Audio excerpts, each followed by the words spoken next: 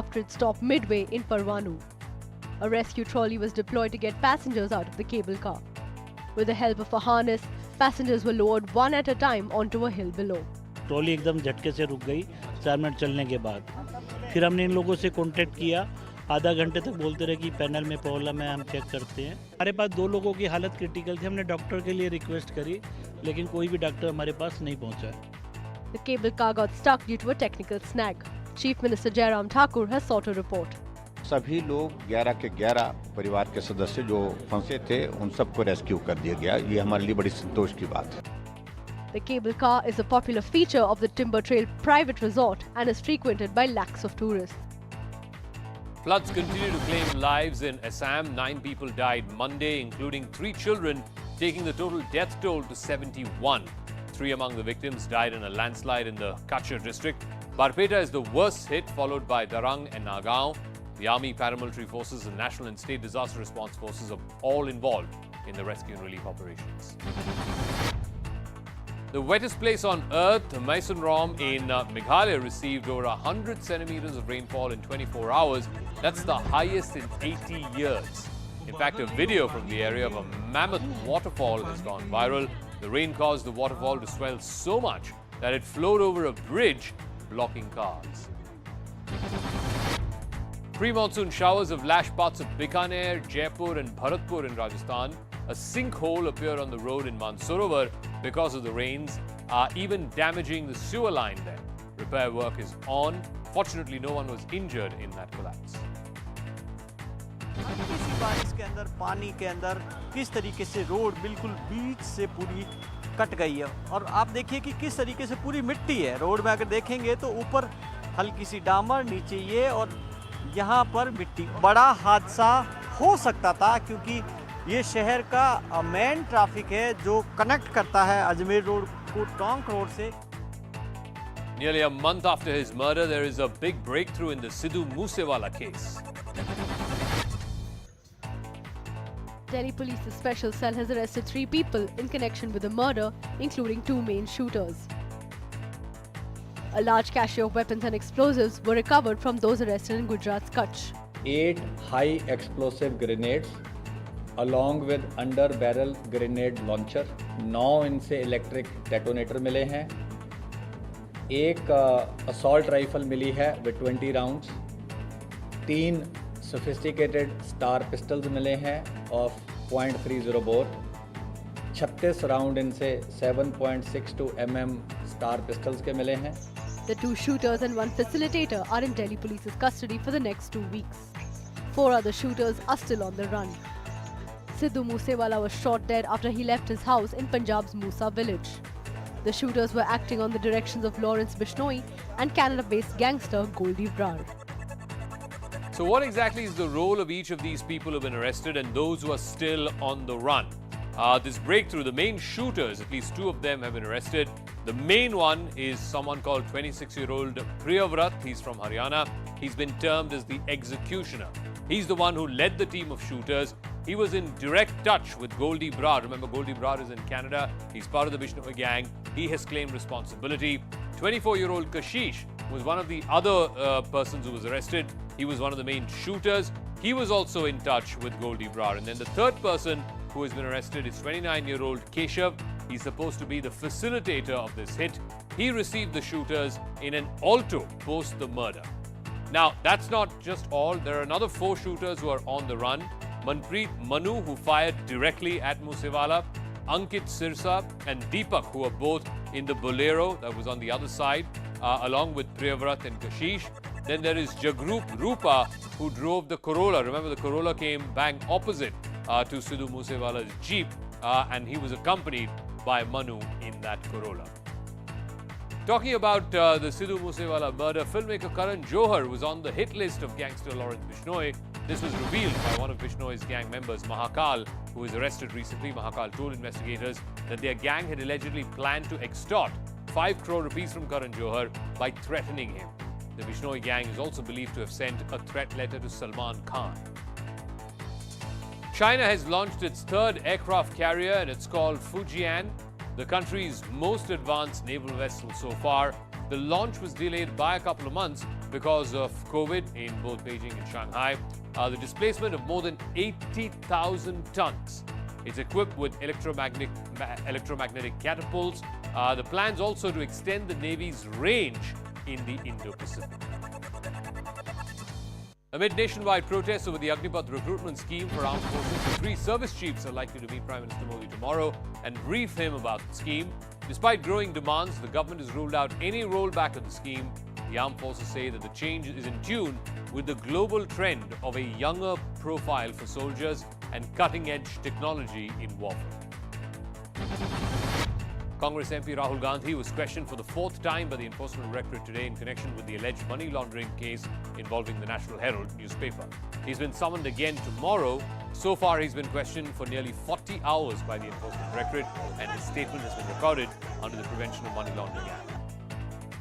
Meanwhile, Rahul Gandhi's mother and Congress President Sonia Gandhi has been discharged from hospital after a week of battling post-COVID complications. According to her party, she's been advised to rest at home. But Sonia Gandhi was also summoned by the Enforcement Directorate for questioning on the 23rd of June. As of now, it's unclear whether she will appear on the given date. Congress MPs marched from Parliament to the Rashtrapati Bhavan and submitted a memorandum to the President on the alleged manhandling of party workers by the Delhi police when they were protesting against Rahul Gandhi's question. They also discussed the Agnipath recruitment scheme with the President. After Sharad Pawar and Farooq Abdullah, former Bengal Governor Gopal Krishna Gandhi became the third person to decline the opposition's request to be their presidential candidate. Gopal Krishna Gandhi's announcement comes a day ahead of the second meeting of the opposition parties to finalize a common candidate for next month's presidential elections.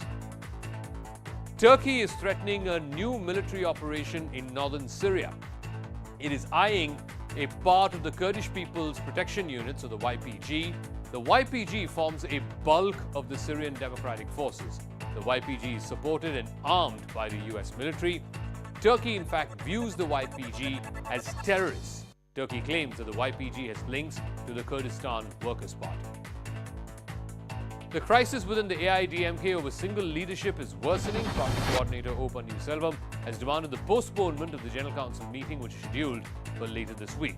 Meanwhile, Edappadi Palaniswamy's camp has moved to Madras High Court seeking police protection for that meeting. The case will come up for hearing on Wednesday.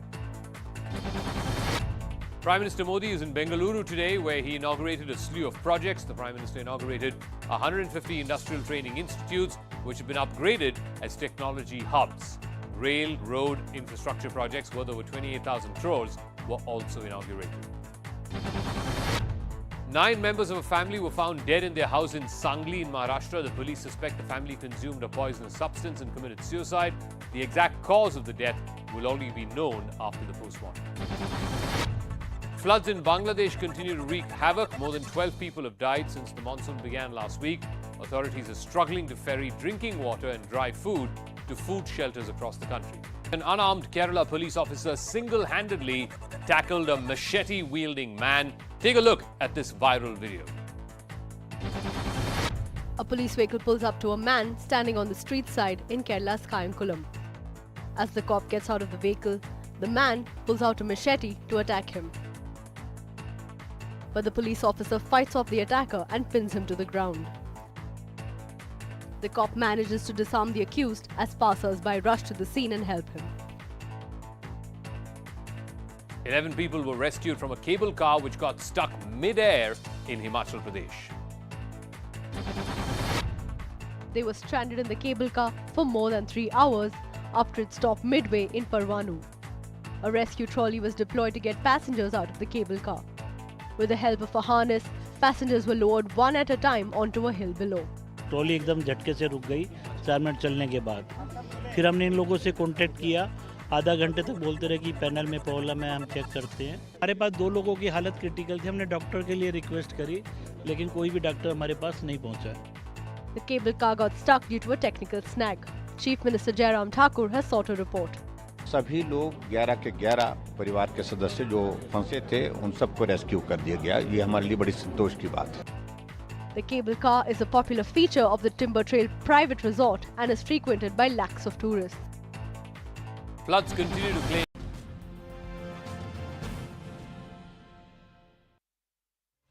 Good morning. You're watching CNN News 18 and we're going to be welcoming and celebrating Yoga Day right here on the show together today. The entire country is, as we speak, gearing up to celebrate International Yoga Day. It's also gearing up to celebrate it around the world.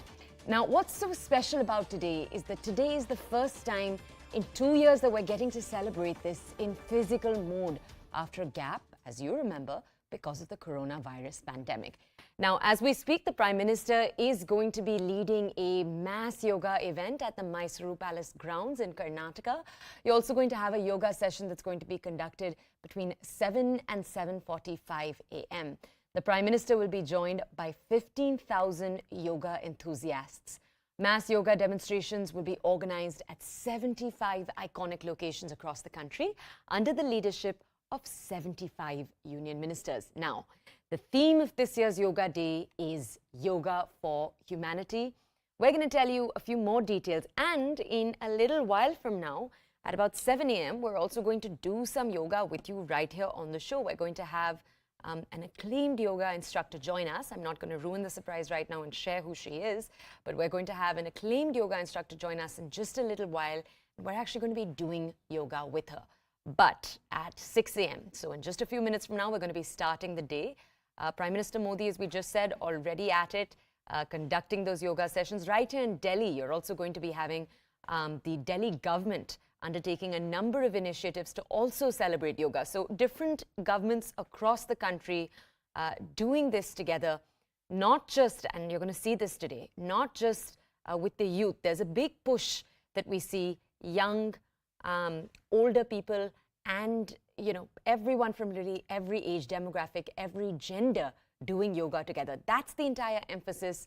Now, the footage we're playing for you right now on your screens from across the world. Keep in mind, though, this is old footage. This is not live footage, the footage we're playing for you. We just wanted to show you how Yoga Day is celebrated around the world. On the left, as you can see, Prime Minister Modi. Right after that, yogis celebrating, young yogis over there in the photos, celebrating it together in Haridwar.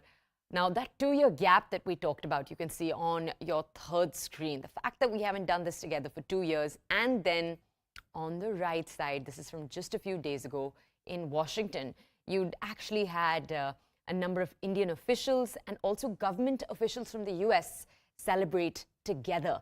Now, I'm excited to introduce to you our first reporter for the day, here to give us more information, my colleague Ritu. As we just said, the Prime Minister is in Karnataka as we speak today. He's going to be guiding sessions, and my colleague Ritu with us live from Mysore to bring us more details. Ritu, thank you so much for joining us. Ritu, open the day by telling our audiences, obviously audiences joining us from around the nation right now. Tell us more about what's planned in Mysore through the day. Also bring us more about the significance of Mysore. Why was it chosen for this day today? Well, exactly, you're right, mentioning out that India is all set ready for the International Yoga Day, and the 8th edition of International Yoga Day is very much going to be celebrated here in the Mysuru, where I am right now, and I am in the Mysore Palace. And in the visuals you can see people, all yoga enthusiastic people are all over here right now, who are going to perform yoga along with the Prime Minister Narendra Modi, who will be reaching the venue shortly, very shortly in fact. So that's how all Mysore people are in fact welcoming Prime Minister Narendra Modi. And while speaking to most of these yoga enthusiastic people here in the Mysore, they say that they feel it's the privilege that they're going to in fact perform yoga along with the Prime Minister Narendra Modi here at this particular palace ground. And that's something that, you know, how all are excited. And of course, Prime Minister is on a second day of a visit in the Karnataka, and today being the Yoga Day, he's going to perform yoga here for almost 45 minutes here at this particular palace ground premises. So that's how the Mysore people are in fact welcoming. Now let's also remember, in fact, all Mysoreans were waiting from past 8 years that they wanted Prime Minister Narendra Modi to come down to Mysore, because Mysore is of course a heritage of the yoga over here. So now that's something the Mysore is famous for. Now let me also tell you to bring out few more points about the Mysore and the importance of yoga in the Mysore especially. So in 1930, you remember the Wadaya family, of course, which is very much popular, world popular in fact. Then the Nadiwala Krishna Raja Wadayar in fact in 1930 had started a yoga shala to teach yoga for all, to all the royal members of his family and also to other members in the Mysuru. Now, so that's how you draw the yoga significance in the Mysuru. And in fact, remember, there are so many famous yoga personalities who have come out from the Mysuru and are world famous. In fact, someone like B.K.S. Iyengar, and there are many many other personalities as well who are very much famous about performing yoga at the world level. And in the Mysuru too, you have people coming around from the world and learning yoga here in the Mysuru. There are so many yoga centers over here. There are so many yoga research centers in the Mysuru. So that's the significance of the yoga in the Mysuru, being the heritage and being popular. So there are constantly, you get to see so many people, in fact foreigners, come and reside here for a long time and perform yoga, learn yoga. So that's something that, you know, the Mysore is famous for in the heritage.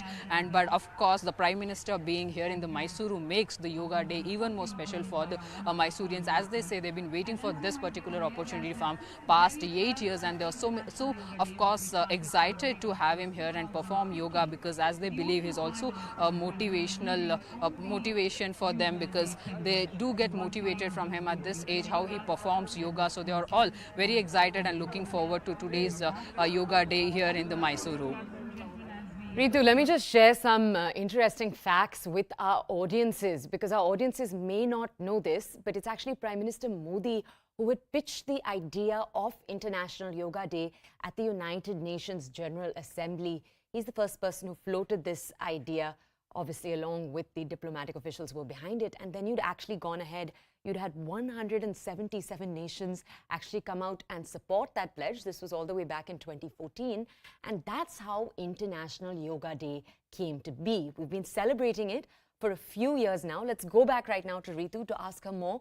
Ritu, I'm given to understand that organizers had said that there are going to be up to 15,000 people present there doing yoga with the Prime Minister. It's obviously still 6 a.m. in the morning. Tell me a little bit about the kind of participation you're seeing around you, please. Well, exactly, you're right. So what we are also picking up on the ground is that almost 15,000 people have registered for today's yoga day here in the Mysore, and as well in the visuals you can see clear pictures coming out where there's no age bar. They are all youngsters, in fact children, who are all being part of the yoga day, and they're very enthusiastic. So there are already so many people who have already entered the venue and are excited about today's yoga performance with the Prime Minister Narendra Modi. So that's something that you are getting to see here on the palace, in fact the venue over here in the Mysuru. So where you can see there are so many people who have already started entering the venue and have settled here. So when I speak about the facility, there are good facilities that have been provided to these yoga enthusiastic people here in the venue. You can see there are yoga mats that have been provided to all the yoga enthusiastic. There are in fact a lot other facilities that have been given to these people over here who are going to perform the yoga with the Prime Minister. So that's something that we are learning, and later point after the yoga is performed, they'll also be given breakfast at this particular venue. But of course Prime Minister Narendra Modi will be heading for his next two programs in the Mysuru. But something that what you're getting to see in the visuals right now, you can also see in fact how Mysore people are welcoming Prime Minister Narendra Modi. And in fact let me also tell you this, almost around 1 lakh electric bulbs have been illuminated to welcome Prime Minister Narendra Modi. So that's the grand welcome that all Mysore people are giving to Prime Minister Narendra Modi, for where, as I said, the Mysoreans were all been waiting from past 8 years. The regular attempt was there from them to call Prime Minister Narendra Modi here in Mysuru for the yoga day, and finally he makes it out for on today's day. And in just short while he'll also be here and will be performing yoga along with all these yoga enthusiastic people here. All right, Ritu, thank you so much for bringing us more details. Now, for our audiences, I'm very excited to announce that we have a renowned yoga expert. I feel like renowned over here might be a little bit of an understatement, but we have Diksha Chabra with us this morning. Diksha, thank you so much for joining us here at CNN News 18. I don't think I can really summarize, but I do still want to try just to tell our audiences a little bit more about your experience. You've been doing this for decades. And I think what's special is you're one of the few sports yoga enthusiast teachers who's really succeeded, if I may say, as a fan, as an audience member, to leave an impact online too. And create really that online following of people who do yoga, who do exercises with you in the morning, in the evening, every day. Diksha, I want to ask you over here, I know in just a second from now, in a little while from now, we're actually going to ask you to demonstrate some positions for us, to teach us things. But right before we go into all of that, can you tell us a little bit more? I want to just start us off with a broad question. Tell us, if you had to impress upon audiences the importance of yoga, because we've all, as Indians, heard about it for years and years. It's something that exists almost in the back of our minds. But tell us today about how yoga can be relevant to our everyday, please. Thank you so much. First of all, everyone, I wish you a very happy World Yoga Day.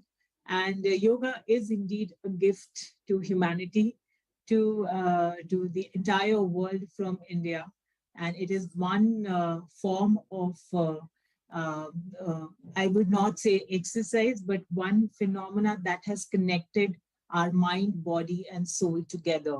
And likely said by our Prime Minister that this year's theme is Yoga for Humanity. And for the simple reason that the last 2 years have been so exhausting and so emotionally, tormenting for everybody, that yoga has played a great and a very big role in keeping ourselves in place, leading our lives with at as much possible positivity, and facing this situation which we had faced in past head on. So I strongly believe that falling in love with your own self, with the help of yoga, has made people more conscious and has made people more concerned about their overall wellness, about their overall well-being, and not taking things for granted. Can I ask you, Diksha, because you've been doing this for a few decades now, have you seen an upward trend in terms of the interest that people have towards yoga over the last few years? Absolutely, absolutely. Not just internationally. Yes, yoga has a lot of international significance now because of our PM's effort. But in India, because, especially the workforce, the young people who think that, right now it's time to make career, and somehow their self-care and physical activity take a back seat. Eventually, there's a very big rise in people becoming more conscious and more active, in the sense that work-life management is very important. They have understood this concept, and if the intent is there, anybody can take out that time for 45 to 50 minutes and perform anything. But yes, when it comes to yoga, it is just one form of exercise that connects your entire universe with you in a most positive way. And then whether it's your vocation or your relaxation, yoga has the answer. And it just leads you to the positive side of lifestyle. My 84-year-old grandfather used to start his day with breathing, and we're going to, in just a little while from now, come back to you, Diksha, to ask you to teach our audiences a little bit more right there. Because I'd love if you could even walk us through some basic exercises that we can do at home also. But right now, we're going to take you, our audiences, over to Delhi. Remember, we were in Mysore right now. We'd started the day with Karnataka. Now we're going to go over right here in Delhi to the Red Fort, where my colleague Akash is present outside. You have, as we just said, union ministers in 75 different locations across the country right now. Remember, India this year is celebrating 75 years of independence. So the government's initiative is to send out 75 different union ministers across the country to do yoga. Akash is present at the Red Fort. I believe Union Minister Hardeep Singh Puri is going to be present there in a little while. Let's go over to Akash to understand more.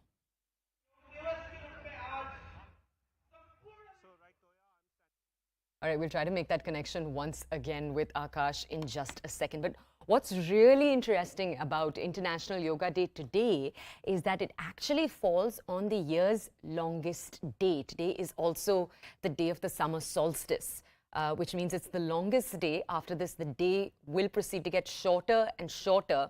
And that's also a fact that online people are very excited about. The fact that you have these two very important days coming together, colliding, happening at the same time. And one of the places that's actually being celebrated, that fact, is all the way in New York. You might remember one of the most famous visuals when it comes to International Yoga Day is from India. The other, you might remember, is in New York. You'll often see thousands of people gathered in Times Square doing yoga together on International Yoga Day. Let's go back now to our guest, Diksha. She's with us. I want to go back to her right now and ask her more questions. Diksha, one of the things that I think you're really loved for online and offline by the people who follow you is the fact that you've come up with these very convenient at-home versions of larger exercises. And right here, I wanted to ask you if you could start our audiences off with some very simple breathing exercises. If you could show us perhaps what the perfect exercise is to start your day off with. And then if you could even tell us a little bit more about why.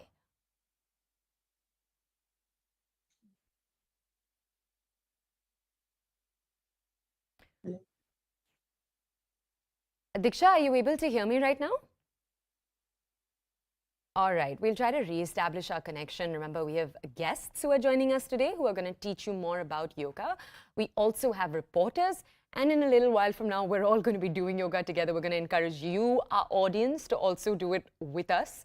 On the other side of the TV, if you can, we'd make a little space in your living room.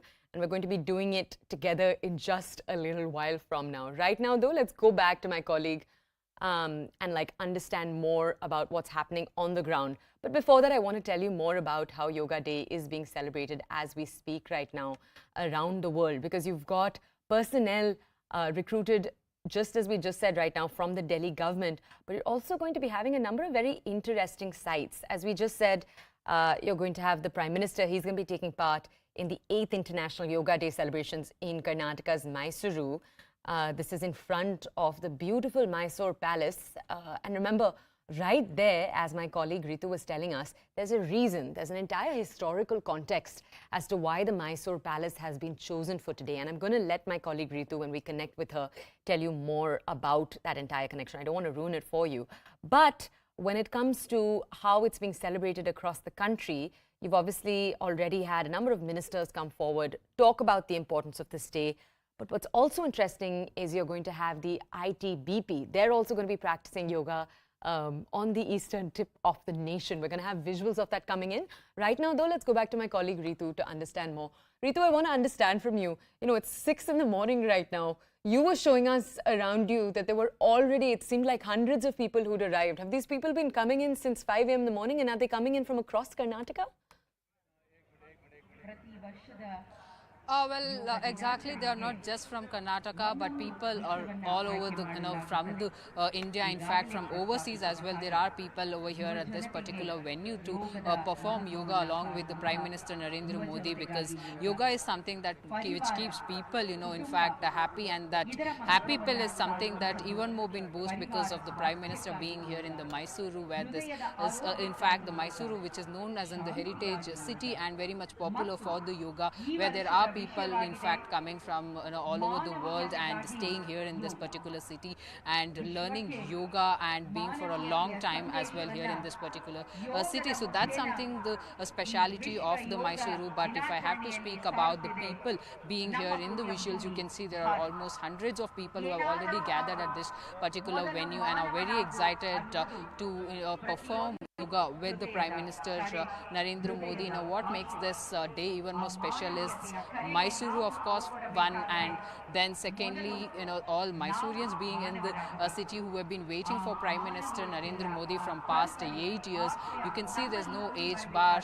You can see there are children, in fact, who have started walking in early in the morning, almost 5 a.m. and of course all old age people, physically challenged people too are here to be part of Yoga Day now, because you remember, of course, Prime Minister Narendra Modi has always promoted yoga, whether it is about his on a social media media or through his words. So there has always been a motivational words that we have got to hear from Prime Minister Narendra Modi, and same goes over here also. People are excited and they also believe the Prime Minister is also one of the motivation for them, in fact, to keep a yoga practice in the each passing day. So that's something that the people are of course excited here, and the security for that matter has also been stepped up, and the things are of course been lined up for the Prime Minister Narendra Modi's visit here in the Mysuru, and visuals are very much clear of how people are excited and who have all started walking in early in the morning in 4 a.m. and let me also tell this to you that the gates will close at around 6 a.m. and so of course people have been instructed to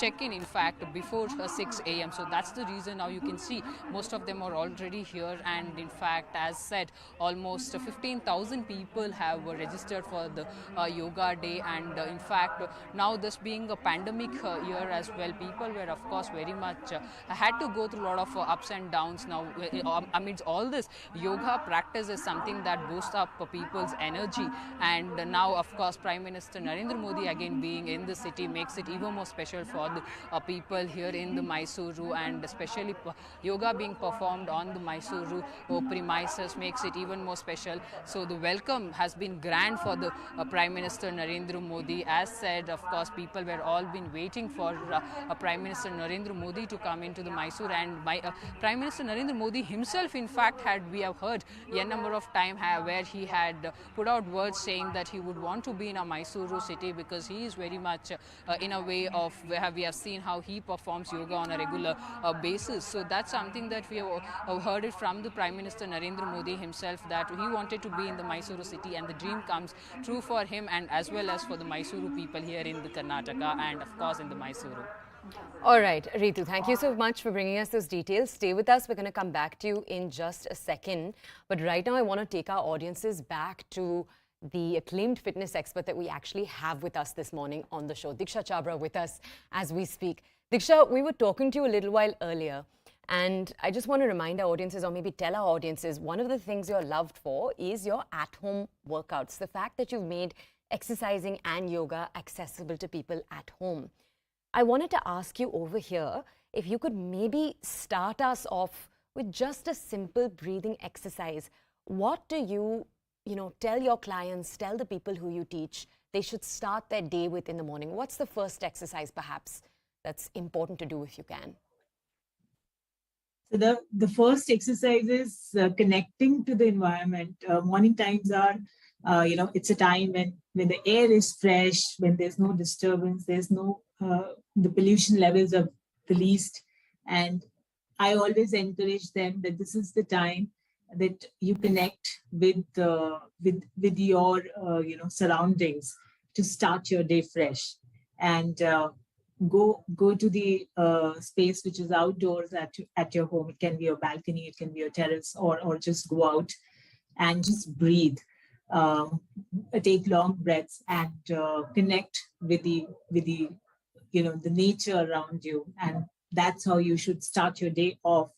And then go and start your stretches and warm up and the exercise that you've planned for the day. But initial 5 to 10 minutes is just that connection, which is very much important. And once you do that, you feel very positive and energized to perform the next set of exercises, next set of asanas that you have planned for the day. And once you finish that, you're good to go for the entire day. Can I ask you a question here, Diksha? I remember my granddad used to start his day with this thing where he'd use his fingers. He'd put, I think, one on one nostril, the other on the other nostril. I was always fascinated by it as a much younger person, because I'd look at it and it looked like a complicated Bharatanatyam or a Kathak movement. He used to say it's very simple. Could you maybe teach our audiences if it's important? I don't know if that's a morning exercise, if my granddad was doing it at the right time. Tell us more.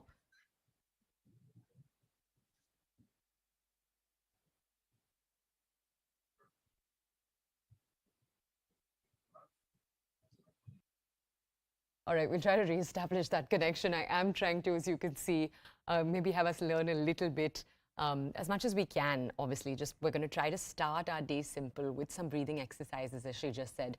Then we'll move in a little while from now the more complicated stuff. But I'll try to get a connection again with Diksha. We'll try to run through some basic yoga steps right here on the show. But let's talk a little bit about why today is important, because International Yoga Day has only been around for a few years now. This was actually an initiative that you had the Prime Minister start. He initiated it at the United Nations General Assembly. That's where he first pitched the idea to a number of other nations. You at that point had more than 100 nations support that idea, and very quickly, this is about in 2014, the entire initiative got passed. It's since then that it's been celebrated around the world. And you might remember, there's that very iconic image, remember, of Times Square, where you have thousands of people who'd come out in Times Square and actually practice yoga together. That's also going to be taking place today. So as we practice it right here in India, as you saw, there's going to be one thing that's already taking place in the Red Fort. The Prime Minister himself is in Karnataka. There are a number of different locations, 75 different locations that are going to be celebrating International Yoga Day together. But as that's happening right here in India, you're also going to be having global celebrations of International Yoga Day taking place. You're going to have teachers leading it across the world. One of those, as we just said, is what's going to be taking place in Times Square. But what ends up happening is, at this rate, you end up having thousands and thousands of people who are actually participating in yoga together. Now, later in the day, we're actually going to ask you more about your own experiences with yoga. We're going to come to our audiences and look to understand more about how yoga might have shaped your life, what your journey with yoga could be, because it's not obviously just a physical journey that one can have with yoga. I think one of the aspects that's most celebrated about yoga is what it can do for you mentally and physically also. It's the impact that yoga can have on anxiety, for example, with simple breathing exercises. Because the beauty about yoga in particular is it's an exercise that requires you to breathe in a very particular way as you're doing it. You know this already. You know, there's the intake of breath and the outtake of breath. And with the intake and the outtake and the speed that you're supposed to maintain it at, yoga ends up also, and there are enough studies to support this, having a long-term impact on things like your blood pressure, on aspects like your anxiety. So yoga, not just for the physical, also for the mental, and as we've already talked about, also for the spiritual. It's one exercise that can impact multiple parts. And the other really special thing about yoga that we're going to be talking about a little more on the show a little while from now is the fact that you can do it without any other equipment, right? Because it's a form of exercise that's been developed over thousands of years, and so it requires just you sitting alone and doing it. Today, there are obviously more famous practitioners of yoga around the world, right from the celebrated pop star Dua Lipa in the West, who has over the last few years made a big practice of practicing yoga right in front of us, to a number of Indian celebrities. I'm thinking of Shilpa Shetty right now, who's made such a big impact on it. So you've had celebrities across the world really bring the impact of yoga to audiences. We're lucky right now to be joined by Diksha. She has, over the last few minutes, been telling us a little bit more about her own experience with yoga. Let's go over to her right now to understand more. Diksha, thank you for joining us again. Diksha, I wanted to ask you, we were talking a little bit about this earlier, that I told you that, you know, growing up, I'd seen my grandfather practice this one thing in the morning. He'd start his day with something he'd do with his fingers. I remember he'd, I think, put one finger on one nostril. I was young. I used to get very confused when he tried to teach me. Perhaps today is the day. Could you tell our audiences maybe what some basic yoga breathing moves look like?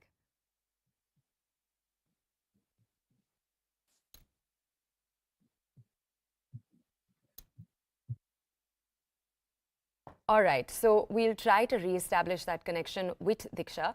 But for now, I'm going to take us over to our different reporters.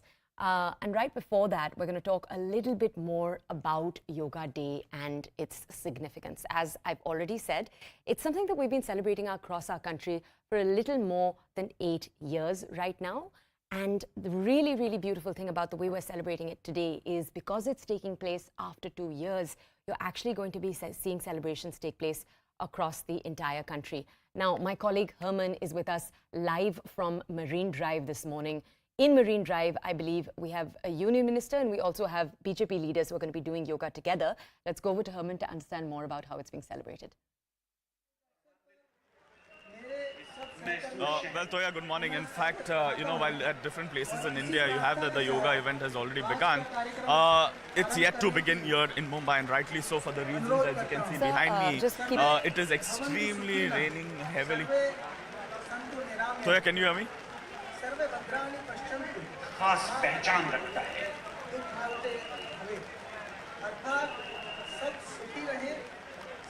Well, Toya, as you can see behind me, there is extremely heavy rains, and because it has been pouring for quite some time, the event for now at least has been disrupted by a few minutes. And what we are picking up from the organizers is that it could be beginning from some time.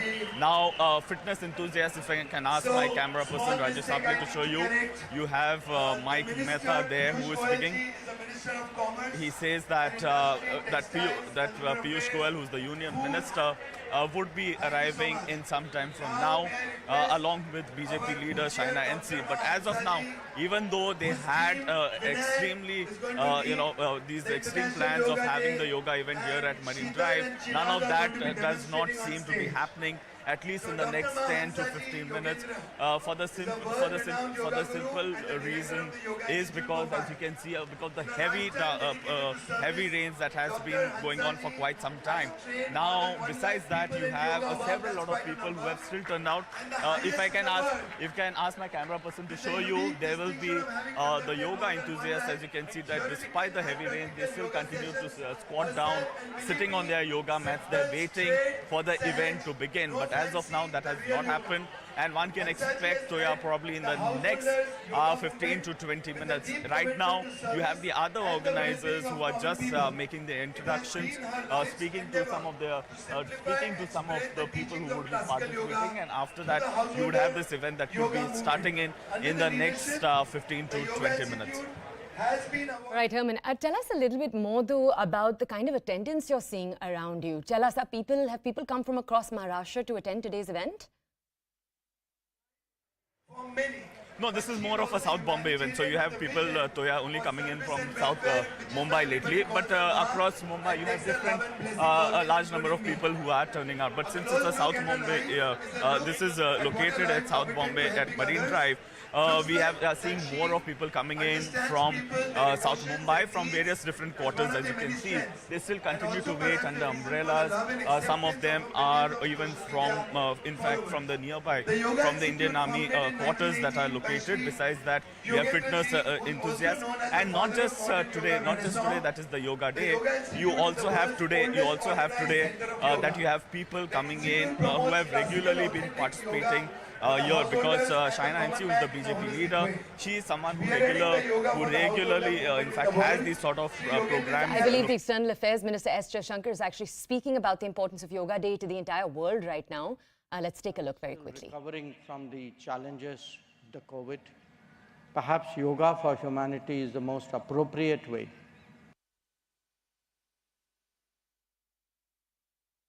All right, that was S. Jaishankar, our External Affairs Minister. I want to very quickly check which reporters we have with us right now, so I can understand who we can take you back to right now. I believe my colleague Herman with us from Marine Drive as we speak. Let's go over to him right now to understand more.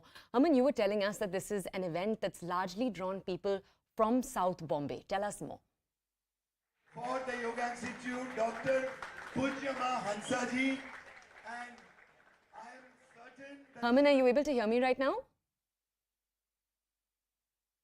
All right, all right, Herman, I can see around you, it seems that there's maybe a light drizzle taking place because you obviously have that umbrella out right now. Tell us a little bit more about participation at the event in Marine Drive right now. What kind of participation are you seeing, and what time have people been out there from?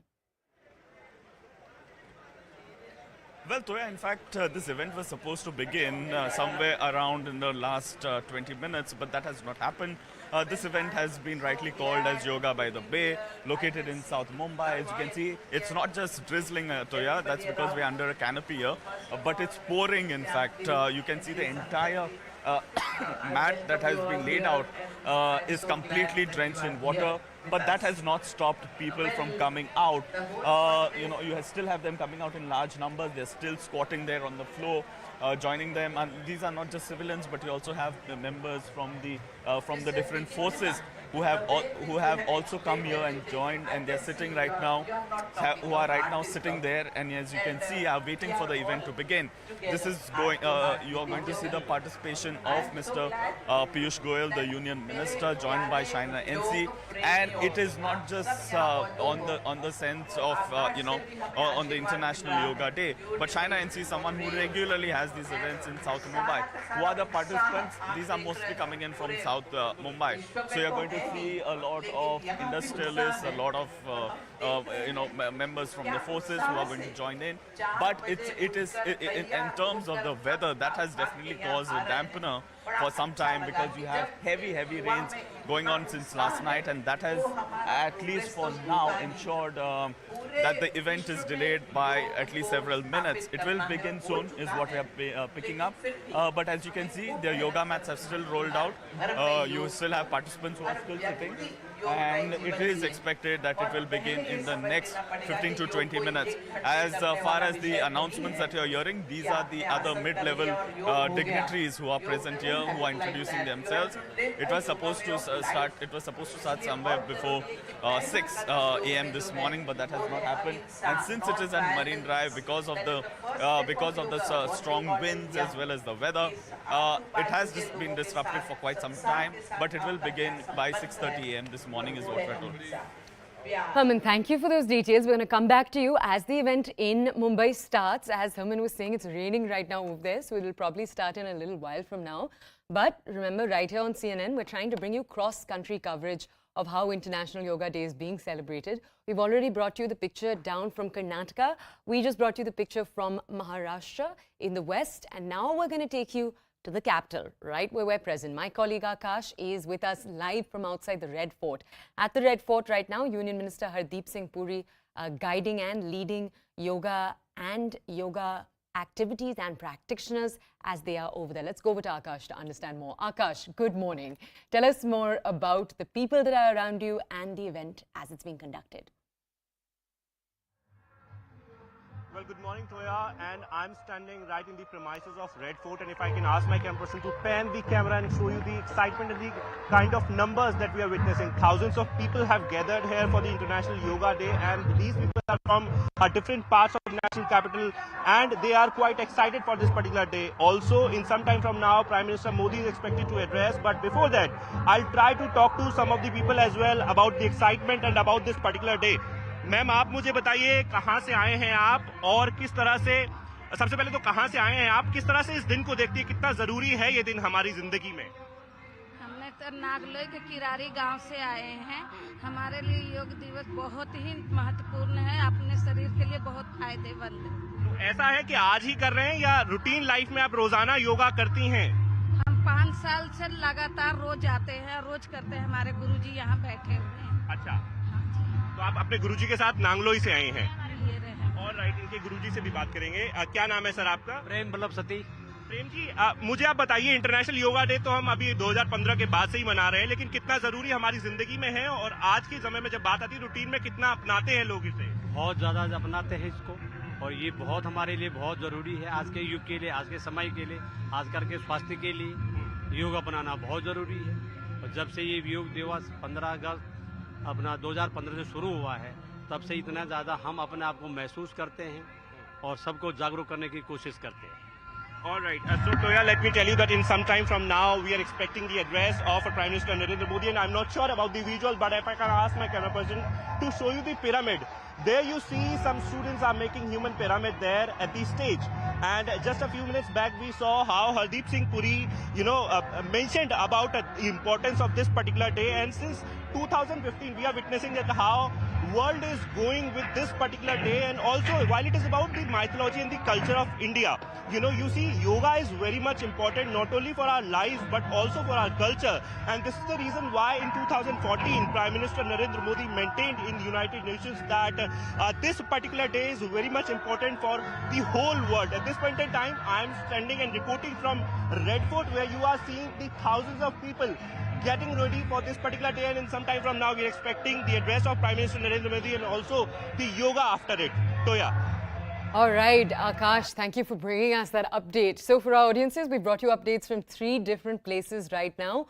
Through the day today, remember, we're going to be discussing yoga and celebrating it. We're actually going to be doing some exercises. And right before that, we're going to be speaking to the renowned fitness expert, Diksha Chabra, more about her own journey with yoga. But all of that's going to take place after the break. You're going to have to stay with us for that. We'll see you in just a few minutes.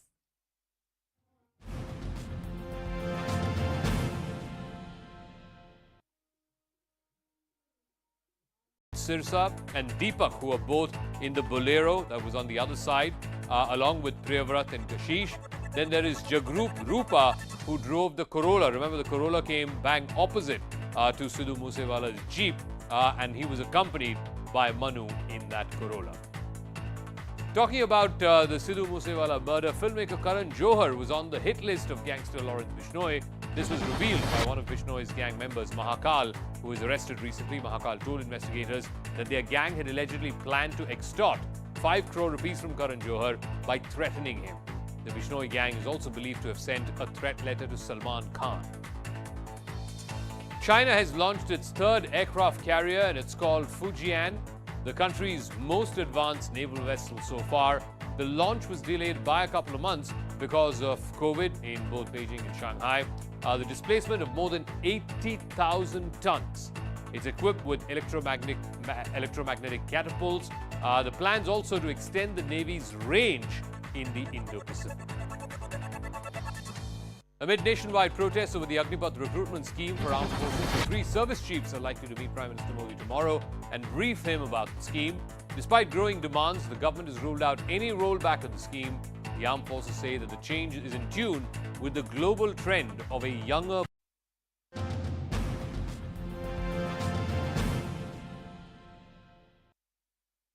All right, welcome back. You're watching the news, but today, Yoga Day. We're celebrating it here on CNN News 18. And right now, we're taking you directly to Prime Minister Modi.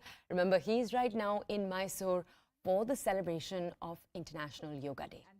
Kranti, the Yoga for Humanity, ladies and gentlemen, is starting from this very majestic state of Karnataka under the leadership of our Honorable Prime Minister. So at the very onset, may I request you to please rise at your positions for the state anthem as we extend our love and respect for our Karnataka, Namma Karnataka, with the state anthem, Nadagite. Rise at your positions for the state anthem as we extend our love and respect for our Karnataka, Namma Karnataka, with the state anthem, Nadagite.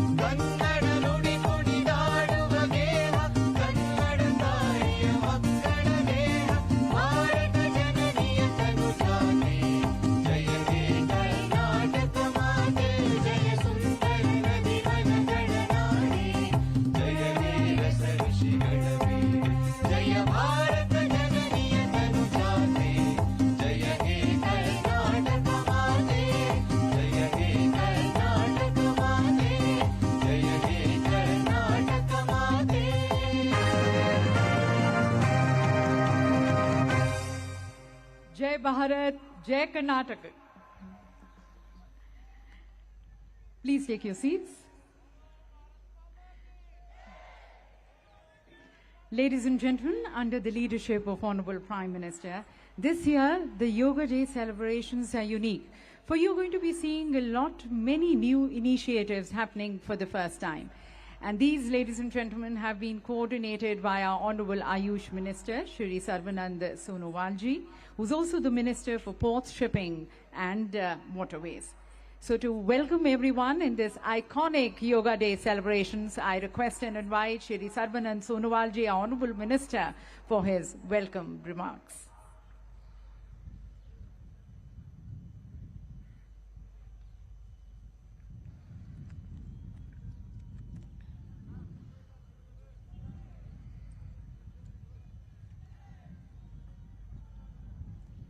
Namaskar.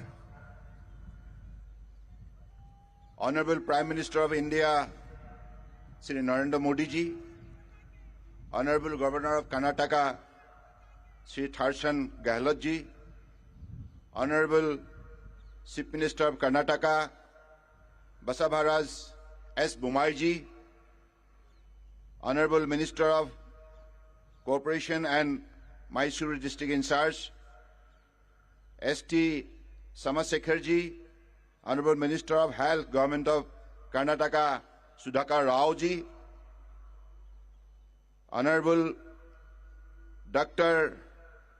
Pramada Devi Wadiar ji, Rasmata Mysuru, Honorable Yudhibir Krishna Datta Samaraja Wadiar, Maharaja Mysore, Pratap Sinha ji, Honorable MP, B. Srinivas Prasad ji, Honorable MP, local MLAs, revered Yoga Gurus, senior officers of Ministry of Ayush, Central Ministries, State Government, eminent dignitaries, expert of Yoga, allied science and media person, and my dear friends. It is my privilege to welcome you all on the International Day of Yoga 2022, amidst the breathtaking beauty of Mysuru. After 2 tumultuous years of the pandemic, we are now celebrating IDY in physical mood. The state of Karnataka is gifted by God with rich biodiversity and has a rich history of arts, culture and literature. It has won Gyanpidya, country's highest literary award, for maximum number of times. A historic celebration of the ancient Indian cultural heritage of Yoga began on 13 March 2022 with the 100 Days Countdown campaign involving 100 organizations across 100 cities till today. With the collaboration of state and the union governments, ministries, events at various iconic sites across India have been observed. Now, this grand succession of celebration is culminating in Mysuru, the beautiful heritage city of Karnataka. We all realize that this is due to Honorable Prime Minister Shri Narendra Modi's exemplary and continued efforts. The International Day of Yoga and the Science of Yoga has received recognition around the globe. The effort culminating in the celebration of the International Day of Yoga carry the vision of Honorable Prime Minister Shri Narendra Modi's vision to bring world peace and harmony by focusing on the health and well-being of individual communities, nations, and the world as a whole. It is his personal... All right, that was the Chief Minister of State, Himanta Biswa Sarma, speaking right now. But we're going to move very quickly now to my colleague, Swastika. She's with us right now, and she's going to be telling us from the parade ground in Hyderabad about the activities over there. Let's go over to her right now to understand more. Swastika, tell us about what's taking place on parade grounds in Hyderabad. Good morning and a very happy Yoga Day. Couldn't have asked for a better day to start in Hyderabad. In fact, just take a look at the visuals around me. This is the VVIP zone, in fact, and I'm going to take you across all the people who are sitting here. We have PV Sindhu there. You have a Tollywood actor, Adi Vishesh there. You have G. Kishan Reddy, Union Minister for Culture and Tourism. And then you have scores of BJP leaders who have assembled here early in the morning to take part in the International Yoga Day celebrations. In fact, this event is taking place here in parade ground where lots of people, in fact, the crowd, despite it raining last night and trying to be a little spoiler here, but just take a look at the enthusiasm. In fact, away from the VVIP zone, take a look at the other side where school children, senior citizens, their parents have assembled here to take part in the celebrations, In fact, in a short while from now, to the Prime Minister's speech live from Mysuru, but until then the prep is underway. They just had a breathing exercises, and throughout the next 1 hour or so you can see cheerful faces, all in tune and vigorously celebrating International Yoga Day. Swastika, tell us a little bit more about the participation you're seeing around you, please.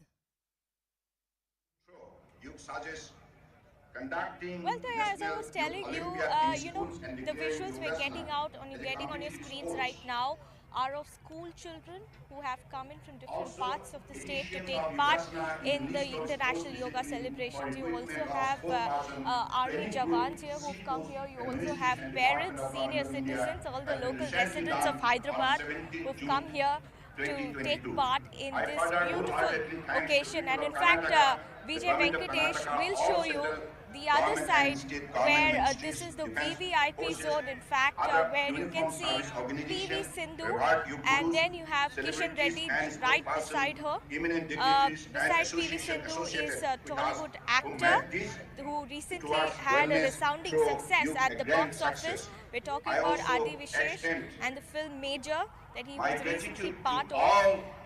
Then you have Itala Rajender, who is the BJP leader here. He's Hyderabad MLA. And apart from them, there are other BJP leaders, also Karyakartas, who have assembled here. In fact, we are expecting more. But the main chief guest of the event is, of course, Vice President Venkaiah Naidu, who is expected here anytime soon. For now, they're going to quickly dip into the speech of the Prime Minister from Mysuru. That is the event that is lined up here in Hyderabad, Toya. Swastika, thank you so much for telling us. I'm going to actually now take our audiences back to the guest that we have with us today. Diksha Chabra is with us. She's a renowned fitness expert. Let's go over to her right now to understand more about her own journey.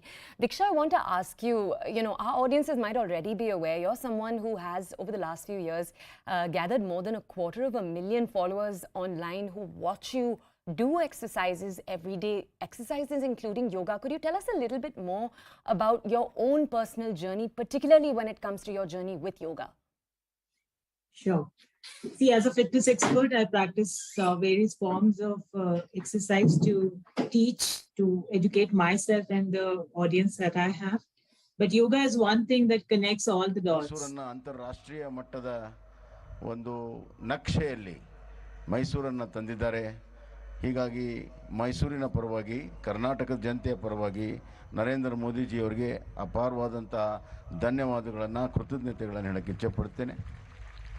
ಯೋಗ ಮನಸ್ಸು ದೇಹ ಒಂದು ಮಾಡುವಂಥದ್ದು, ಅದೇ ರೀತಿ ಜಗತ್ತನ್ನು ಒಂದು ಮಾಡಬಹುದು ಅಂತ ಹೇಳಿ ಪ್ರಧಾನಮಂತ್ರಿ ನರೇಂದ್ರ ಮೋದಿ ತೋರಿಸಿದ್ದಾರೆ.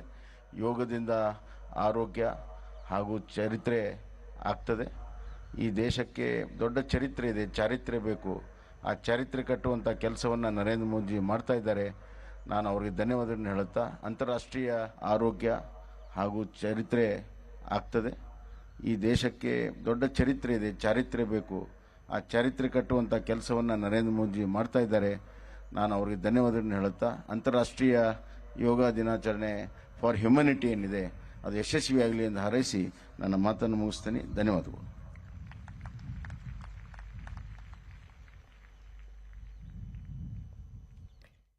All right, those are messages coming in from leaders right now in Karnataka. A little while earlier, we'd seen Sarbananda Sonowal, the union minister.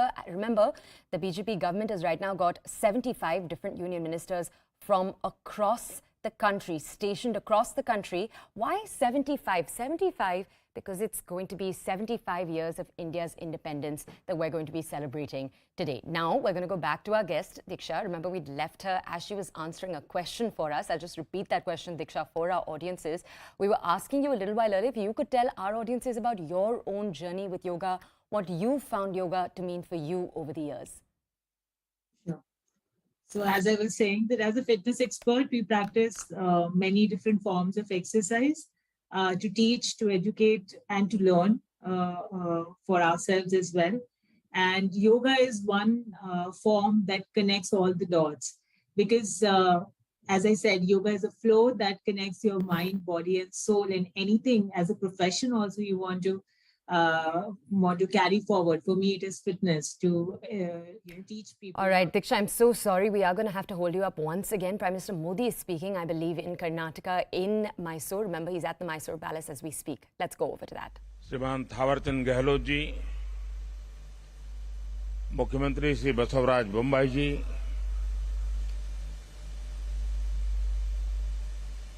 Shri Yudhvir Krishnadutt Chamaraja Wadiyar जी, राजमाता प्रमोदा देवी, मंत्री श्री सर्बानंद सोनोवाल जी, देश और विश्व भर के सभी लोगों को 8वें अंतर्राष्ट्रीय योग दिवस की हार्दिक शुभकामनाएं। आज योग दिवस के अवसर पर मैं कर्नाटक की सांस्कृतिक राजधानी, अध्यात्म और योग की धरती मैसूरू को प्रणाम करता हूं। मैसूरू जैसे भारत के आध्यात्मिक केंद्रों ने जिस योग ऊर्जा को सदियों से पोषित किया, आज वो योग ऊर्जा विश्व स्वास्थ्य को दिशा दे रही है। आज योग वैश्विक सहयोग का पारस्परिक आधार बन रहा है। आज योग मानव मात्र को निरोग जीवन का विश्वास दे रहा है। हम आज सुबह से देख रहे हैं कि योग की जो तस्वीरें कुछ वर्ष पहले केवल घरों में, आध्यात्मिक केंद्रों में दिखती थी, वो आज विश्व के कोने कोने से आ रही है। ये तस्वीरें आत्मिक बोध के विस्तार की तस्वीरें हैं। ये तस्वीरें एक सहज, स्वाभाविक और साझी मानवीय चेतना की तस्वीरें हैं। खास तौर पर तब जब दुनिया ने बीते 2 सालों में सदी की इतनी बड़ी महामारी का सामना किया हो। इन परिस्थितियों में देश, द्वीप, महाद्वीप की सीमाओं से ऊपर योग दिवस का ये उत्साह, ये हमारी जीवटता का भी प्रमाण है। योग अब एक वैश्विक पर्व बन गया है। योग किसी व्यक्ति मात्र के लिए नहीं, संपूर्ण मानवता के लिए है। इसलिए इस बार अंतर्राष्ट्रीय योग दिवस की थीम है योगा फॉर ह्यूमैनिटी। मैं इस थीम के जरिए योग के इस संदेश को पूरी मानवता तक पहुंचाने के लिए यूनाइटेड नेशंस का और सभी देशों का हृदय से धन्यवाद करता हूं। मैं दुनिया के सभी नागरिकों का भी सभी भारतीयों की तरफ से अभिनंदन करता हूं। साथियों, योग के लिए हमारे ऋषियों ने, हमारे महर्षियों ने, हमारे आचार्यों ने कहा है, शांतिम योगेन विन्दति। It means yoga brings peace for us. The peace from yoga is not only for individuals. Yoga brings peace to our society.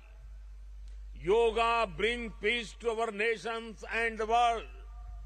And yoga brings peace to our universe.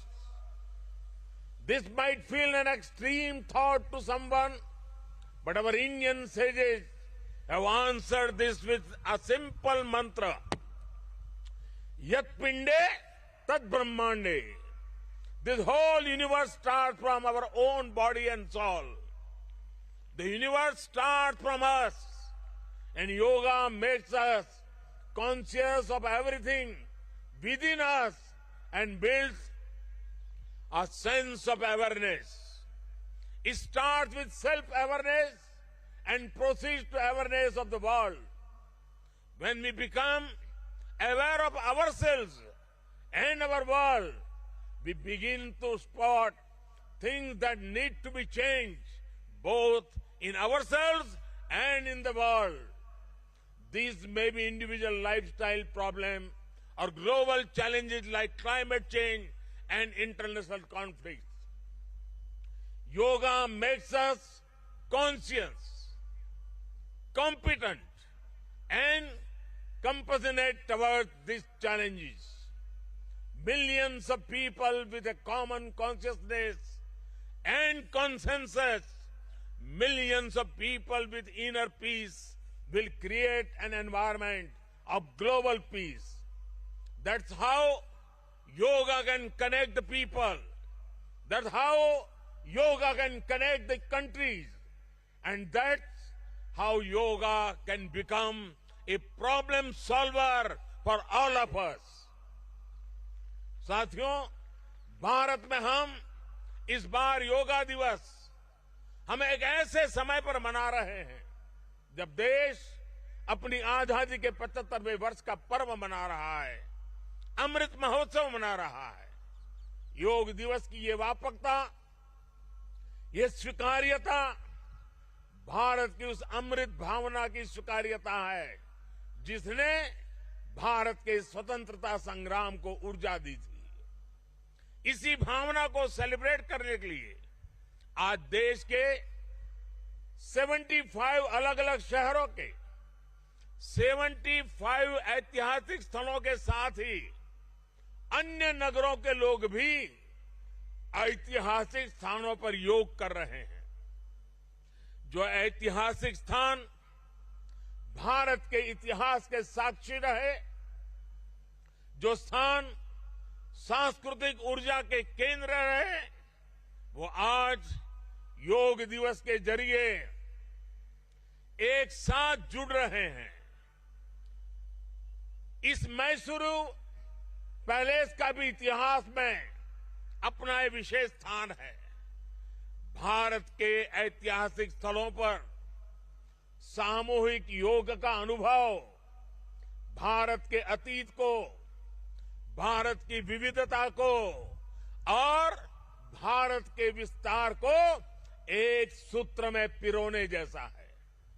अंतर्राष्ट्रीय स्तर पर भी हमने इस बार गार्डियन रिंग ऑफ योगा, ये guardian ring of yoga का ऐसा ही अभिनव प्रयोग आज पूरे विश्व भर में हो रहा है। दुनिया के अलग अलग देशों में सूर्योदय के साथ, सूर्य की गति के साथ लोग योग कर रहे हैं, योग से जुड़ रहे हैं। जैसे जैसे सूर्य आगे बढ़ रहा है, उदय हो रहा है, उसकी प्रथम किरण के साथ अलग अलग देशों में लोग साथ जुड़ते जा रहे हैं। पूरी पृथ्वी के चारों ओर योग की रिंग बन रही है। यही है गार्डियन रिंग ऑफ योगा। योग के ये प्रयोग स्वास्थ्य, संतुलन और सहयोग की अद्भुत प्रेरणा दे रहे हैं। साथियों, दुनिया के लोगों के लिए योग आज हमारे लिए केवल पार्ट ऑफ लाइफ नहीं है। प्लीज रिमाइंड, ये पार्ट ऑफ लाइफ नहीं है, बल्कि योग अब वे ऑफ लाइफ बन रहा है। हमारा दिन योग के साथ शुरू हो, इससे बेहतर शुरुआत क्या हो सकती है। लेकिन हमें योग को किसी एक खास समय और स्थान तक ही सीमित नहीं रखना है। हमने देखा भी है, हमारे यहां घर के बड़े, हमारे योग साधक दिन के अलग अलग समय में प्राणायाम करते हैं। कई लोग अपने ऑफिस में भी काम के बीच में कुछ देर दंडासन करते हैं, फिर दोबारा काम शुरू करते हैं।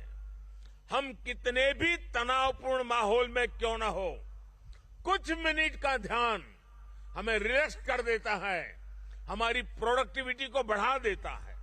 इसलिए हमें योग को एक अतिरिक्त काम के तौर पर नहीं लेना है। हमें योग को जानना भी है, हमें योग को जीना भी है, हमें योग को पाना भी है, हमें योग को अपनाना भी है, और हमें योग को पनपाना भी है। और जब हम योग को जीने लगेंगे, योग दिवस हमारे लिए योग करने का नहीं, बल्कि अपने स्वास्थ्य, सुख और शांति को सेलिब्रेट करने का माध्यम बन जाएगा।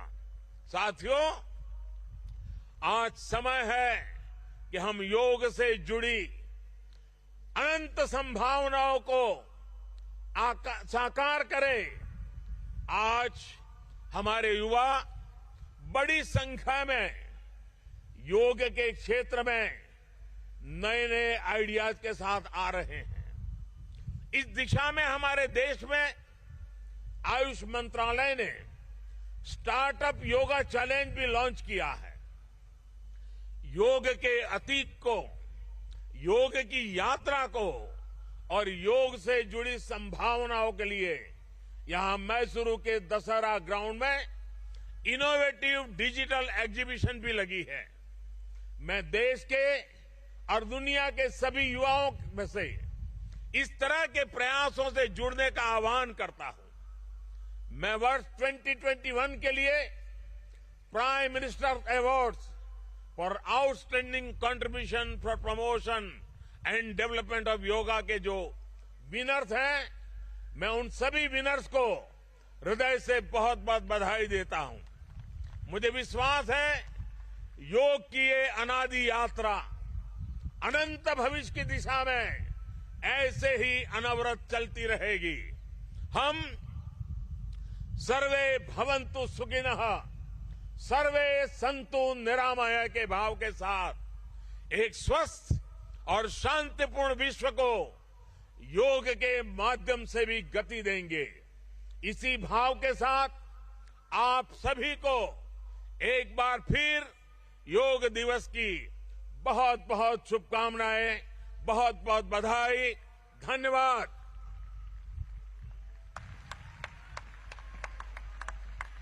कोटि कोटि धन्यवाद माननीय प्रधानमंत्री जी, सभी को योग के लिए प्रोत्साहित करने के लिए और अपने संदेश से सभी में एक नई ऊर्जा जागृत करने के लिए। और अब माननीय प्रधानमंत्री जी आप सभी के साथ योगाभ्यास करेंगे। आपसे निवेदन है कि आप अपने स्थान पर ही बैठे रहें। दिव्य सज्जनों, प्रातः की सुंदर बेला में योग की प्राचीन परंपरा आज जब यहाँ पर अंगड़ाई ले रही है, हमारे प्रधानमंत्री जी हमारे योग गुरु की भूमिका में इस योग पर्व का नेतृत्व कर रहे हैं। ये नया सवेरा हमारे लिए नई राह लेकर आया है। आइए योग के माध्यम से नई आशा की किरण जागृत करें। हम योग के लिए तैयार हो जाएं। The yoga is going to be demonstrated here and you can also see it on your screens. You are requested to please follow the instructions. आगे के कार्यक्रम के संचालन के लिए मैं आदरपूर्वक आमंत्रित करती हूँ डॉक्टर ईश्वर बसवर रेड्डी जी को, director Morarji Desai national institute of yoga, Ayush मंत्रालय।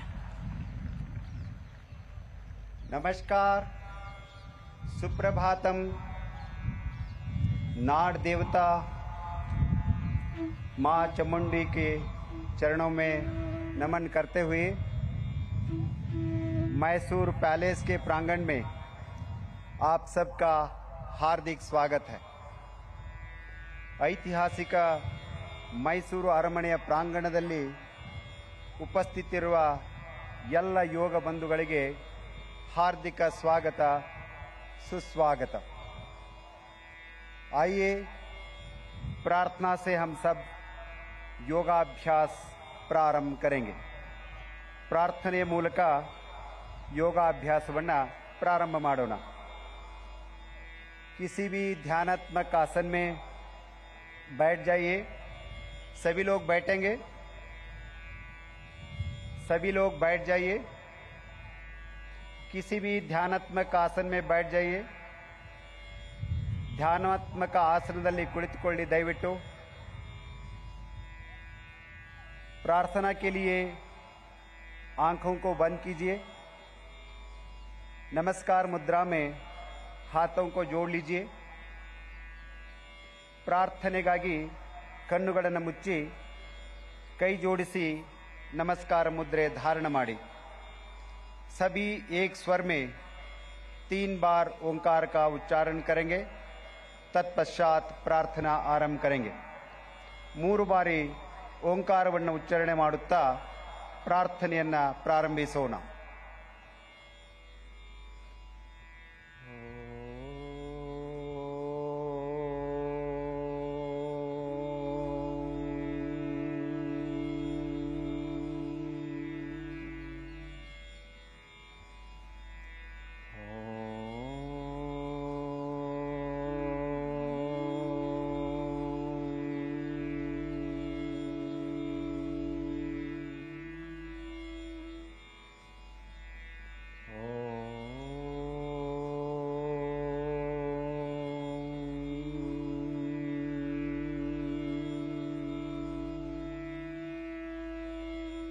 संगच्छध्वं संवदध्वं सम्मो मनांसि जानता देवाभागं यथा पूर्वे संज्ञानाना उपासते संज्ञानाना उपासते। ओम शांति शांति शांति। आंखें खोले। हाथों को वापस घुटनों पर रखिए। ಕಣ್ಣುಗಳನ್ನು ತೆರೆಯಿರಿ। ಕೈಗಳನ್ನು ಮೊಳಕಾಲುಗಳ ಮೇಲಿರಿಸಿ। अब योगिक चालन क्रियाओं का अभ्यास करेंगे। ಈಗ ಯೋಗಿಕ ಚಾಲನ ಕ್ರಿಯೆಗಳ ಅಭ್ಯಾಸವನ್ನು ಪ್ರಾರಂಭಿಸೋಣ। अपने स्थान पर खड़े हो जाइए। ನಿಮ್ಮ ಸ್ಥಳದಲ್ಲಿ ಎದ್ದು ನಿಂತುಕೊಳ್ಳಿ। चालन क्रियाओं का अभ्यास शरीर को लचीला बनाता है। ಚಾಲನ ಕ್ರಿಯೆ ಅಭ್ಯಾಸದಿಂದ ಶರೀರವನ್ನು ಸರಳಗೊಳಿಸುತ್ತದೆ। गर्दन की क्रियाओं के साथ प्रारंभ करेंगे। कुत्तिगे क्रियेಗಳು। गर्दन को आगे और पीछे झुकाने का अभ्यास करेंगे। ಕುತ್ತಿಗೆಯನ್ನು ಹಿಂದೆ ಮತ್ತು ಮುಂದೆ ಬಾಗಿಸುವ ಅಭ್ಯಾಸ। पैरों में 2 इंच का अंतर रखिए। ಕಾಲುಗಳ ನಡುವೆ 2 ಇಂಚಿನ ಅಂತರವಿರಲಿ। हाथों को कमर पर रखिए। ಕೈಗಳನ್ನು ಸೊಂಟದ ಮೇಲಿಡಿ। श्वास लीजिए। ಉಸಿರನ್ನು ತೆಗೆದುಕೊಳ್ಳಿ। श्वास छोड़ते हुए सिर को धीरे से आगे झुकाए। ಉಸಿರನ್ನು ಬಿಡುತ್ತಾ ಕುತ್ತಿಗೆಯನ್ನು ಮುಂದೆ ಬಾಗಿಸಿ। श्वास भरते हुए सिर को पीछे की ओर ले जाइए। ಉಸಿರನ್ನು ಒಳಗೆ ತೆಗೆದುಕೊಳ್ಳುತ್ತಾ ಕುತ್ತಿಗೆಯನ್ನು ಹಿಂದಕ್ಕೆ ಬಾಗಿಸಿ। एक बार पुनः श्वास छोड़ते हुए सिर को आगे झुकाइए। ಉಸಿರನ್ನು ಹೊರಹಾಕುತ್ತಾ ತಲೆಯನ್ನು ನಿಧಾನವಾಗಿ ಮುಂದಕ್ಕೆ ಬಾಗಿಸಿ। श्वास भरते हुए सिर को पीछे ले जाइए। ಉಸಿರನ್ನು ತೆಗೆದುಕೊಳ್ಳುತ್ತಾ ತಲೆಯನ್ನು ಹಿಂದಕ್ಕೆ ಬಾಗಿಸಿ। श्वास छोड़ते हुए सिर को सामान्य स्थिति में ले आइए। ಉಸಿರನ್ನು ಬಿಡುತ್ತಾ ತಲೆಯನ್ನು ಸಹಜ ಸ್ಥಿತಿಗೆ ತನ್ನಿ। गर्दन दाई तथा बाई ओर झुकाने का अभ्यास करेंगे। ಕುತ್ತಿಗೆಯನ್ನು ಬಲಕ್ಕೆ ಮತ್ತು ಎಡಕ್ಕೆ ಬಾಗಿಸುವ ಅಭ್ಯಾಸ। श्वास लीजिए। ಉಸಿರನ್ನ ತೆಗೆದುಕೊಳ್ಳಿ. ಶ್ವಾಸ छोड़ते हुए सिर को दाई तरफ झुकाइए. ಉಸಿರನ್ನ ಬಿಡುತ್ತಾ ತಲೆಯನ್ನು ನಿಧಾನವಾಗಿ ಬಲಕ್ಕೆ ತಿರುಗಿಸಿ. ಶ್ವಾಸ भरते हुए सिर को वापस ले आइए. ಉಸಿರನ್ನ ತೆಗೆದುಕೊಳ್ಳುತ್ತಾ ತಲೆಯನ್ನು ಸಮಸ್ಥಿತಿಗೆ ತನ್ನಿ. ಶ್ವಾಸ छोड़ते हुए सिर को बाई तरफ झुकाइए. ಉಸಿರನ್ನು ಹೊರಹಾಕುತ್ತಾ ತಲೆಯನ್ನು ಎಡಭಾಗಕ್ಕೆ ಬಾಗಿಸಿ. ಶ್ವಾಸ भरते हुए सिर को वापस ले आइए. ಉಸಿರನ್ನು ಒಳಗೆ ತೆಗೆದುಕೊಳ್ಳುತ್ತಾ ತಲೆಯನ್ನು ಸಮಸ್ಥಿತಿಗೆ ತನ್ನಿ. एक बार पुनः श्वास छोड़ते हुए सिर को दाई तरफ झुकाए. ಮತ್ತೊಮ್ಮೆ ಉಸಿರನ್ನು ಹೊರಹಾಕುತ್ತಾ ತಲೆಯನ್ನು ಬಲಕ್ಕೆ ಬಾಗಿಸಿ. ಶ್ವಾಸ भरते हुए सिर को वापस ले आइए. ಉಸಿರನ್ನು ಒಳಗೆ ತೆಗೆದುಕೊಳ್ಳುತ್ತಾ ತಲೆಯನ್ನು ಸಮಸ್ಥಿತಿಗೆ ತನ್ನಿ. ಶ್ವಾಸ छोड़ते हुए सिर को बाई तरफ झुकाइए. ಉಸಿರನ್ನು ಬಿಡುತ್ತಾ ತಲೆಯನ್ನು ಎಡಭಾಗಕ್ಕೆ ಬಾಗಿಸಿ. ಶ್ವಾಸ भरते हुए सिर को सामान्य स्थिति में ले आइए. ಉಸಿರನ್ನು ಒಳಗೆ ತೆಗೆದುಕೊಳ್ಳುತ್ತಾ ತಲೆಯನ್ನು ಸಮಸ್ಥಿತಿಗೆ ತನ್ನಿ. गर्दन दाई और by. All right, we're joined this morning by the acclaimed yoga guru, the yogini, rather I should call her. Ira, you're also a writer. I feel like it's not, correct to just describe you as a yogini. You're a writer, you're a thinker. I've loved reading some of the things you've written. And I think later in the day, I'm actually going to ask you to talk a little bit more about some of the themes that you talk about in your books, because I've been a fan for a few years now. But I want to first ask you, because you're clearly on a yoga mat, so we can perhaps ask you to maybe start the day with us by just perhaps telling us, Ira, about a simple exercise we can start the day with. I know I used to see my grandfather do breathing exercises. He'd do with his two hands, with one hand, I think, actually. And I just wanted to know, maybe you could start us with that, or you could start us with whatever you think is appropriate. Yes, absolutely. Thank you so much for having me today. Happy International Yoga Day. Thank you for the very kind introduction. And I want to just, on Yoga Day, it's a beautiful, beautiful day to really celebrate yoga, to celebrate this amazing, very, very ancient science that is absolutely relevant in modern times. Especially with all that's going on with COVID and the fact that it doesn't look like it's going away anytime soon. We can really, really use the ancient techniques of yoga in our life. So we all grew up with our grandparents doing yoga and not really understanding what that was. But I think our generation is now, it really has a resurrection in terms of what we can do, and realizing that yoga, in fact, is an absolutely very, very, very, very modern science. So I'm going to just tell you a couple of things today that are extremely relevant for all of us. So you asked me, what should we be doing first thing in the morning? So I'm going to just let you know what this is. Now, as soon as we wake up in the morning, what's really fantastic is to actually roll on your spine. So just you hug your knees and roll side to side on the spine. So as soon as you wake up in the morning, just beginning the day by actually rolling on the spine. This is an amazing, amazing warm-up, and it can really remove that strange stiffness that a lot of us feel in the morning. It's very rejuvenating for our spine. It's incredible for our digestive system. And if you have any issues with constipation or bloating in the morning, then this can really be a wonderful tonic. And then you would roll over to one side and then slowly come up into a seated posture. And this makes, this really helps refresh you first thing in the morning. So I really encourage everyone, just from the comfort of your own bed, to begin your day with a few minutes of rolling. Yoga has lots and lots of beautiful techniques, and it doesn't have to be a very complicated or difficult practice.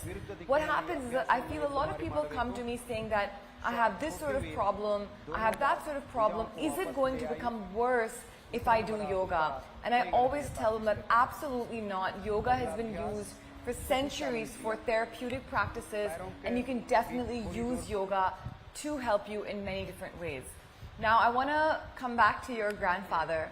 You've mentioned that, you always saw your grandfather doing these practices and you wonder what they were. So I want to explain two very simple practices that, again, you can do first thing in the morning, just sitting on your bed. I think there's often a lot of I would say, lethargy, a lot of resistance to get up, and you say, man, for yoga I have to wake up early in the morning, I have to, go do an hour and a half of yoga. Yoga I find a little slow, I'm not going to be able to do it. But that's not the case at all. The beauty of yoga is that it is so flexible and it can really be molded as per your condition, as per your mind, as per your body. And that's what I actually love the most about yoga. The fact that no matter what I'm going through in life, yoga is always there for me, and in some form of way. If I need a very extreme practice, yoga can do that. When I need a very slow practice, yoga can actually do that too. So breathing is accessible by every single human on this planet, because without breath, there is no life. And it's said in many of our Vedic scriptures that human beings are born with limited breaths. Your breaths are defined the moment you take birth on this planet. What we can do to extend our life is not the number of breaths, but the quality of our breath. So I really feel that on this International Yoga Day, all of us should take a resolution, a sankalpa, to bring a little bit of yoga into our life. And if that yoga can be pranayam, just like your grandfather did, then nothing like it. So let's begin with Kapalbhati. That's the first practice. This is a stomach pumping exercise. The literal translation of Kapalbhati is skull shining practice, because it really brings you that beautiful yoga glow. So often people will come and say, oh, what makeup are you using? What is your skincare routine? And I say, my gosh, it's so simple. What keeps me youthful is actually this very practice of Kapalbhati that I have been doing every single day for 15 years. I think I can count, I can count the number of times that I've missed it. Just one contraindication, for many people, it can be a little uncomfortable during your periods. So if you are on your period, on your menstrual cycle, then you should do it either very slowly or avoid it altogether. So let's begin with the Kapalbhati practice, and I'm just going to let you know what this is. What we're doing here is that we're working with only our abdomen, not with our chest as much, our abdomen and our diaphragm. So I'm going to show it to you once and then tell you how you can easily do this in the correct way. So the practice of Kapalbhati goes something like this.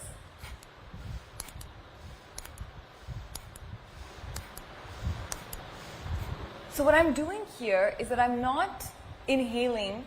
I am actually, my inhalation is automatic and my exhalation is forced. So if you take one finger and bring it underneath your nose and blow on it really hard, then you actually get the exact appropriate action.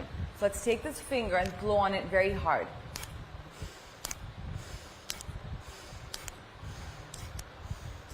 So do you see now that my abdominal cavity is moving and I'm really blowing out hard on this finger? So it's only my stomach is pumping, and this can be, again, amazing for the morning. It really wakes you up. It stimulates your bowel movements. A lot of people reach for their tea, their coffee, to get their bowels stimulated. Not needed. With the practice of Kapalbhati, this happens automatically. So immediately in the morning, you begin feeling really fresh. And also that pesky problem of stomach fat that a lot of us face sometimes, especially Indians, South Asians, we tend to accumulate fat around our waist.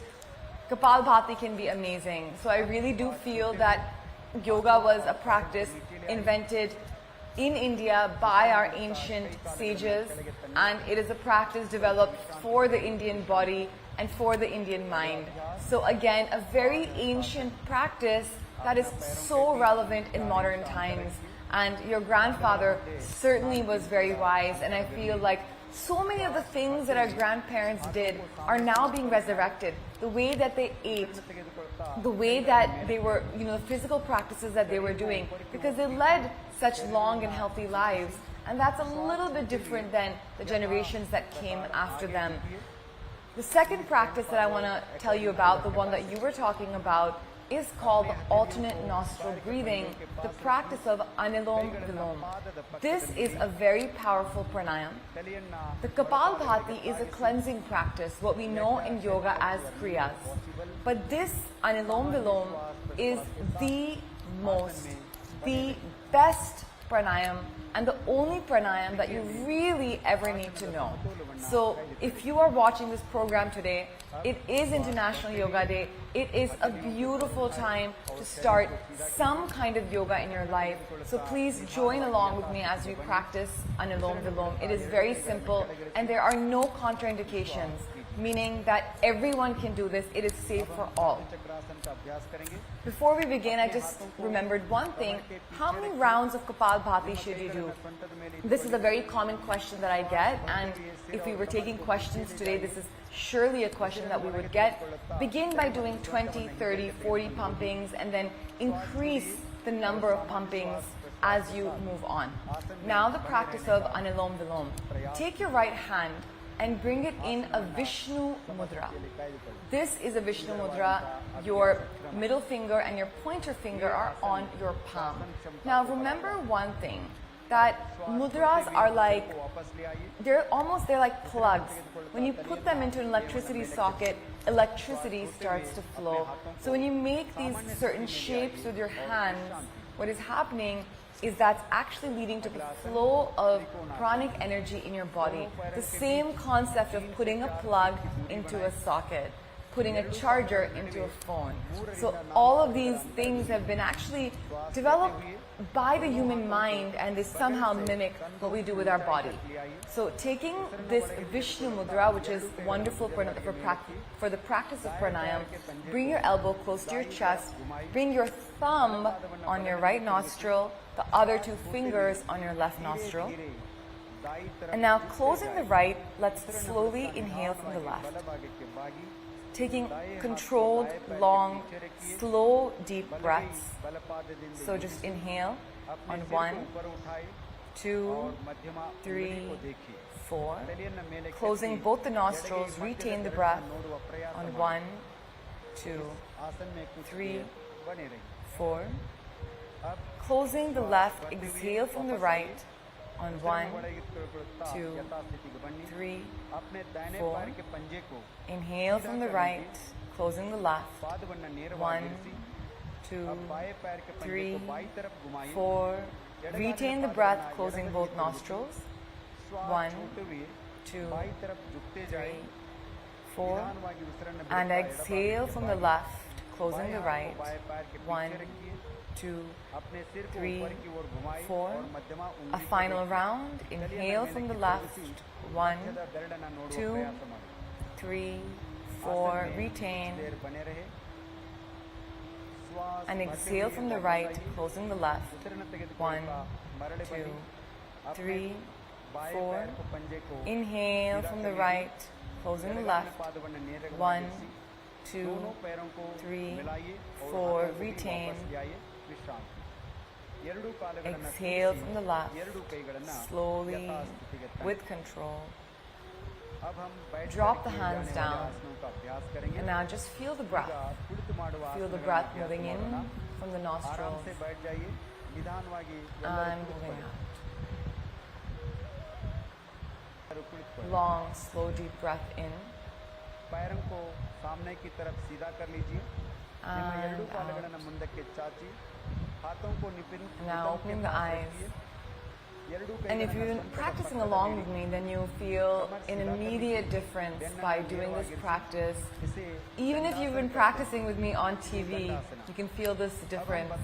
And immediately it balances the right and left side of the brain. It balances the breath, it balances the mind, the brain, the body. And on a physical level, it really helps with any sinus problems that you have, with breathing issues, with problems of asthma. In this day and age, because of so many urban pollutants, there are so many respiratory problems. Almost every single person that you meet has some form of ailment, whether it is, with the throat or the nose or the sinus. So definitely, these are such simple practices and they're available to everyone. And if you practice now, today's theme is yoga for all of humanity. So you don't need to be super fit to do yoga. You don't need to be super young to do yoga. Sometimes all you really need for yoga is your breath. And every single living being on this planet does have their breath. So there are no excuses. On this International Yoga Day, I feel we should all make this beautiful resolution, this beautiful sankalpa to practice and integrate some form of yoga into our lives. And what I feel is that, especially with COVID and the fact that we live in this age of COVID, integrating some pranayam into our life can be so easy. So what I have told you today is to wake up and roll on your bed, spinal rolling. So effective, so beneficial. And as soon as you finish that, you can sit up, do a few rounds of Kapalbhati, begin by doing 20 to 30, and then do Anulom Vilom. You can do this for even for 3 to 4 minutes. It can have a substantial impact on your mind. So there is no reason why you shouldn't integrate this. Every single person can dedicate 5 to 10 minutes of their life on a simple practice that can have a profound impact. So let's all take this resolve today to integrate this beautiful, scientific, ancient yet modern practice of yoga into our lives. It is my own personal experience that this practice can be absolutely transformative. I really do believe that yoga has made me a better person. You know, it really has made me a better person. It's kept me free from disease, mental, physical, emotional. And I really feel like my purpose in my life is to spread this beautiful message. Yoga's also made me a better writer by increasing my focus, by increasing the abilities of my mind. Because remember that ultimately, the spine and the brain are linked. And every single yoga posture works on your spine. You can see on the screen right next to me that there are all of these yoga postures being performed, and all of them, the spine is absolutely straight. And the importance of the spine in yoga is this, that you have to keep your spine strong, and a healthy spine, a healthy back will lead to a long and healthy life. So remember, the fundamentals of yoga are so precise. They are so scientific, and especially all of us here in India should definitely be integrating some form of yoga into our lives. The other beauty is that now yoga is available digitally. Everywhere you can just sign on using Zoom for an online class, and now you don't even need to go anywhere. You can do yoga under the guidance of a teacher in the comfort of your home. So the digital era of yoga has spread yoga even wider and to a greater extent. So if you're not practicing yoga, then find an online teacher and begin your practice, because again, online yoga has completely I want to ask you something over here. You know, a lot of us, sometimes we look for, you know, I don't want to call them quick solutions, but I know that I, for instance, have just done Surya Namaskar again and again and again. And I want to ask you, as a yoga expert, again, and as a yogini, what is your take on, and I'm guilty of doing it too, but almost these one-stop solutions. You know, when I do like a Surya Namaskar, for example, 25 times or 70 times, is that, you know, is that okay? Is that something you advise? I want to ask you about that. And then I also want to ask you, I know a lot of women in particular, unfortunately, will approach yoga from a fitness and a weight loss perspective. Do you have any opinions on that? Is that something you encourage? Yes, these are great questions. So about the sun salutations, Surya Namaskar, it is a fantastic practice because it is a combination of 12 asanas. You are working on every single part of your body, on every single joint of your body, and every single organ of your body when you practice sun salutations. It's also a dynamic practice, so it's more of a warm-up. So in fact, sun salutations are a warm-up practice to the practice of asanas. Now, what is the difference between the asanas that we do in sun salutations and say a traditionally performed asana is that you have to hold your asanas. You know, you have to hold the postures to really derive the benefits. Because when we do asanas quickly, we're not able to really go deep into the benefits of that posture. it's like when you eat something healthy, if you eat just a little quantity of it, you may not get the full benefits. You have to eat the right amount and quantity and dose of a medicine for it to have any benefit. So just like that, you need to hold asanas for a particular period of time for the dosage to be correct. So that said, sun salutations are a wonderful warm-up. So I advise this to people, especially if you don't have too much time and you have to do something. Wake up in the morning and do sun salutations. Do 6 rounds. I don't encourage doing too many rounds too often, especially because it can be pretty hard on the back. So when you age a little bit and the back becomes a bit tender, because we do live lifestyles that lead to deterioration of the back, sitting in chairs all the time, sitting a lot in general. So I actually advise doing 6 rounds of sun salutation. That's 12 in total, 6 on the right foot and 6 on the left foot. And that's 12, and that's enough. That's enough as a good warm-up practice before you get into your practice of asanas. So if you have 20 minutes a day, I would advise that you spend around 6 to 7 minutes on sun salutations, and then do a couple of asanas. Do a couple of asanas. And what should those asanas be? Well, yoga is not really a one-size-fits-all solution, but yoga has beautiful targeted solutions no matter what your problem is. A minimum of 5 breaths. A minimum of 5 slow, long, deep breaths.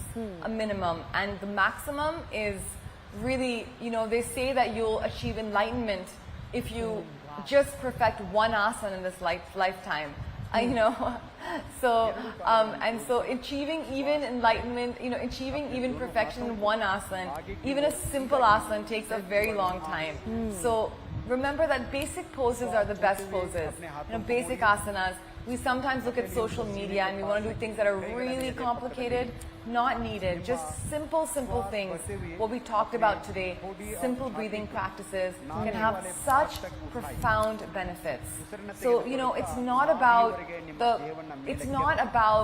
how complicated your postures are. You can do the simplest of things, and that's really sometimes what's the best. Coming to your second question on weight loss. Sure, please. I just want to ask you, because you just touched on enlightenment right now, and I just want to ask you over there, because that is such it's such an exciting word to so many of us. When it comes to the spiritual part of yoga, the spiritual side of yoga, are there particular gurus or books that you would suggest our audiences could explore? Because I feel like that's also such an untapped territory when it comes to what yoga can be about. Absolutely, and I think it's ultimately the purpose of yoga. What makes yoga different than gymnastics? Many of the exercises are the same. If you look at what gymnasts do and if you look at what yogis do, so similar, right? So how is yoga different than gymnastics? I used to have these questions when I first started yoga almost 2 decades ago. Yoga is different because it's done with a lot of focus on the breath, almost more focus on the breath in the body, and it's done with a lot of mindfulness. So is gymnastics, for that matter, and even when gymnasts are in the flow, they really are in their own sadhana. But the approach to yoga is that yoga is a sacred practice, and that's why I always advise that we begin doing yoga with a prayer. And that prayer doesn't have to be a Hindu prayer, it doesn't have to be Oms, it can be whatever your faith is, or it can even simply be an affirmation. Just something which gives the element of sanctity to your yoga practice, because then that practice, that physical practice, becomes a spiritual practice. Just by giving it that sort of a lens, we have changed the nature of that practice. And also, I want to let you know that what happens in a yoga practice is that the body begins to mimic meditation. You really get into a meditative state. In fact, reaching a state of meditation is easier through the practice of asana, through the practice of pranayam, than just sitting still and trying to control your mind. So with people who struggle with meditation, I always advise begin with an asana practice, because that asana practice will prepare you for meditation. Because what happens in asanas in a very scientific way, your nadis, your nadis are your meridians, your astral body aligns in a particular way that the pranic energy begins to flow and you reach that meditative state. It's as if, a car will not work unless everything in its machinery is aligned. And just like that, the pranic energy will not flow in the proper way unless everything that's happening in our astral body is aligned. So yoga asanas, the physical practice of postures, actually helps align your pranic body in a way that energy starts flowing, and that's why you get that beautiful state of body and mind after you practice yoga. Pranayam also does that, meditation also does that, but those are slightly more difficult practices because they are slightly more subtle practices. So definitely yoga can help you reach that spiritual zone, because what it's doing is exactly the same as meditation. It's aligning your pranic energy to really get that meditative state of mind. Can I ask you over here a slightly more technical question?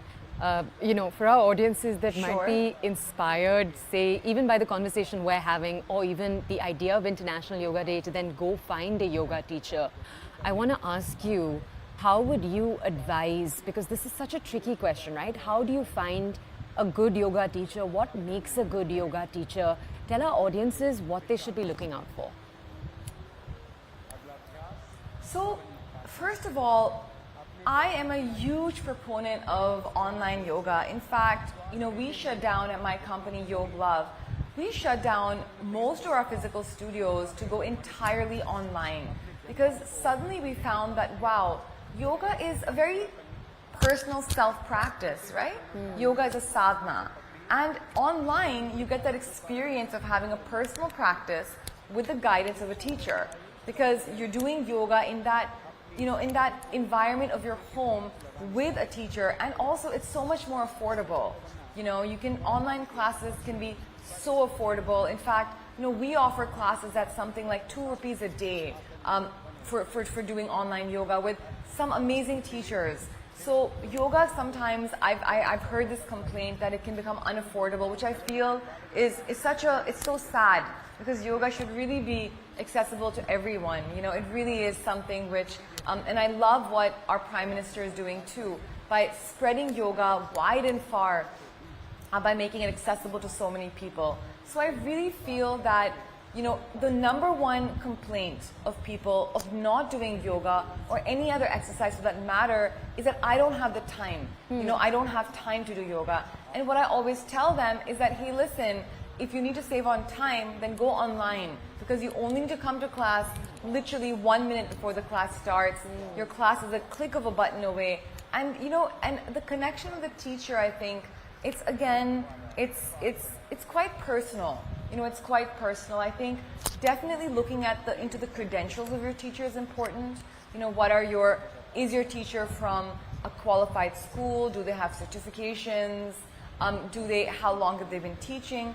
All that stuff is important, and you can definitely look into it. But I think more than that even is the personal experience that you have. I've had yoga teachers who have had no certifications and just many, many, many years of karma yoga, selfless service towards teaching, and they are amazing yoga teachers. So I do feel that it is your personal experience, and yoga is such a wonderful practice that, when you find a teacher, you will know it. When you enjoy a class, you will know it. And even if you don't enjoy a class, I would say stick on to it for at least 5 to 10 classes, because yoga is such a practice of the mind, and it really helps discipline the mind. And anything that disciplines the mind will always try to move away from it. That is the nature of the monkey mind. Anything that requires you to focus, the first reaction will be like, man, I don't really want to do this.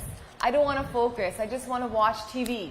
I just want to watch, I want to play a video game. But remember that, once you get on your yoga mat, that is always a challenge, to get onto your yoga mat and to start. Once you're on the yoga mat, I promise you, there's never a day that you regret doing yoga. I've never done a practice in my life that I've regretted. Can I ask you one Yes, more question please, right please. here? Okay, I'm going to ask you the question, but then if you think it's the wrong question, feel free to call me out, say that's not the right question. But I want to ask you, are there, because I think the complaint I hear most of is, and you must have heard this too, you know, the upper back, the shoulders, the neck being places of stress. And I'm going to ask you here, are there any yoga asanas that you recommend for these places, for these pains, or do you say that no, targeted exercise is not a good idea? That's a great question. I believe that, first of all yoga asanas, almost every single yoga asana is working on your spine. And the shoulder and the neck, while they are isolated, the muscles are isolated, right? The muscles are different, but the spine is one. So in most yoga practices, from an energy perspective, you are working on your spine. So yoga ultimately is helping you clear energies in the body. So all energy, when it's trapped, first leads to pain and then ultimately leads to disease. So you'll see with people, you know, what'll begin with a neck pain, then they'll start having, you know, start having respiratory problems, they'll start having thyroid problems. It's usually the same regions that we have disease and pain in. So what starts from a physical will then become more and more internal and move into your organs if you don't take care of it. This has been my experience with a lot of students, that they come with a physical pain, and if stopped, then it leads into deeper into that same region. It'll go deeper into the organs. So ultimately, yoga is about untrapping that energy and letting it flow, right? That is the purpose of yoga. But that said, definitely yoga has a wonderful effect on curing that neck pain, curing that shoulder pain. And there are so many simple things that you can do sitting at your desk. For example, I'll tell you one which really helped fix my neck problems, because as a writer, I would spend so many hours on my desk and usually with pretty bad posture. So I'll tell you one thing that really, really helped me, that one singular asana. And even till today, I attribute this one thing to helping solve a lot of my neck and shoulder pain. So this is just case in point that yoga can do that, and I'll show you that asana because I'm sure many people viewing this program may also find that. We're sitting in the Gomukhasan. You know, you can see that my legs here are in the shape of a cow's face. This is called the cow face pose. Like this is the nose of the cow, the face of the cow, the horns of the cow. You would take the right arm up because my right leg is on top of my left leg. Bring it down. Take the left arm from behind you and interlock the hands behind you so that the upper arm is close to the ear, and just hold at the back. And if you're not able to reach here, you can always take take a hanky or take some sort of a belt, a dupatta, and hold it, and then hold the ends of the dupatta. So this is called the Gomukhasan, and what a wonderful asana this is. You know, immediately gives relief to the shoulders and the neck. And you can do this sitting anywhere. You know, you can just do this asana and begin to just breathe and feel this posture and immediate relief in the neck and the shoulders. And when I release this, you know, wow, I immediately feel that release. And definitely don't forget to do the other side. Very important to balance the body. So we do the same on the left side. So again, you come together, and you know, when I first started, I was something like this, I promise you, and then slowly with years of practice, I was able to then, you know, comfortably come into this posture and do this. But I promise you, I was in such a bad state when I first started, with such severe neck and shoulder problems, and doing this one asana repeatedly at regular intervals through the day really did help me. So again, case in point that yoga is fantastic. So here you have to see that my left leg is on top. When my left leg is on top, then my left arm is on top. And when my right leg is on top, then my right arm is on top. And you're just going to grab them from behind. And again, see, this asana is so easy. You can really do this anytime. You can be, even if you don't do the bottom part, say you're in the office, and you can do the top part. You can work with your arms. So, you know, again, yoga, what I love about yoga and why yoga has spread all over the world is because yoga is such a flexible practice, right?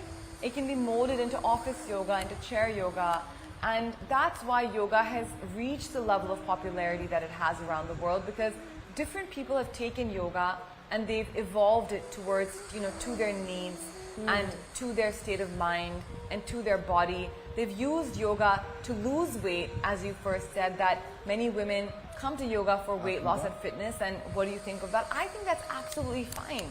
That's absolutely good, because a lot of disease is caused by excess weight, and there is a huge issue of weight in our, weight around the world, because the quality of food that we eat is not very good. You just don't know. Food is getting more and more and more processed. And while we can try as much as possible to go organic, the reality is that we just don't know what we're eating. It's not possible for everyone to have a garden in their house when most people are moving to apartment style living. It's a strange world that we live in, that we're moving towards one thing, but we want another thing. So it becomes even more important than ever before to do practices like yoga, because these practices really do detoxify the body. They really do work with all of the toxins that we're taking in on a daily basis, through the food that we eat, through the air that we breathe. Yoga will help get rid of them. And how does yoga help get rid of them? Because yoga is working on your organs. Remember that. When you do something as simple as a twist, you're twisting over here and you're holding this twist and you're breathing, what are you doing? You're squeezing your liver. You're working on your pancreas. You're working on your kidneys. You're stimulating your lymphatic systems. So all of this is helping really with, detoxification at some level, right? So that's why we talk a lot about antioxidants these days, right? You'll see a lot of advertisements saying this is a great antioxidant. But you know what's the biggest and best antioxidant? It's actually a yoga practice, because every single asana is looking at purification, whether that's physical, whether that's mental, whether that's emotional. Can I ask you one more question over here, Ira? When it comes to practices like power yoga or like hot yoga, that's the other one that we hear a lot about. I want to know, what is your advice to our audiences? Are there books, are there gurus that you would point them towards when it comes to understanding what yoga should look like? Or do you think that there is no one format yoga needs to fit into? Because I know there's this fear, over the recent corporatization, some say capitalism has come in and it's, changed what yoga looks like today. And I just want to know from you, how do our audiences guide themselves when it comes to finding the practice that works for them? So, all yoga stems, at least all physical yoga, stems from the practice of Hatha Yoga. Hatha is a traditional form of yogic postures. There are certain texts like the Hatha Yoga Pradipika, which is an ancient Vedic text, which talks about yoga in physical postures. So all yoga, whether it's an Ashtanga yoga or whether it's a hot yoga or whether it's a power yoga, is ultimately derived from Hatha Yoga, which is a set of postures. There's some 84,000 postures in Hatha Yoga, but I would say that we probably practice about 150 of them in today's age, and then there's lots and lots of variations of these 150. So keeping that in mind, I actually don't think that there's anything wrong with power yoga, because some people need power yoga. They lead they lead lives that demand it. They lead very hectic lives. So they need a practice which is also a little fast-paced. Hot yoga, I think it works really well for some people, especially in the West, where it's very cold weather. And when they do yoga and the room is warm, the muscles warm up and they're able to do yoga asanas better. Because remember, yoga was basically invented in India, and here the weather is not like what it is in the West. So they're in some way trying to mimic the weather conditions that we have, and they're doing that. And that's also fine. So I'm actually not opposed to changing the shape of yoga to suit you yourself. I personally also change yoga in my own personal way. When I feel tired on some days, I need to have a slow-paced practice that helps me feel energized. when I feel like my mind is rushing here and there and I have too much energy, I do yoga to slow down my mind and my breath. So even for me personally, my practice changes. You know, sometimes when I spend too much time on a desk or on a plane, then I need to do therapeutic yoga to help me with certain back pain or certain neck pain. When I work on the computer all day, I do certain asanas to mitigate the pain in my neck and the pain in my fingers and my joints. So I do feel like that's the beauty of yoga. You can really change the shape and nature of yoga, and that makes it so beautiful. Another question that you asked me was about teachers and gurus. I want to point out to everyone to check out the work of Swami Shivananda. Now, Swami Shivananda left his body quite some time ago, but he was really, you know, Swami Shivananda was a medical doctor. And in the 1800s, you know, he really brought yoga into the eyes of the common man by looking at the medical aspect of yoga and saying that Hatha Yoga can really help you with disease. And in fact, many of his disciples, be it Swami Chinmayananda, who formed the Chinmaya mission, or the Bihar school of yoga, Swami Dayananda Saraswati, were all over Swami Vishnudevananda. These were all his disciples who then actually took the practice of yoga into the world. So actually, if you look at all modern yoga, it will have some connection to Swami Shivananda. You know, Swami Shivananda has run a not-for-profit in Rishikesh for decades, and now, you know, a century plus, where everything is available for free. You know, all his books are available online for free, and they're so simple and they're so scientific. So everyone should definitely check out the work of Swami Shivananda, which is again very traditional but so modern. Because coming into this field as a medical doctor, he understood how much the world needed yoga at that point in time in the 1800s, and how much the world was going to need yoga in time to come. Yeah, here, you know, in the last few years, I know a lot of the people I know, young women like me, have, you know, gotten so excited by yoga and what yoga can give you that I think a lot of us think about this idea of potentially training long enough, becoming independent in practice, but then also perhaps one day teaching. Something like that, is that something you advise, or do you think that it's becoming too much of a trend and we should perhaps allow the yogis and the yoginis to do the teaching? You know what? This is such a great question, and thank you for asking these wonderful questions.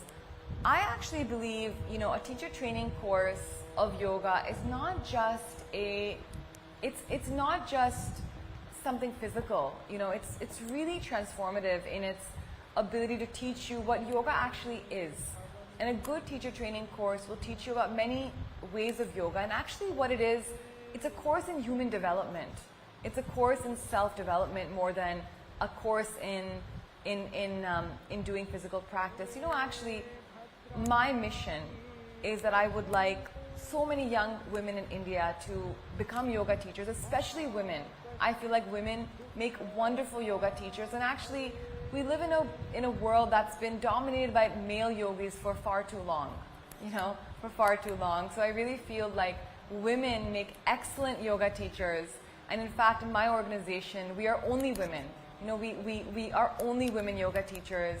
And I love that. I love the fact that yoga is today such a beautiful way for a woman to herself stay fit and healthy, to learn how to teach yoga, which is a simple practice and can be a simple training, so that she can then spread that wisdom to everyone around her, whether that's her children, her family members, the people in her community. And now especially, it can be done online. It's so easy. You don't need to open a yoga shala anymore. You can simply just even teach from your mobile device and spread the message of yoga wide and far. And it can make you financially independent. You know, for women, so important to have that independence, because financial independence will make her mentally, emotionally independent. So I actually feel like what a beautiful, beautiful profession if we can train millions of yoga teachers in India who can then go and teach yoga around the world. As a yoga teacher in India, you can teach yoga to anyone anywhere in the world. So how beautiful is this? Because people have always come to India for yoga. You know, yoga is from, it is our craft, it is our science. It belongs to our nation and our culture. Rather than our nation, I would say our culture. Ira, stay with us, please. I think we have to actually head into a break, but I'd love to come back to you. So do stay with us for a second. We're going to go into a break and we're going to come back to you to ask you more questions. Thank you for joining us. Stay with us, please.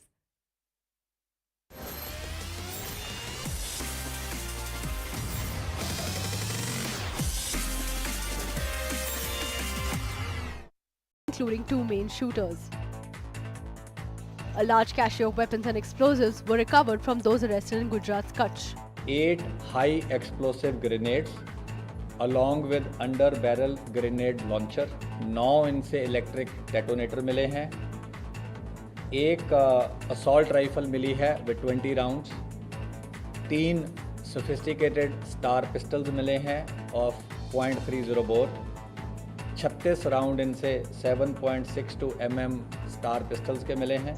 The 2 shooters and 1 facilitator are in Delhi police's custody for the next 2 weeks. 4 other shooters are still on the run. Sidhu Moose Wala was shot dead after he left his house in Punjab's Musa village. The shooters were acting on the directions of Lawrence Bishnoi and Canada-based gangster Goldie Brar. So what exactly is the role of each of these people who have been arrested and those who are still on the run? This breakthrough, the main shooters, at least 2 of them have been arrested. The main one is someone called 26-year-old Priyavrat. He's from Haryana. He's been termed as the executioner. He's the one who led the team of shooters. He was in direct touch with Goldie Brar. Remember, Goldie Brar is in Canada. He's part of the Bishnoi gang. He has claimed responsibility. 24-year-old Kashish was one of the other persons who was arrested. He was one of the main shooters. He was also in touch with Goldie Brar. And then the third person who has been arrested is 29-year-old Keshav. He's supposed to be the facilitator of this hit.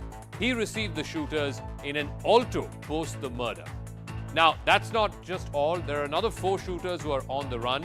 Manpreet Manu, who fired directly at Moosewala, Ankit Sirsa and Deepak, who are both in the Bolero that was on the other side, along with Priyavrat and Kashish.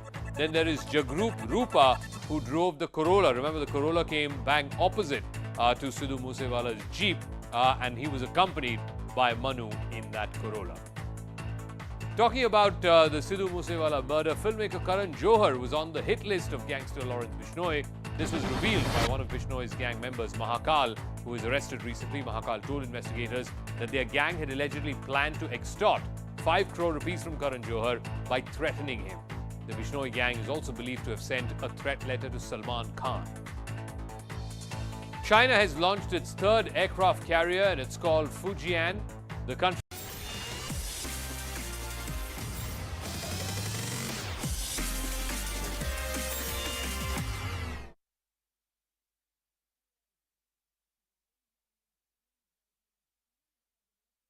These are live visuals that are coming in of Prime Minister Narendra Modi.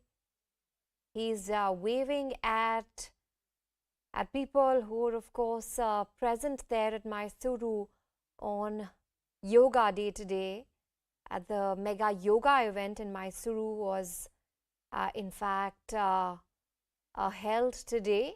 And now Prime Minister Narendra Modi takes part in, of course, Yoga Day celebrations, waving at people, of course, people really trying to say hello, good morning to the Prime Minister who is there celebrating Yoga Day today. In fact, this year, yoga has been celebrated over 75 places in the country under the leadership of several union ministers. And of course, Prime Minister there leading the way in Mysuru. Of course, this is after 2 years that Yoga Day has been celebrated amidst the pandemic.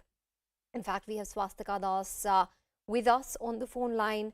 Swastika, give us more details. The Prime Minister seems very happy, waving at the people trying to really shake hands with the Prime Minister there. Where's he headed to now? Well, yes, the larger message is that yoga is the way of life. Yoga is something that, does not discriminate. Anybody can do it. Any form of exercise, in fact, is needed. And yoga is something that so many people, not just in India, in fact, today, 25 crore people in total around the world are taking part in this mega festivity. Let me give you a sense of what's happening in Hyderabad. In fact, there on the stage, you can see major actor Adi Vishesh giving a speech, in fact requesting everybody here to ensure they do some form of exercise, even if it is for 10 minutes. Just a short while back, PV Sindhu, badminton superstar, was addressing the crowd here amid loud cheering for her, and her only message was that yoga is something that she does every single day despite her hectic schedule. So the larger message is that yoga is the way of life, and that is something that we must practice every single day. And yoga is something that India has given to the world, and today the entire world is following India. In fact, there you can see Union Minister of Culture and Tourism, G. Kishan Reddy, who is the main organizer of this mega event here in Hyderabad, anchoring the program just a short while ago. We also had Venkaiah Naidu, the Vice President of India, also join the crowd and perform yoga. The entire event lasted for about an hour, where all of them took part enthusiastically. In fact, Venkatesh, my VJ, is going to also show you the glimpses from the other side. Look at the participation. In fact, let me tell you that it rained heavily last night, and despite the weather being a little spoiler, the crowd is here. Look at the children who have come here, their parents, senior citizens who've come here to take part enthusiastically to be part of this mega festivity that not just India but entire world is celebrating. Back to you. All right. In fact, we also have a Ritu live from Mysuru, where in fact the Prime Minister is currently in fact leading the way on International Yoga Day today. Ritu, give us details. Has the celebrations, in a sense, the morning celebrations over? Where is the Prime Minister now headed to? Well, exactly, in the Mysuru, the International Yoga Day was more special because of the presence of the Prime Minister Narendra Modi, and it has just got over now, and PM Modi will actually be going to his hotel, and then he will be having his breakfast with the royal family, the Wadaya family in the Mysuru, in fact. But of course, the yoga performance over here in the Mysuru, especially on the Mysore Palace, has become even more special for all the people here because of the presence of the Prime Minister Narendra Modi, where in fact Prime Minister Narendra Modi also spoke about few motivation talks about how youngsters are leading forward with the yoga at the international level, and many other aspects that he had told during the yoga day, and that's something that we had picked up on a ground today during the yoga performance on the Mysuru Palace premises. But of course, the Prime Minister Narendra Modi had even in fact given spoke about the significance of the yoga, how yoga in our daily life is very much important, and also during the pandemic that he made a point out, saying the pandemic in fact was very much stressful for all of us, but yoga was also a way for all of us to heal, and in fact yoga must be part of our daily life. So that's something that the Prime Minister Narendra Modi spoke today,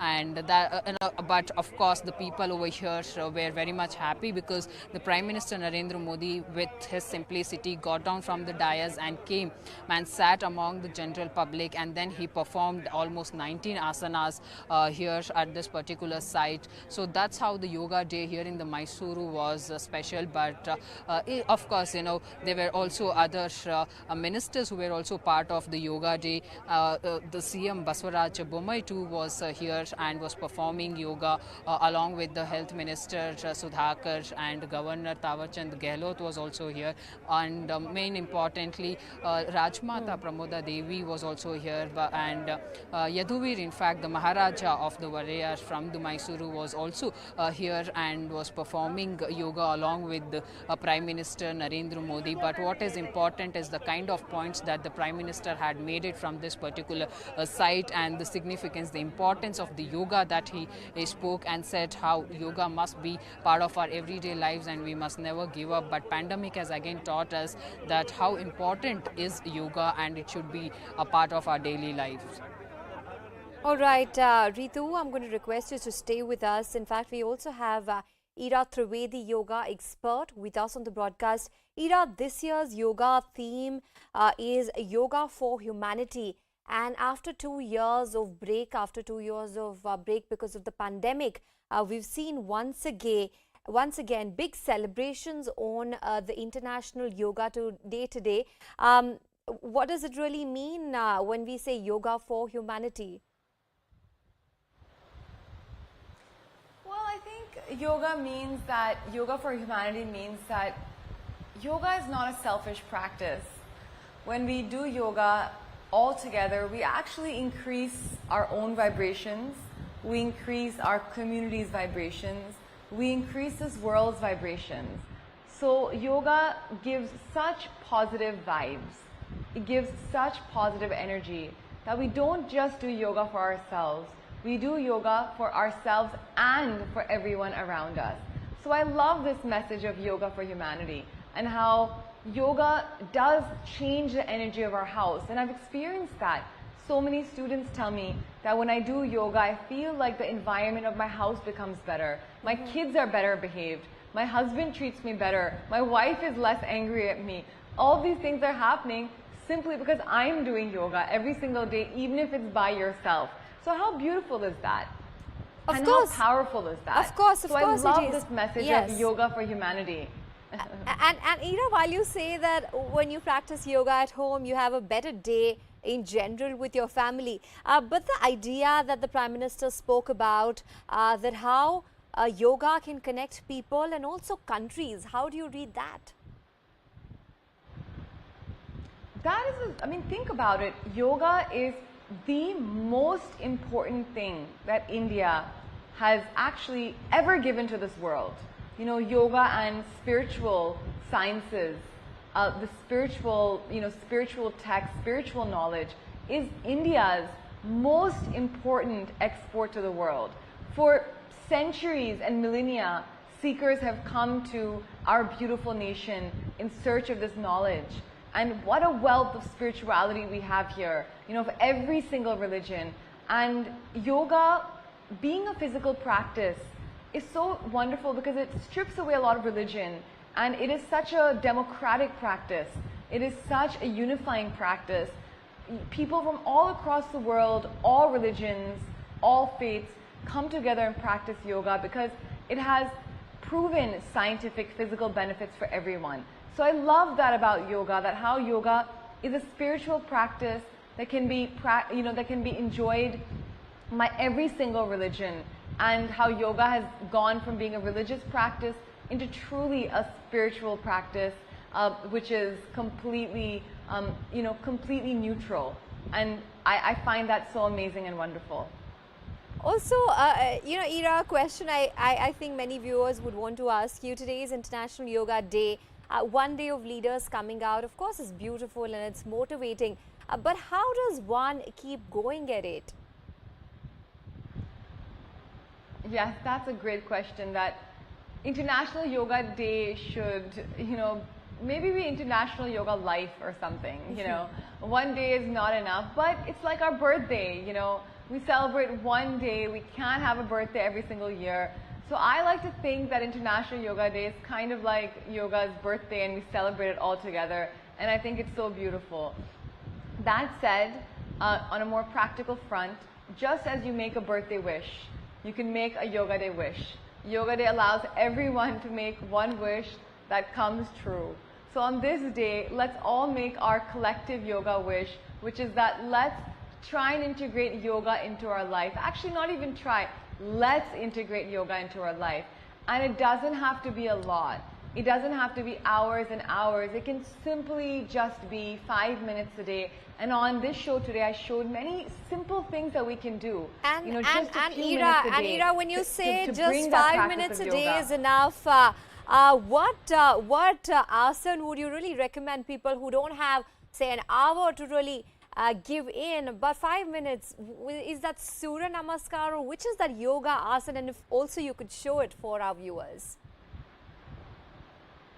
So can I tell you that I would not, even if you have 5 minutes, then skip the asana, go with the pranayam, go with the breathing practices. Only 2, Kapalbhati, the stomach pumping practice, I'll show that to you. And the practice of Anilom Vilom, alternate nostril breathing, which I explained previously in this program. Simple, effective breathing practices, achievable by everyone, possible by everyone, because every person who lives breathes. So really pranayam practices, especially in this age of COVID, can be deeply, deeply beneficial, and I advise them for everyone. All right, Ira Trivedi, many thanks for, in fact, speaking to CNN News 18, and also for all the tips that you've given for our viewers. Really appreciate your time. We are, in fact, going to go to our reporters who continue to be with us from on the ground. We have Akash, in fact. Akash, tell us where you are, and is the event, in a sense, over? What is the takeaway? So right, Ranjan, I'm here in the premises of Red Fort, and I have one group who in fact is coming from Rohini and is very much enthusiastic about this particular yoga activity, and I'll try to talk to them as well. Sir, सबसे पहले तो आप कुछ अभी योगा के बारे में बता रहे थे, क्या कुछ कैसे इस दिन को देखते हैं, और खासकर 2015 के बाद कितना बदलाव आपको लगता है कि हम भारतीयों की जिंदगी में आया है इस इंटरनेशनल योगा डे की वजह से? सर ऐसा है, ये 8वां इंटरनेशनल योगा डे हम मना रहे हैं आज। सबसे पहला योगा इंटरनेशनल डे हुआ था 21 जून 2015 को, और तब से हम लगातार योगा डे हमेशा मनाते रहे हैं, और ये रोज हम मनाते हैं। आज विशेष कार्यक्रम होने की वजह से आज हम लाल किले पर योगा डे मनाने के लिए यहाँ आए हुए हैं। हम रोहिणी सेक्टर 15 रोहिणी से आए हुए हैं, और रोहिणी जिले के मैं एक योग शिक्षक के रूप में कार्यभार संभाल रखा है।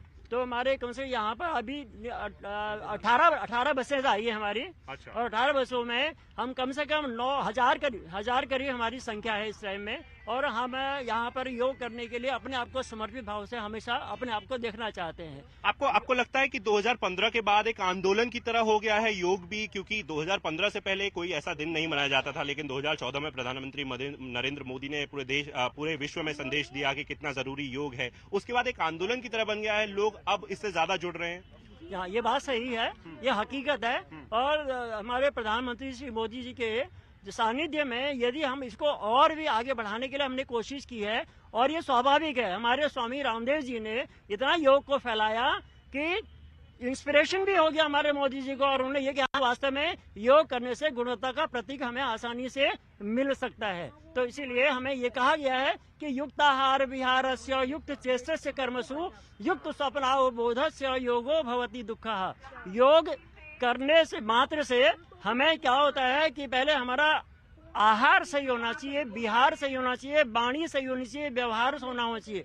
6 घंटे की नींद आदमी को अवश्य ले लेनी चाहिए। खान पान का ध्यान रखते हुए समय सारणी यदि निर्धारित करता है तो प्रश्न ही नहीं होता कि उसको शरीर में रोग लग सके। Alright, so I have some women yoga practitioners as well. Ma'am आप बताइए, महिलाओं के लिए कितना जरूरी हो जाता है और कितना असरदार है ये योग? हाँ जी, मेरा नाम विमलेश गोयल है, मैं उत्तम नगर से आई हूँ। मैं ऑनलाइन क्लासेस लेती हूँ योगा की, जब से कोरोना शुरू हुआ है। पहले हम कराते थे, अब हम ऑनलाइन ले रहे हैं। तो कहीं दूर दूर से भी हमारे साथ जुड़े हुए हैं, नोएडा से भी हैं, दूर दूर से जुड़े हुए हैं, और ऑनलाइन हम योगा कर रहे हैं। और योगा से अब तो ये कह दो कि योगा की लहर जल पड़ी है। जब से कोरोना आया तब तो हर कोई डॉक्टर भी, पहले डॉक्टर कहते थे योगा नहीं दवाइयाँ खाओ, अब तो डॉक्टर भी कहते हैं कि दवाई नहीं योगा करो। योगा प्राणायाम ध्यान ये करने से हमारा शरीर बिल्कुल स्वस्थ रहेगा, क्योंकि हाँ जी। कोरोना की आपने बात कही और मैं अगला सवाल भी कोरोना को से ही जुड़ा हुआ पूछने वाला था। क्या आपको लगता है कि कोरोना काल में लोगों का रुझान जो है वो योगा की तरफ बढ़ा है? यस यस बिल्कुल बिल्कुल। और इसका कहीं ना कहीं कारण 2014 का वो संदेश भी है जिसमें कल्चर के साथ योगा को जोड़ा गया, हमारी संस्कृति के साथ। हाँ जी बिल्कुल ठीक। और इंटरनेशनल योगा डे जब से हमारा मनना शुरू है, मोदी जी ने जब से शुरू किया है, तब से तो योगा की लहर आ गई। मतलब यंगस्टर भी करने लगे। अब तो ये समझ लो बच्चे से लेके और बूढ़े तक सब योग कर रहे हैं। Alright, I'll take a last word from this student. आप मेरे को बताएं बच्चे कौन सी क्लास में आप इस योगा के? 10th में है। यहाँ योगा के लिए आए थे, क्या घर में भी रोजाना योगा करते हैं आप? कभी कभी जब भी समय मिलता है मैं जरूर करती हूँ। कितना इम्पोर्टेंट है? You tell me the importance of this particular day. कितना इम्पोर्टेंट है ये हमारे लिए? It gives full on concentration on my studies. That's the best. Alright. So this yoga is not only helping the adults but also the students, because they are saying, Runjun, that this helps them in concentrating on their studies, Runjun. All right. Thanks, Akash, for bringing us all those voices. In fact, we also have Harman Gomes, who is at the Marine Drive in Mumbai. Harman, how's the energy like at the Marine Drive this morning? Well, it has been raining in Mumbai since late last night, and despite this morning, we've been seeing a large number of turnout of people who did come out to practice yoga. Piyush Goyal, the Union Minister, was expected to participate here, but that has not happened. But right now, what I can tell you, at least 45 minutes earlier is when, in fact, this entire event has culminated. You can see this is just to give you an idea where exactly it was held. This is at Marine Drive, and the event was called as Yoga by the Bay. Right now, you only have the housekeeping and the security staff, but we did see a large number of turnout of people who turned up in the early morning, particularly women and the youth who decided to participate in large numbers, Runjun. And just to tell you the significance of this place, it is not just on International Day of Yoga, but we have similar sort of events that are held through the entire sort of year at this particular location. But as far as, despite the fact that you had heavy rains, you did have a decent turnout of number who decided to come up here, and then after that you had them participating at this International Yoga Day. All right, Harman Gomes, many thanks for getting us all those details. In fact, we're going to listen in to what the Prime Minister said today, highlighting the importance of the International Yoga Day. Listen in.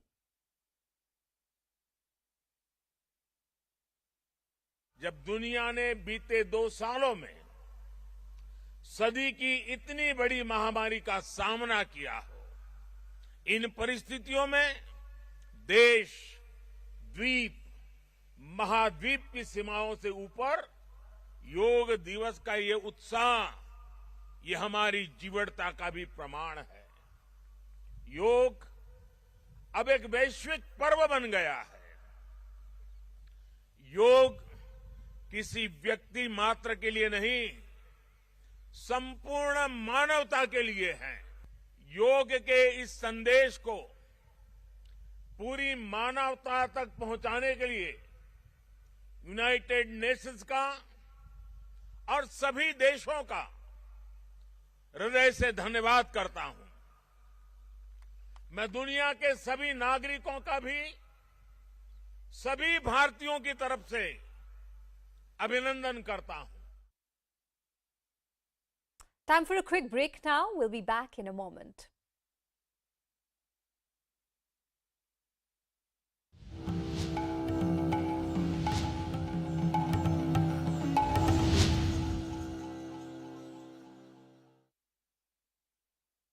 Buying a part of the Kurdish People's Protection Unit, so the YPG. The YPG forms a bulk of the Syrian Democratic Forces. The YPG is supported and armed by the US military. Turkey, in fact, views the YPG as terrorists. Turkey claims that the YPG has links to the Kurdistan Workers' Party. The crisis within the AIADMK over single leadership is worsening. Party coordinator O. Selvam has demanded the postponement of the General Council meeting, which is scheduled for later this week. Meanwhile, Edappadi Palaniswamy's camp has moved to Madras High Court seeking police protection for that meeting. The case will come up for hearing on Wednesday. Prime Minister Modi is in Bengaluru today, where he inaugurated a slew of projects. The Prime Minister inaugurated 150 industrial training institutes, which have been upgraded as technology hubs. Rail, road, infrastructure projects worth over 28,000 crores were also inaugurated. 9 members of a family were found dead in their house in Sangli in Maharashtra. The police suspect the family consumed a poisonous substance and committed suicide. The exact cause of the death will only be known after the postmortem. Floods in Bangladesh continue to wreak havoc. More than 12 people have died since the monsoon began last week. Authorities are struggling to ferry drinking water and dry food to food shelters across the country.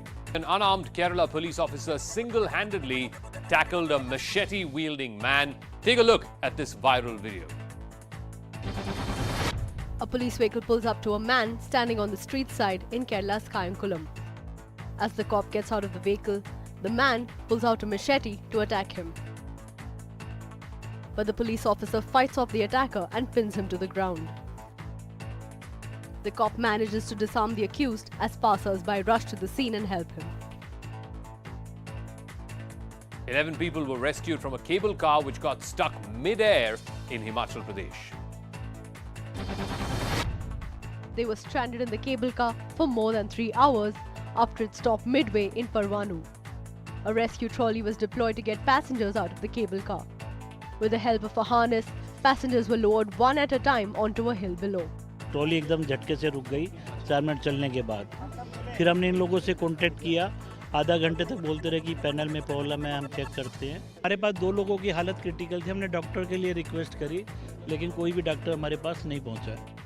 The cable car got stuck due to a technical snag. Chief Minister Jairam Thakur has sought a report.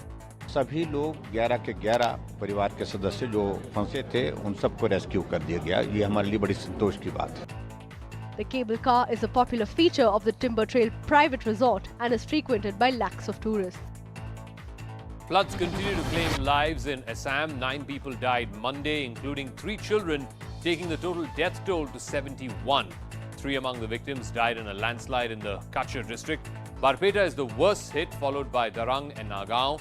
The Army, paramilitary forces and national and state disaster response forces are all involved in the rescue and relief operations. The wettest place on earth, Mysuru in Meghalaya, received over 100 centimeters of rainfall in 24 hours. That's the highest in 80 years. In fact, a video from the area of a mammoth waterfall has gone viral. The rain caused the waterfall to swell so much that it flowed over a bridge, blocking cars. Pre-monsoon showers have lashed parts of Bikaner, Jaipur and Bharatpur in Rajasthan. A sinkhole appeared on the road in Mansarovar because of the rains, even damaging the sewer line there. Repair work is on. Fortunately, no one was injured in that collapse.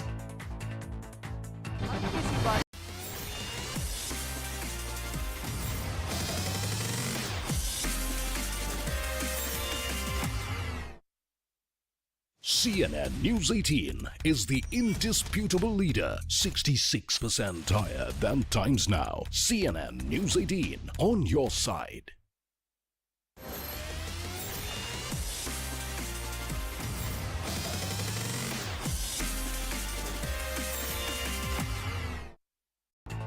Delhi Police's special cell has arrested 3 people in connection with the murder, including 2 main shooters. A large cache of weapons and explosives were recovered from those arrested in Gujarat's Kutch. 8 high explosive grenades along with under barrel grenade launcher, 9 इनसे electric detonator मिले हैं, एक assault rifle मिली है with 20 rounds, 3 sophisticated star pistols मिले हैं of .30 bore, 36 round इनसे 7.62 mm star pistols के मिले हैं. The 2 shooters and 1 facilitator are in Delhi Police's custody for the next 2 weeks. 4 other shooters are still on the run. Sidhu Moose Wala was shot dead after he left his house in Punjab's Musa village. The shooters were acting on the directions of Lawrence Bishnoi and Canada-based gangster Goldie Brar. So what exactly is the role of each of these people who have been arrested and those who are still on the run? This breakthrough, the main shooters, at least 2 of them have been arrested. The main one is someone called 26-year-old Priyavrat. He's from Haryana. He's been termed as the executioner. He's the one who led the team of shooters. He was in direct touch with Goldie Brar. Remember, Goldie Brar is in Canada. He's part of the Bishnoi gang. He has claimed responsibility. 24-year-old Kashish was one of the other persons who was arrested. He was one of the main shooters. He was also in touch with Goldie Brar. And then the third person who has been arrested is 29-year-old Keshav. He's supposed to be the facilitator of this hit. He received the shooters in an alto post the murder. Now, that's not just all. There are another 4 shooters who are on the run.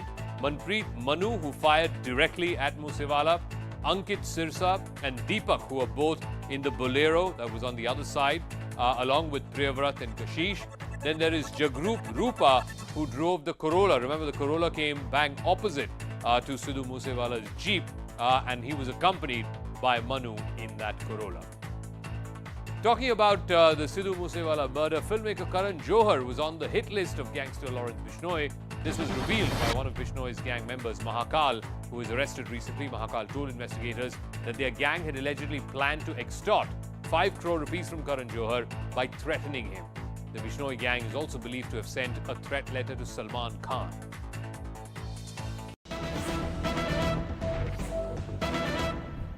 Welcome back. Thanks for staying with us. News just coming in. In fact, there's an update on the Agnipath Rao. There's a third litigation on the Agnipath scheme, which is in fact been filed in the Supreme Court. The plea in fact is filed by advocate Harsh Ajay Singh.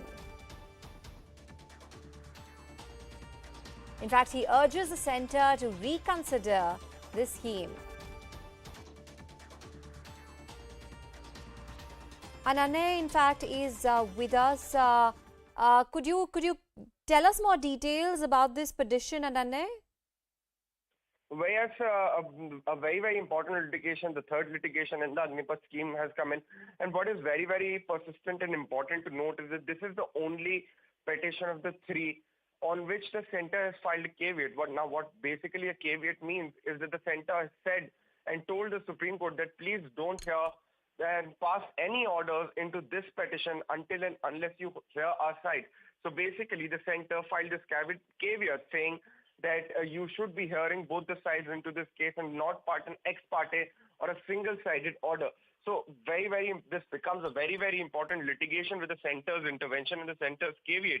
Now, what this petition essentially says is that the announcement of the scheme has caused nationwide protests due to the short-term duration of the scheme in the Indian Army for 4 years, coupled with future uncertainty of trained Agniveers. In fact, the petition also says that the nation should never compromise with the army personnel making up for the fighting sinews of the armed forces. They shouldn't be looked upon as a burden to the exchequer, but as rough diamonds to be cut and polished to their maximum capabilities and then deployed in the defense of the nation. So a very, very important litigation, the third litigation in a matter of 3 days coming in. And remember that this is coming up at a time when massive protests are taking place against the Agnipath scheme of the central government. So we'll have to wait and watch how the Supreme Court reacts to this, whether it allows for an urgent hearing, whether urgent mentioning is made into the same. So we'll have to wait and watch how the Supreme Court reacts to it. But then a very, very important move coming in from the central government, which is filing a caveat into the Supreme Court saying that please don't pass any kind of orders until and unless the central government is heard into this whole case. Ananai Bhatnagar, many thanks for getting us all those details. The Chief of the Indian Army, the Navy and the Air Force are likely to meet the Prime Minister Narendra Modi today, in fact, to brief him about the Agnipath recruitment scheme. This meeting comes in the wake of raging protests against the centre's newly introduced Agnipath scheme. Now, it restricts service to 4 years for Jawans and, in fact, it observes 25% of the intake of the Permanent Commission. Now, on Sunday, addressing the concerns about the scheme, the military had assured that the scheme will, in fact, lead to more youthful profile of the armed services. The military also warned that those participating in the protest will not be allowed to appear for the scheme. Maria Shakil with us. Maria, could you give us more details? When exactly could this meeting take place with the Prime Minister today? Yes, so sometime in the afternoon is what we are being told this meeting will be happening. Then the 3 service chiefs will be meeting the Prime Minister. This becomes important because of the protests and also the notification that has been issued by the Indian Army only yesterday of the recruitment rallies, which will begin in July. So the government clearly sending a message that as far as any question or doubt that individuals may have of a rollback, that's not happening. They are going ahead with the recruitment rally of the new Agnipath scheme because it's genuinely fear and they are convinced with the prospects of it in the long run. And as far as the various modalities are concerned, all that has been mentioned now in the recruitment rally notification that was issued by the Indian Army yesterday. So it is now for the Indian Air Force to come out with its details of what will be the modalities as far as the 4 years of the Agniveers are concerned and the 6 months of training. Mario Shakil, many thanks for getting us all those details. Now, coaching centres across the country are under scanner in connection with the Agnipath protest. As per sources, those who qualified for physical exams but were awaiting their written exams started the protest. But many, in fact, coaching centres intervened in the organisation of these protests. In fact, organising these protests, in fact, FIR has also been registered against some coaching centres for instigating violence in Bihar. In fact, also at the train stations, evidence was reportedly retrieved from mobile phones of the protesters.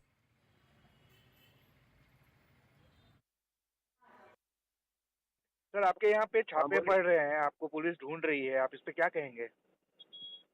कुछ नहीं कहेंगे ये जहाँ सत्य है वहाँ ईश्वर की परिपाटी का खंडन हो रहा है। मैंने आप देख लीजिए कोई भी वीडियो हो, किसी भी न्यूज चैनल हो, हर न्यूज चैनल पर मैंने केवल और केवल अहिंसा की बात की है। अग्निपथ के मामले में एक भी वीडियो ऐसा नहीं है जिसमें हिंसा की बात की हो। कितने स्टूडेंट्स हैं सर आपके कोचिंग में? मेरे कोचिंग में मैं यूपीएससी का क्लास लेके आ रहा था जी, क्लास लेके निकला ही था, तब तक देखिए कि 70-80 ऐसे बच्चे जिनकी उम्र 17-18 साल की होगी, वो बच्चे आए और बोले कि हम लोग रेल जाम करने जा रहे हैं।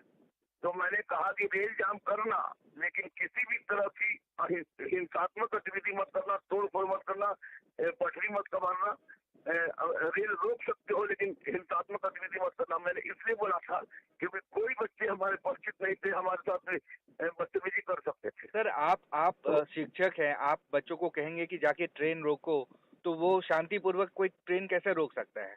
अब कोई ट्रेन के सामने खड़ा रहेगा तो फिर ट्रेन तो उनके ऊपर ही आ जाएगी ना। तो ऑब्वियसली बात है कि ट्रेन को रोकने के लिए वहाँ हिंसा करना होगा। नहीं, लड़के जो है वो ट्रैक पर जा ही रहे थे। ये आपके कोचिंग के लड़के थे? नहीं, डिफेंस का मैं पढ़ाता ही नहीं हूँ। तो फिर आपके पास क्यों आए सर? मेरे पास इसलिए है कि हर बच्चों की आवाज मैं उठाता हूँ, इसलिए आते हैं। और अगर वहाँ मैं बोल देता कि आप मत जाओ तो निश्चित 2-4 थाप मार देते, हमको पता भी नहीं चलता, बेइज्जत हो जाते हम। यहाँ रेड पड़ने का हमको तो सर कोई रीजन ही पता नहीं चला कैसे रेड पड़ा सर। हम सर को कॉल की कि सर आंदोलन हो रहा है, हम लोग क्लास अभी क्या करें, तो बोले कि बेटा देखो आंदोलन अहिंसात्मक मतलब कि अच्छा नहीं है हम लोग के लिए, असहयोगी है, इससे अच्छा है कि तुम लोग क्लास मत आओ, तो क्लास सस्पेंड कर दिया गया है। सर ऐसा किसी भी भड़काऊ भाषण आज तक नहीं दिए, भड़काऊ बात नहीं बोले हैं। और जहाँ तक अग्निपथ योजना की बात है, ये बिल्कुल गलत है, इसका समर्थन हम लोग नहीं करते हैं। ट्रेन जलाना बिल्कुल गलत था, जो भी किया मतलब स्कीम समझा नहीं इसीलिए ट्रेन जलाया। आज मैं स्कीम समझा तो मुझे लग रहा है कि मतलब अच्छा ही मतलब सरकार कर रही थी। और सर के मतलब देखा जाए तो सर कभी नहीं बोलते हैं कि जाके दंगा करो या कुछ करो। ये अग्निपथ ये बिल्कुल ही गलत है, क्योंकि कोई भी युवा नहीं चाहेगा कि 4 साल बाद हम बेरोजगार हो जाए। So like we said, there's been a crackdown on coaching centres, but where do things really stand? We'll take you through that. Now, as far as the crackdown is concerned in Bihar, raids on in centres in Patna, in Danapur, as well as Mysuru, and also cops are probing videos of owners and in fact they're investigating students as well. Now FIRs have been registered against several centres who were in fact tutoring some of these students. Also a retired army man in fact was arrested, and several centres are being investigated in Telangana. Many youths at Sikandrabad protest were from a particular from this academy of this ex-army man. This is what reports are indicating too. Also investigated reports via WhatsApp groups. This is again what we are learning, that WhatsApp groups also being investigated. Also audio messages point at students being investigated. So this is from Telangana. Now moving to Uttar Pradesh. 9 coaching centers operators are in fact arrested in Aligarh, also allegedly circulating provocative messages via social media. Basically misinformation which is being spread about the Agnipath scheme. Also provoked anti-social elements to protest. This is what the police in Uttar Pradesh has said. Now we do have Saurabh Rathore, who was earlier speaking to a bunch of students aspiring Agniveers. Saurabh, what is the sense that you are getting from the ground now as days have passed? Are the protests diffusing? Yes, Runjun, the protest is diffusing, and for past 2 days, no incidents of violence have been reported from any districts of Bihar. But if we talk about the recent past, Bihar witnessed a 3-day straight rampage in the state where several trains were burnt, many government and private vehicles were torched. The BJP leaders' houses were attacked. So the state went on a rampage in those 3 days, and then the state government and the state police started investigating and arresting those who were involved in the protest. And after their investigation, it was found out that the role of coaching institutes was a major one. And then they had registered 3 FIRs in Patna, in which 6 coaching centers were involved in inciting violence. And among those 6, 4 were from Mysuru, 1 was from Maner, and 1 was from Danapur. If we talk about the Danapur violence, where 2 trains were torched and the police had to fire. In fact, the firing was done by the protester side also. That was a grave violence on that day, on 17th of June, that took place.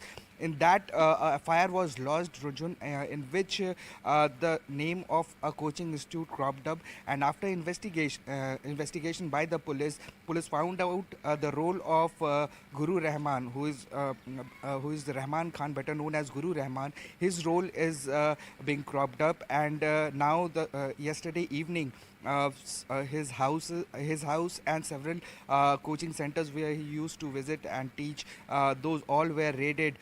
Though at a particular place where we reached yesterday evening, even the IT team was also there, where the CRPF personnels were escorting the IT team, and the raids were conducted by the IT department for irregularities in his transactions. But the state police is also searching him for his whereabouts in the case relating to violence that took place on 17th June in Danapur. Now, we spoke to Guru Rahman, and he categorically accepted that he had told the students to go to stop the trains on tracks, but he said that he asked the students to do so in a peaceful manner.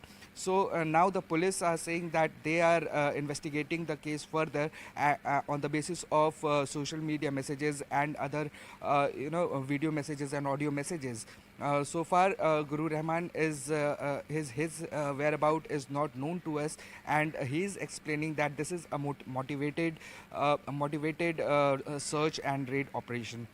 Back to studio, Ranjan. All right. Many thanks, Saurabh, for getting us all those details. Now, my colleague Shivani Gupta spoke to J.S. Gangwar, Additional General of Patna Headquarters, about the crackdown on coaching centers across the state. Listen in to what he had to say. What has come to light as far as your investigations are concerned? Exactly what is the role of these coaching centers? So far 159 FIR have been registered, out of which 877 people have been arrested. Okay. Now these arrested persons belong to different sections of the society, and also few of them have revealed that they have come from the coaching centers, or they were assembled in the coaching centers. Okay. The 3 FIRs have been registered against coaching centers, out of which 6 coaching centers are under our scanner. Yes. The 6 coaching centers belong to Patna, Mysuru, Maner area. We are examining their exact role, as and when the evidences come in, we'll take action against them. And also the WhatsApp group. Right. In Patna itself, we are examining the 6 WhatsApp groups.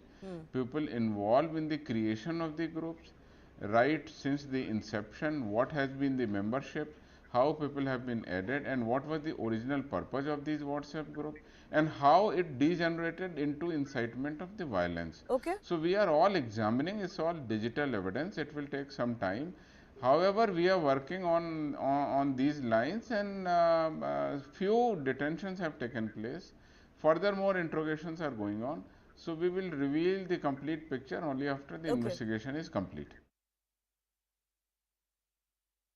So we are learning that the role of coaching institutes have come into light. What is the investigation in this regard? Is there any FIR lodged? See, we are investigating all the cases which have been registered from every angle. So whosoever is responsible will be taken care of automatically. But regarding the coaching institutes, about 6 coaching institutes have been witnessed or have been noticed to have their involvement in that. So in Patna district, about 3 FIRs have been registered. And in other districts also, people are investigating, the police is investigating the role of coaching institutes. Now, amidst protest, politics continues to brew over centre's newly introduced Agnipath scheme. A Congress delegation yesterday met the President of India and submitted a memorandum demanding the withdrawal of the scheme. Criticizing the scheme, Congress leader Subodh Khan Sahai said, and I quote, that the Prime Minister follows Hitler's ideology and that he will die the way Hitler did. In fact, former Karnataka Chief Minister H.D. Kumaraswamy compared the Agnipath scheme to the Nazi model, while RJD leader Tejasvi Yadav called it an RSS conspiracy. The BJP countered the attacks and calling it an insult to the forces. अब मुझे तो चिंता लगी हुई कहीं ये RSS के नौजवान जो है उनको बीजेपी के नौजवानों को भर्ती करके 4 साल की ट्रेनिंग दिला के उनको कहाँ भेजेंगे। जब विरोध होता है, प्रदर्शन होता है, तो ब्लेम गेम करते हैं, कभी विपक्ष पर आरोप लगाते हैं।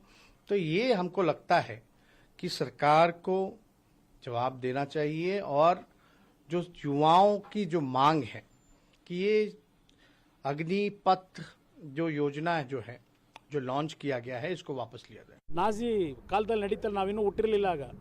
ಆ ನಾಜಿ ಸಾಮ್ರಾಜ್ಯ ನಡೆದಾಗ ಹಿಟ್ಲರ್ದು ಆಗಲೇ ತಾನೇ ಇದು ಉದ್ಭವ ಆಗಿರೋದು ಈ RSS.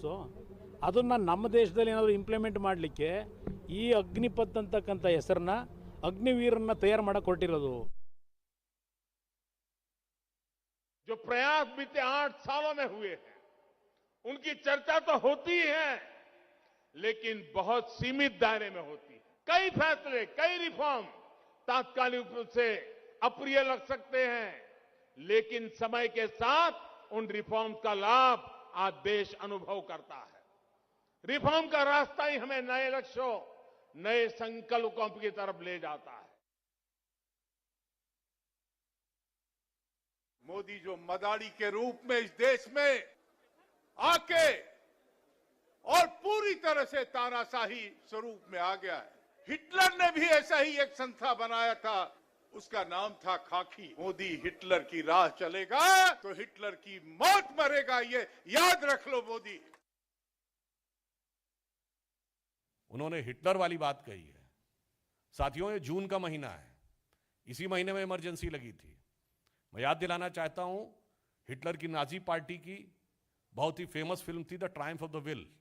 1934 में उसका जब मंचन कराया गया तो उसके बाद हिटलर के राइट हैंड मैन रूडोल्फ हेस ने बाकायदा नाजी पार्टी के कन्वेंशन में एक नारा लगाया था, Hitler is Germany and Germany is Hitler. और भारत की राजनीति में भी वो नारा लगाया गया था उसी इमरजेंसी के दौरान 1975 में, India is Indira and Indira is India. तो हिटलर की मानसिकता के साथ कौन जुड़ा हुआ है, ये देश की जनता और राजनीति का इतिहास सीधा बयान कर रहा है। Slipping into a short break now, we'll be back in a moment.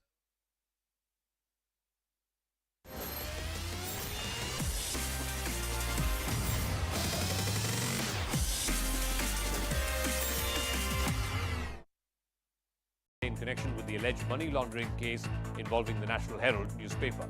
He's been summoned again tomorrow. So far, he's been questioned for nearly 40 hours by the Enforcement Directorate, and his statement has been recorded under the Prevention of Money Laundering Act. Meanwhile, Rahul Gandhi's mother and Congress President Sonia Gandhi has been discharged from hospital after a week of battling post-COVID complications. According to her party, she's been advised to rest at home. But Sonia Gandhi was also summoned by the Enforcement Directorate for questioning on the 23rd of June. As of now, it's unclear whether she will appear on the given date. Congress MPs marched from Parliament to the Rashtrapati Bhavan and submitted a memorandum to the President on the alleged manhandling of party workers by the Delhi police when they were protesting against Rahul Gandhi's question. They also discussed the Agnipath recruitment scheme with the President. After Sharad Pawar and Farooq Abdullah, former Bengal Governor Gopal Krishna Gandhi became the third person to decline the opposition's request to be their presidential candidate. Gopal Krishna Gandhi's announcement comes a day ahead of the second meeting of the opposition parties to finalize a common candidate for next month's presidential elections. Turkey is threatening a new military operation in northern Syria. It is eyeing a part of the Kurdish People's Protection Units, or the YPG. The YPG forms a bulk of the Syrian Democratic Forces. The YPG is supported and armed by the US military. Turkey, in fact, views the YPG as terrorists. Turkey claims that the YPG has links to the Kurdistan Workers' Party. The crisis within the AIADMK over single leadership is worsening. Party coordinator O. Selvam has demanded the postponement of the General Council meeting, which is scheduled for later this week. Meanwhile, Edappadi Palaniswamy's camp has moved to Madras High Court seeking police protection for that meeting. The case will come up for hearing on Wednesday. Prime Minister Modi is in Bengaluru today, where he inaugurated a slew of projects. The Prime Minister inaugurated 150 industrial training institutes, which have been upgraded as technology hubs.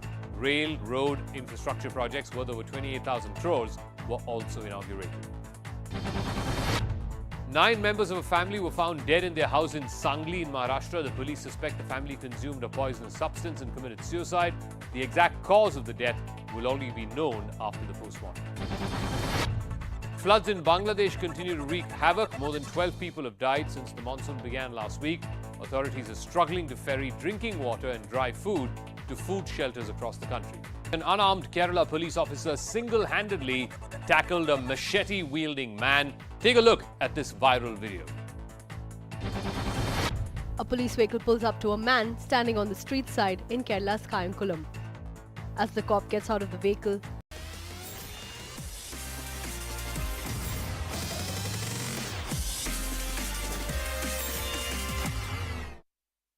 Welcome back. Thanks for staying with us. Now, some insight into why exactly a frog species had gotten its 15 minutes of fame. Take a look at the CNN report. If there's one thing a frog can do, it's jump, right? Uh-oh, another crash landing. The miniature Brazilian frog, known as the pumpkin toadlet, is inspiring pity for being the klutziest frog on Earth. Do they ever stick the landing, ever? No. Zoologist Rick Essner has recorded hundreds of pumpkin toadlet leaps, spurring them on with a straw. One of the species I worked on was not much bigger than a housefly. Here's one compared to a pencil. When they leap, they land on their backs, they land on their bellies, they even do cartwheels, evoking a wave of sympathy. It needs a hug. People relate to the disastrous landings, me jumping into a new relationship. The pumpkin toadlet prefers to crawl. They jump rarely. Yeah, well, you would jump rarely too if you landed on your head every time you jumped. For sure. Florida Museum of Natural History added waltz music. The researchers published their theory that the canals of the frog's vestibular system in the inner ear are so tiny they don't work well enough to keep it oriented in flight. Do they hurt themselves? That's a really good question. They're really small, so generally small things don't break bones. And most seem to have extra bony plates protecting their heads. It's an itty-bitty frog that makes an itty-bitty noise. Zoologists unite. I think what you need to work on is a little tiny helmets for them. Forget a frog in your throat. These landings are enough to leave your heart in your throat. Ginimos, CNN. New York. With that, it's time for a quick break. We'll be back in a moment. But before we go, India's leading financial subscription service, Money Control Pro, is celebrating its 3rd anniversary with a special offer. Get Money Control Pro subscription at ₹1 per day and avail offers worth more than a lakh.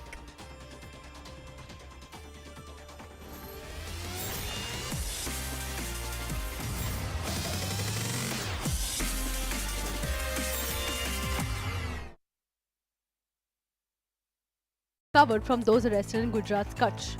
8 high explosive grenades along with under barrel grenade launcher, 9 इनसे electric detonator मिले हैं, एक assault rifle मिली है with 20 rounds, 3 sophisticated star pistols मिले हैं of .30 bore, 36 round इनसे 7.62 mm star pistols के मिले हैं.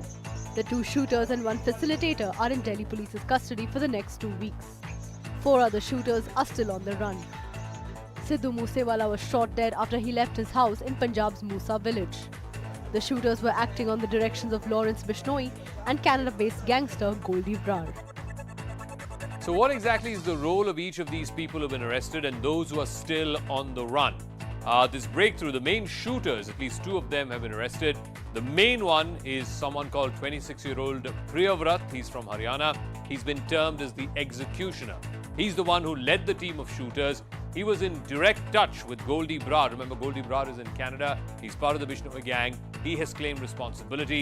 24-year-old Kashish was one of the other persons who was arrested. He was one of the main shooters.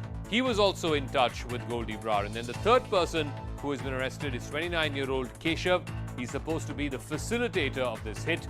He received the shooters in an alto post the murder. Now, that's not just all. There are another 4 shooters who are on the run. Manpreet Manu, who fired directly at Moosewala, Ankit Sirsa and Deepak, who are both in the Bolero that was on the other side, along with Priyavrat and Kashish. Then there is Jagrup Rupa, who drove the Corolla. Remember, the Corolla came bang opposite to Sidhu Moose Wala's Jeep, and he was accompanied by Manu in that Corolla.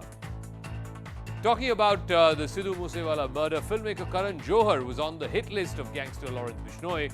This was revealed by one of Bishnoi's gang members, Mahakal, who was arrested recently. Mahakal told investigators that their gang had allegedly planned to extort 5 crore rupees from Karan Johar by threatening him. The Bishnoi gang is also believed to have sent a threat letter to Salman Khan. China has launched its 3rd aircraft carrier and it's called Fujian. The country's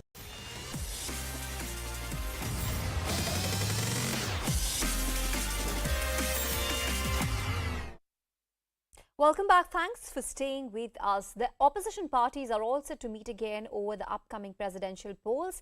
NCP chief Sharad Pawar will be heading the meeting that is slated to take place in the national capital at 2:30 p.m. today. In a bid to build a united opposition, Sharad Pawar also invited AIADMK's Owaisi. However, Owaisi will not be attending the meet and has deputed Imtiaz Jalil to go instead. In the previous opposition meeting, which was held in fact on 15th of June, a resolution was passed to field a common candidate for the presidential polls. But all 3 names, Sharad Pawar, Farooq Abdullah, as well as Gopal Krishnan Gandhi, which had in fact discussed the common opposition candidature, have refused.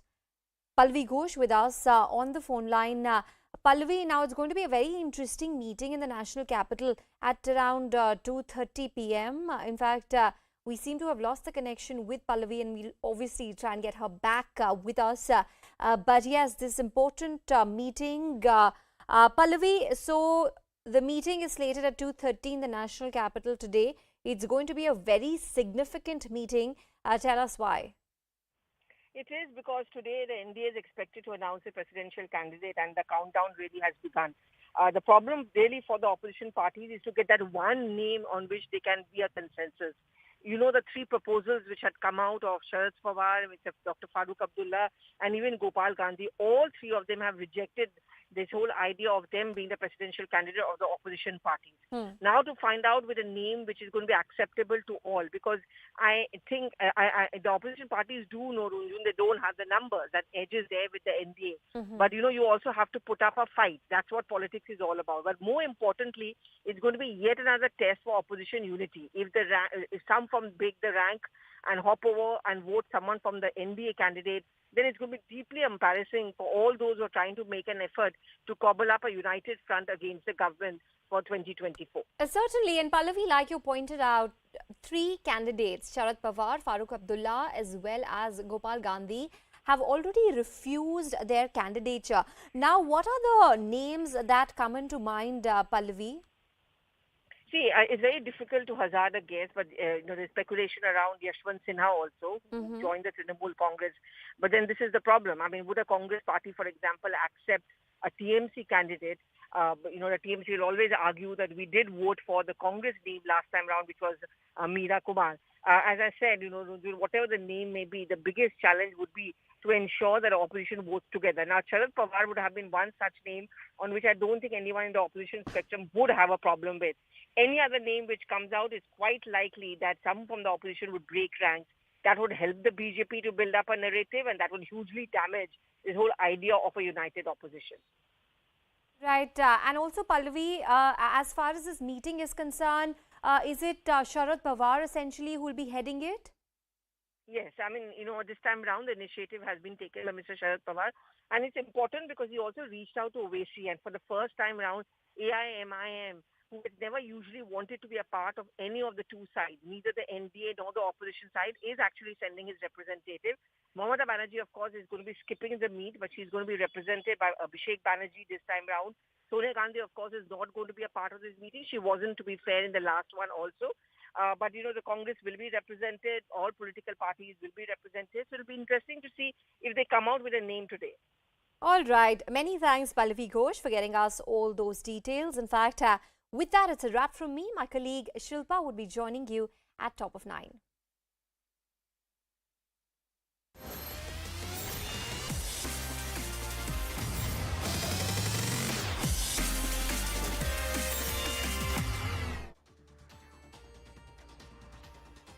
Hello and welcome. I'm Shilpa Ratnam. A very happy International Yoga Day to all of you. Take a deep breath while we have some breaking political news for you. The MBA government is in serious trouble after the MLC and Rajya Sabha elections defeat. 11 Shiv Sena MLAs led by Eknath Shinde are believed to be lodged in a Surat hotel. After cross-voting in election today, Uddhav Thackeray called an MLA meeting at 12 noon. All eyes on Eknath Shinde since the last few days. He has not been happy with the party high command. BJP got 20 extra votes yesterday in the MLC elections, and they are 11 short to topple the MBA government. And now Eknath Shinde is with 11 MLAs. My colleague Vinaya Deshpande, the Mumbai bureau chief, joins us with the latest details on this.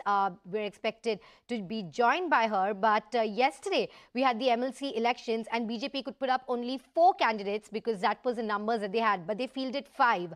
So what happened was there was essentially cross-voting, and now this cross-voting is what will be looked into, and as you can see, this is resort politics at play again. So the Mahavikas Aghadi government in trouble because the NCP and Shiv Sena together have got 4 seats, and then you have the BJP, which has got 5 seats. And let's remember that the ruling party here, of course, Vinaya is joining us, who will bring us those latest details. That's our Mumbai bureau chief. Vinaya, resort politics at play here. What is the kind of trouble that the MVA should be expecting now? And, you know, what are we hearing from Eknath Shinde?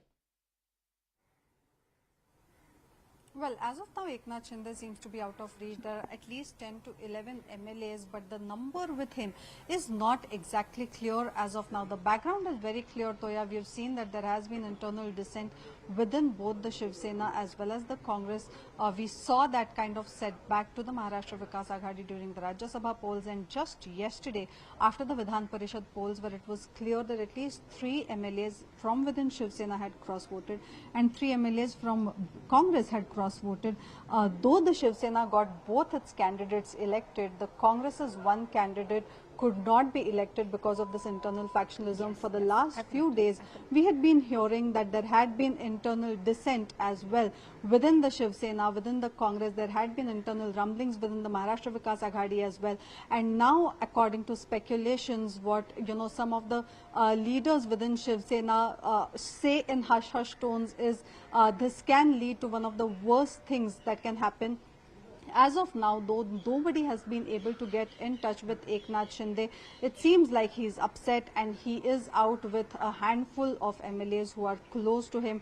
Whether this will lead to the fall of Maharashtra Vikas Aghadi, whether these MLAs will leave Shiv Sena, whether there is any other reason because of which they have walked out, is something that is only a matter of speculation as of now. But clearly, a lot of tension and stress within the ranks of the Shiv Sena as of now, even as there's no clarity as to why Eknath Shinde has left for Surat, where he is docked in one of the resorts, along with at least 10 to 11 of the MLAs who are close to him. Leaders within the Shiv Sena fear that this may lead to worst. Well, Vinay, what is the kind of outreach that Uddhav Thackeray is doing at this point? Because they are 11 short to topple the MVA, the BJP. So, really worrying times for Uddhav Thackeray, and very precarious times as well. Looks like some very wafer-thin ice there. What are the measures being taken by the MVA to strengthen their numbers? Because currently, as we're seeing, there are 11 MLAs with Eknath Shinde. Well, as of now, there is nothing much that can be done about the MLAs that are with Eknath Shinde. But clearly, these are the testing times for the Maharashtra Vikas Aghadi, because one after the other, there have been 2 major setbacks for the Maharashtra Vikas Aghadi. Firstly, the Shiv Sena had to take a blow. Then we saw the Congress had to take a blow. There was a continuous discord between the 3 allies. There has also been internal dissent within the Shiv Sena, along with the other 2 parties, about the way things were going on within the Maharashtra Vikas Aghadi. There were murmurs on whether this kind of discontent and dissent will lead to anything further or further cracks within the Maharashtra Vikas Aghadi. Eknath Shinde, who's somebody who's known to be extremely close to Uddhav Thackeray, who has been the yes man of the Thackeray's, who has been around for years now, and who's known to be the kind of person who has gotten work done for the Thackeray's for years, had been someone who had been unhappy with the kind of role that he had been given. Because remember, even when the Maharashtra Vikas Aghadi was formed, his was one of the most prominent names which were in the running for the possibility of becoming the chief ministers. Because remember, the Thackeray's never came into power, never directly held power. They were always the ones who believed in remote controls, and that is why we had seen that Eknath Shinde was in the running for somebody who was even closely associated or extremely trusted, and who would have become the CM face.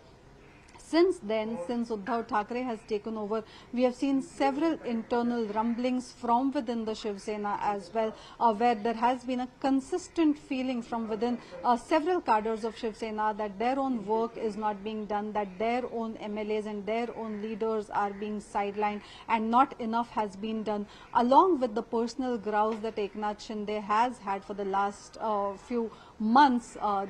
These kind of setbacks that the Maharashtra Vikas Aghadi has seen for the last few days are believed to be the reasons why Eknath Shinde seems to have left from Mumbai.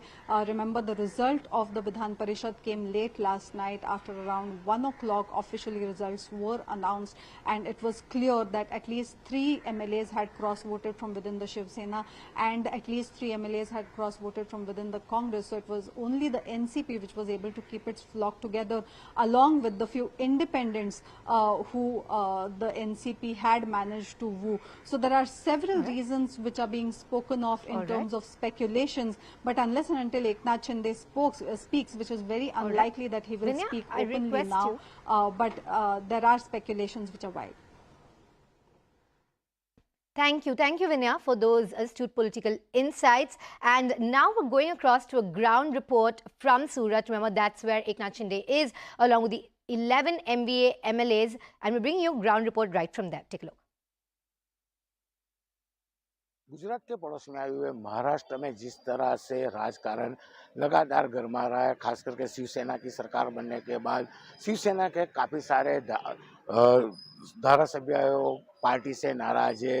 Eknath Shinde की आगेवानी में उसके साथ 10 और धारासभ्य जिस तरह से party से नाराज है, उसके बाद देर रात सूरत पहुंचे और खास करके सूरत की डुमस रोड पे आई हुई मैरियन होटल में रुके हुए जिस तरह ने इनकी नाराजगी है, जिसके चलते महाराष्ट्र के राजकारण में बड़ी उथल पाथल होने के संकेत देखने को मिल रहे हैं। हालांकि एकनाथ शिंदे भाजपा के बड़े नेताओं, गुजरात के बड़े नेताओं के संपर्क में और आने वाले कभी भी समय में वो भाजपा में प्रवेश कर सकते हैं। वैसे में कह सकते हैं कि जिस तरह से पूरे धारासभ्य है वो गुजरात पहुंचे और मैरियट में रुके हुए, हालांकि उनके बंदोबस्त के लिए होटल के आसपास बड़ी मात्रा में पुलिस को भी तैनात किया गया है।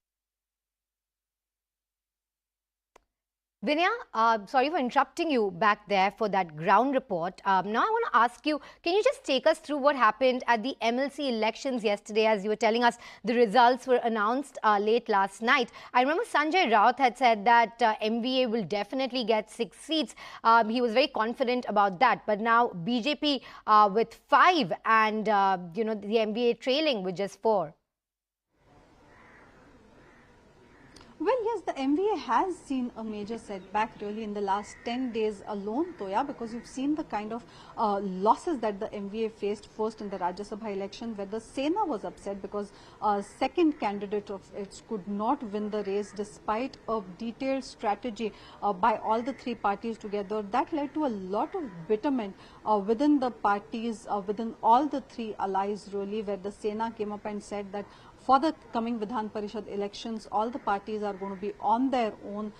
Clearly, that is something that also as a strategy did not go well. Yesterday, after it was anticipated that there will be a tussle between the Congress and the BJP ostensibly for the 10th seat, that is exactly what happened. And after the 10th round, the counting of which ended at around 12:40 late night yesterday, it was declared that Bhai Jagtap of Congress was the only Congress candidate who could win, whereas Prasad Lad won for the 10th seat, with trumpeting the Congress's candidate. Now, at least for the Vidhan Parishad, there was a clear-cut strategy that was put forth by the 3 parties of the Maharashtra Vikas Aghadi, wherein they had decided about the quota that was to be given, about the kind of votes for first preference, second preference that would be given. Despite that, the Congress could not get its candidates right. We have seen the kind of fear within the Congress as well, where it had hinted that if things did not go well for its own candidate, things may not be all that well for the Maharashtra Vikas Aghadi as well. On the background of the internal dissent brewing within at least 2 parties, including the Congress and the Shiv Sena, Eknath Shinde walking out right now is being looked as a major coup. Everybody is trying to understand, particularly the Shiv Sena is extremely wary right now, because if the worst is to come true, then it will mean the death knell for the Maharashtra Vikas Aghadi government, which has anyway been under incessant attack by the BJP for the last few months since the time it has come to power. After 2 consecutive successes by Devendra Fadnavis after Rajya Sabha and Vidhan Parishad elections, it will have to be seen if this is a third coup that he will be able to pull off successfully after Eknath Shinde along with a handful of his MLAs have now lodged themselves in Surat at a resort. So for the last 14 days, really, resort politics continues to haunt Maharashtra. Unprecedented happenings in Maharashtra politics for the last few days. Well, yes, indeed. Eknath Shinde is the Minister of Urban Development of Maharashtra. And Vinay, is it true that last night Uddhav Thackeray called for a meeting after the MLC election results at Varsha? And that's when they discovered that these were the MLAs who were absconding and they were unreachable. And are all these MLAs actually from Shiv Sena? Can you take us through that? Well, yes, till late last night, meetings were happening at Varsha, and these meetings were called after the results of the Vidhan Parishad were declared. This was a stock-taking meeting that was held at Varsha, where the CM had lodged himself. Clearly, that was the time when it was realized that a few of the MLAs were not present. Eknath Shinde, who was at the helm of all the affairs, who was himself managing, the MLAs as well, talking to the independents on one hand, was also found missing. Then it came to light in the early hours today that Eknath Shinde is not around with some of his handful MLAs. Right now, it is a moment of tension for the Shiv Sena. Many of its senior leaders have decided to stay mum, even as they are trying to get the situation under control. But clearly, things do not look well for the Maharashtra Vikas Aghadi as of now. Well, stay with us, Vinaya. We also have our senior editor, Pallavi Ghosh, joining us. Pallavi, is it the death knell for the Maha Vikas Aghadi? Because the opposition, BJP, has been constantly trying to shake the foundation, and now, now they're just 11 short of toppling the Maha Vikas Aghadi. Resort politics at play there. Was this slowly brewing, or has this come as a big shocker? No, I think this was brewing. Anyone who was watching those developments knew that it was a very fragile kind of a coalition. There were too many twists and turns. There were too many giveaways which showed that, each was unhappy with the other, whether it was strong statements sometimes coming in from the Congress party, which is the junior most partner. And, the signs, the telling signs that really, the telltale signs really were the fact that even during the Rajya Sabha elections, the BJP managed to win the seat. Even in these elections, the BJP manages to win seats. Obviously, there was a problem on flow management. Obviously, there was a problem of coordination and a cooperation among them. So it comes as no surprise that if the government falls, because many had predicted that how long will it last? In fact, some would say in private, only as long as Mr. Sharad Pawar wanted it, he can keep the coalition together. The numbers are certainly very, very close. It's going to be very easy for the BJP to form the government there should push comes to shove. So certainly worrying times, because it's a huge state, it's a politically important state, and it was also a test case for Shiv Sena's politics. It was also a test case for three political parties to come together to sink their differences. Well, Vinay, what are you learning from your political sources? Are more MLAs expected to defect and abscond? What is the kind of outreach that is being made within the Maha Vikas Aghadi to keep their numbers and perhaps bring back these MLAs? Eknath Shinde, such an important name there, held a good portfolio as well. Any reason for the kind of internal rumblings and dissent that we're seeing? Well, we have seen internal rumblings and dissents from within the Maharashtra Vikas Aghadi for all the time that it has been in power, really. Eknath Shinde, who was given a major portfolio, continued to feel sidelined for the kind of responsibilities that he had handled, and he felt that he wasn't being given enough at a time when he was one of the prime names for the Chief Minister's position when the Maharashtra Vikas Aghadi government formation talks were going on, to a time when he was given the portfolio of Nagar Vikas Mantri, that is the Urban Development Minister. Things clearly weren't going all that well for Eknath Shinde, who was continuously being looked at as the weak link as well. Not that the Shiv Sena leadership was not aware of it. There were internal talks within the party as well to make sure that Eknath Shinde was, reined in and was kept in control. But clearly, after two consecutive defeats for the Maharashtra Vikas Aghadi, there seems to be a larger plan plan in play as of now, with questions being raised on whether BJP will be able to pull a third coup, or whether Devendra Fadnavis will be able to get a third big success for himself after the success in Rajya Sabha and Vidhan Parishad, where it has been clear that there has been cross voting, which will also mean, if for the government itself, this will be any further bad news if Eknath Shinde decides to walk away, because even now with 10 to 11 MLAs, the picture with respect to how the majority will be attained is not yet clear. Also, the session is nowhere coming up right now. So with the kind of legislative means that will be used, that also is a bit uncertain right now. But as we have seen in the politics of Maharashtra, unprecedented turns, twists and turns have happened in the last few years, something that Maharashtra had never witnessed in all these years. So whether this is the beginning of another such twist or turn is something that remains to be seen. All right, I request Pallavi and Vinaya to stay with us. We're joined by our political editor, Maria Shakil. Maria, a big win for BJP there, and the Mahavikas Aghadi really in trouble. It looks like 11 Shiv Sena MLAs are absconding. They are with Eknath Shinde. What are you hearing from your sources? Yes, so that's right. Mr. Eknath Shinde is in Surat with some MLAs. The exact number is expected to be somewhere around 10 to 12 is what sources are saying. This is a matter of concern for the Mahavikas Aghadi. As far as the BJP is concerned, we have seen what happened in the recent Rajya Sabha elections and also the MLC polls. The BJP has managed to send this message repeatedly that this government is unstable, that as far as Mahavikas Aghadi is concerned, there are internal differences, that the Shiv Sena, the Congress and the NCP, the three constituents who form the Mahavikas Aghadi, they do not have the house in order, that there are several questions as far as the internal differences are concerned that have been raised repeatedly through their actions and the differences playing out in the public domain.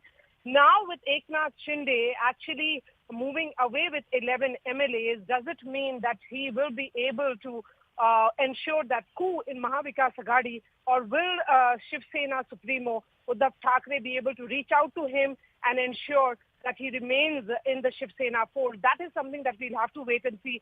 But what exactly has been his equation with the BJP, what has been worked out internally with the BJP is something that we'll be waiting and hearing from our sources in some time. But for the moment, trouble certainly for Uddhav Thackeray-led Mahavikas Aghadi in Maharashtra. Well, yes, absolutely, Maria. I request you to stay with us. We're also joined by Amihit Trivedi, my colleague from Mumbai. But I'm going back to Pallavi Ghosh. Pallavi, really a lesson there for the Congress because of the kind of sustained opposition the BJP has provided in Maharashtra. You know, they've been able to maybe even sound the death knell for the Mahavikas Aghadi. Really take us through the kind of sustained efforts they've been making through the, the last few years. At one point, it looked like the Mahavikas Aghadi was in a good place, was rather strong, and now in such a precarious and fragile position. Well, frankly speaking, Shilpa, being a part of the Maharashtra Vikas Aghadi was a catch-22 situation for the Congress party, who wouldn't want to be a part of the government. But, they also had to gulp their pride from, at one point of time, having their own government on their own, and stalwarts of the Congress party like a Vilas Rao Deshmukh or an Ashok Chavan being the Chief Minister of Maharashtra, to being reduced to a junior-most partner of Maharashtra Vikas Aghadi. There were those signs which were also coming in from within the Congress party. Remember when Nana Patole was actually handpicked, he often would talk tough. He would talk about the fact how the Congress needs to assert itself, and the many delegations he carried to Delhi to meet Sonia Gandhi or Rahul Gandhi, he asserted the point that, we are just being sidelined. We are not being given important portfolios. Decisions are often taken without even getting us into the loop. We are not even consulted. What's the point of being a part of all this? And the BJP was watching by. I mean, the BJP would always want to take advantage of a situation, and you can't blame them as a political party if they want want to step into a state where they actually had that swearing in. If you remember, when Devendra Fadnavis early dawn had gone in and sworn in as a chief minister. So, BJP was looking for that opportunity. And any of us, any of the political observers, Shilpa, who are watching Maharashtra Vikas Aghadi, the genesis of it, knew that this was a very fragile kind of a government formation. It was a very fragile coalition. I mean, who would have thought actually that Shiv Sena and the Congress party at one point of time would come together? If there was one party or one man who many felt was keeping this thread together, it was believed to be Mr. Sharad Pawar, which is why in private circles, you would often hear people saying that this government will last as long as the NCP wants it to last. For the Shiv Sena, they have been speaking very, very strongly against the BJP, also trying to rush on into a same vote bank, the Hindutva agenda. Sometimes there were those personal attacks on the Prime Minister, on the BJP.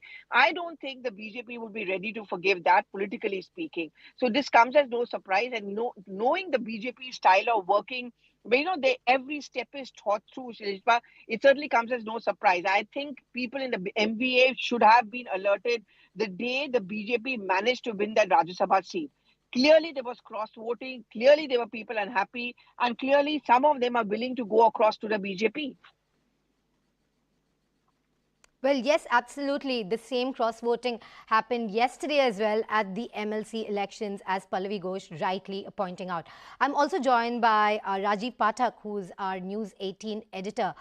Sir, as our senior editor Pallavi Ghosh was pointing out, cross-voting was an early indicator. The Mahavikas Aghadi already in a very tough place, and a huge, huge blow with Eknath Shinde now rebelling and MLAs now absconding with him, resort politics at play.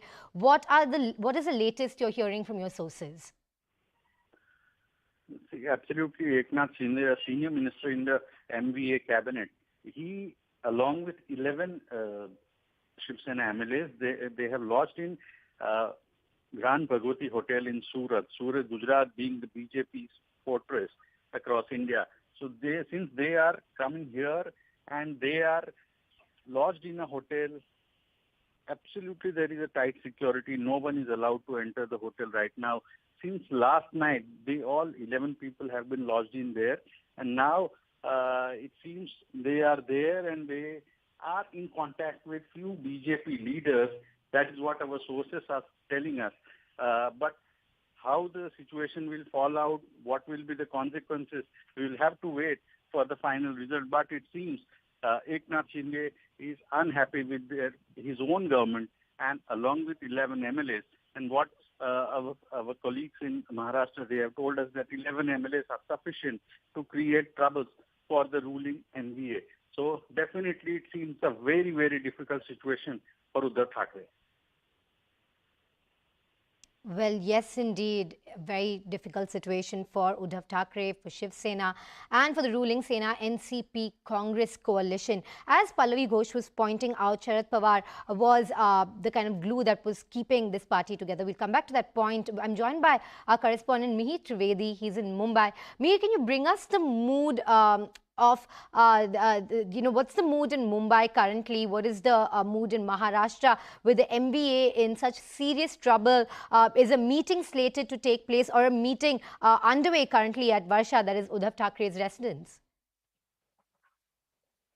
Absolutely, Shilpa. As far as the Shiv Sena is concerned, which is one of the allies of the MPA, it is clear that Shiv Sena is ensuring that they want to find out what went wrong with Eknath Shinde.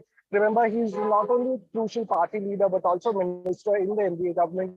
Now, it is important for Shiv Sena to get to the root of the cause of the problem, and if possible, and will Uddhav Thackeray be able to, pacify Eknath Shinde and get things to normal, which is something everybody is concerned about, especially the MVA government. Remember, it is dependent on how these things progress as far as the Shiv Sena is concerned. From what we understand at this point, there was an urgent meeting taken last night by this PM. Now today again, there will be a meeting at some point. In fact, discussions would already be on. Remember, as far as Shinde is concerned, he's got the support of 11 to 12 MLAs. And those are the people who can be crucial and, in a sense, a game changer for this government, whether it will continue or there will be some issues. Now, that is purely the mood in the MPA government as far as BJP is concerned. They have been making concerted efforts to ensure that, they destabilize the government.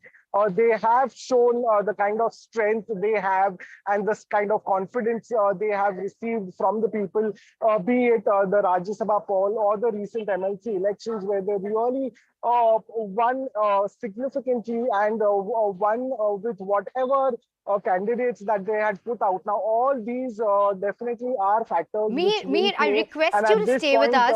Mihir, I request you to stay with us because we have some very big breaking news coming in. Pratap Sarnaik, Tanaji Sawant are also not traceable. Another 8 MLAs of Shiv Sena also in touch with BJP. This is being brought to us by Vinaya Deshpande. Vinaya, this is, blow upon blow for the MLA. Fear is more than 11 MLAs likely to be in Surat. The numbers you're telling us are 20, in fact. Well, Toya, there are fears right now that not just 11, there are more than 11 MLAs who are likely to be in touch with the BJP, is what sources tell us right now. Now, these, 4 MLAs are likely from Konkan, 2 MLAs likely from Thane. Remember, the name of the likes of Pratap Sarnaik is also coming up. Pratap Sarnaik, whose name was under the scanner of the Enforcement Directorate till just a while ago, where he used to be called incessantly for investigation with respect to the complaints that Kirit Somaya had made against him. Eknath Shinde is in Surat at present. Some of the other leaders of the Shiv Sena, some prominent MLAs, are also feared to be in touch with the BJP, is what Shiv Sena sources say. Right now, the numbers may be more than 11, but at this time there is no exact number as to how many MLAs are exactly with Eknath Shinde, how many MLAs are there who are in Surat with him, or how many are planning to join him. We as of now know that Sena fears that at least 20 of its MLAs are not in touch, are incommunicado, apart from sitting minister Eknath Shinde. The name of Pratap Sarnaik is also coming in. Now, all these are important faces. These are the people who have run Sena in Thane, who have been, in that sense, the money banks of the Sena, who have recently been under the ED scanner and have been called for investigations one after the other. So, as of now, speculations are only turning rife that Eknath Shinde, who's not in Mumbai, who has left by a chartered plane to Surat, might have the support of more than 10 MLAs. It's likely that Sena might have nearly 20 MLAs missing from its own kitty. So clearly, fire within the Maharashtra Vikas Aghadi, things do not seem all that well. If you look at the number game, that is quite clear. The Maharashtra Vikas Aghadi, consisting of 3 big parties and smaller independents, has a comfortable majority, but only if everyone sticks together. As of now, with the Congress defeat, that doesn't look to be the situation. On the other hand, the BJP has not just its own members, but also after cross-voting and the support of the independents, it is quite clear that members from not just the Congress, but also the Sena might be willing to jump over. How this will translate into the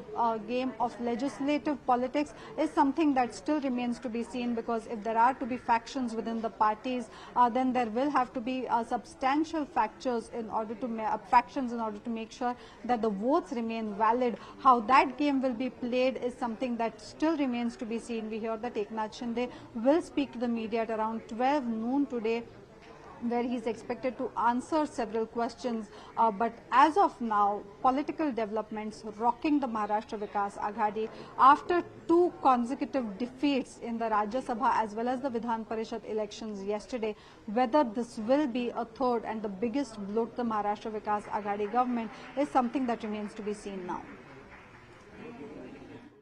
Well, yes, absolutely, Vinaya. First, the number we had was 11, and now it's mounting up very, very quickly to 20, and the Sena really scrambling there. And we have some more breaking news coming in fact. After cross-voting in the election today, Uddhav Thackeray has called an MLA meeting at noon. So a lot of developments there. Eknath Shinde also, as Vinaya was telling us, expected to address the press. Vinaya, the main question is, why is there trouble in the Sena camp? What is the kind of dissent in there that has prompted 20 MLAs to abscond? There, 20 of them not traceable. Such big names there: Pratap Sarnaik, Tanaji Sawant, and of course, Minister of Urban Development of Maharashtra, that is Eknath Shinde. Some very, very worrying times for the Mahavikas Aghadi, especially for Shiv Sena. Do we have any idea about any reason for this kind of mass dissent? Well, we have seen internal dissent within the Shiv Sena on the rise for quite a few months now, Shilpa. That's not new, especially after there was a continuous complaint from within the Shiv Sena MLAs that despite being in power, despite having their own chief minister, Sena MLAs' works themselves were not getting done. The fact that it was only the NCP which was in complete control of the de facto power, that the NCP MLAs got their funds, that the NCP MLAs constituencies got all the attention. There was internal dissent from within the Shiv Sena. The Shiv Senics felt sidelined. They felt that despite having their own chief minister, their works did not get done. They did not get their due in the power, despite having a chief minister and despite being the largest party in the coalition. So we had seen internal rumblings from within the Maharashtra Vikas Aghadi. Now the Shiv Sena brushed it aside for all this while, claiming that this was something that they could deal with. Whether this was a case only with the Shiv Sena is also something that is not true. We have seen this kind of a case with the Congress as well, where we had seen so much internal dissent within the Congress that at one point sources said that the Congress knew that there was a list of at least 10 to 11 MLAs who would have possibly broken away and gone to the BJP for whatever cost they had to pay for it. So we have known that for the last few months there has been severe internal dissent from within the Maharashtra Vikas Aghadi. Both the Congress and the Sena sources had claimed that they will tide over it, that there is something that power has in itself, and that all these MLAs will still continue to stick together after the Rajya Sabha elections as well as the Vidhan Parishad elections. That was clearly not the case. In the Rajya Sabha elections, at least there was open voting, so the open ballot had to be shown to their own party agents, but when it came to Vidhan Parishad, it was a secret ballot voting, and that is where we saw most of the cross voting happen. So cross voting, only the NCP was not affected by it, which means that there was dissatisfaction from within the Congress as well as the Shiv Sena ranks that showed into the cross voting. Through Sena there were 3 cross votings that took place. In Congress there were at least 2 cross votings that took place. So clearly independence is a different ball game altogether, and those will go wherever the power goes, and that is what we have seen Devendra Fadnavis play very, very smartly in the recent 2 elections as well. So the last 2 elections were really a litmus test for the Maharashtra Vikas Aghadi, and on both the counts the Maharashtra Vikas Aghadi had failed, showing that things were not all that well. This turn within a day after the Vidhan Parishad elections was a completely unexpected one, though some repercussions were expected about it in the coming few days. But as of now, all eyes on whether Devendra Fadnavis will be able to pull off a third coup, a third victory for himself, and whether this will mean death knell for the Maharashtra Vikas Aghadi.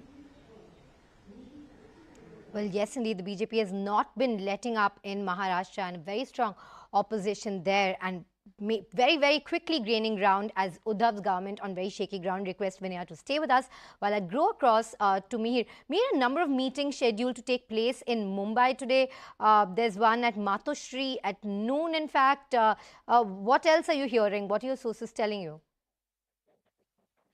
At this point, what we know is that, yes, there is a meeting by the CM Uddhav Thackeray at Matoshri. Now, this is for the Sena, considering Eknath Shinde along with, we don't know the number, but several of Shiv Sena MLAs have been incommunicado. Now, this is the reason to worry for the Sena, and Uddhav Thackeray would want to get to the bottom of it. In fact, he would want to try and handle the situation and ensure that he could, in a sense, pacify these MLAs as well as Shinde, who is one of his close aides and a minister on the MBA government. Now these are trying times for the Sena. Remember, as far as BJP is concerned, they have been constantly trying to ensure that they bring this government down, but the MBA has hung on for a long time.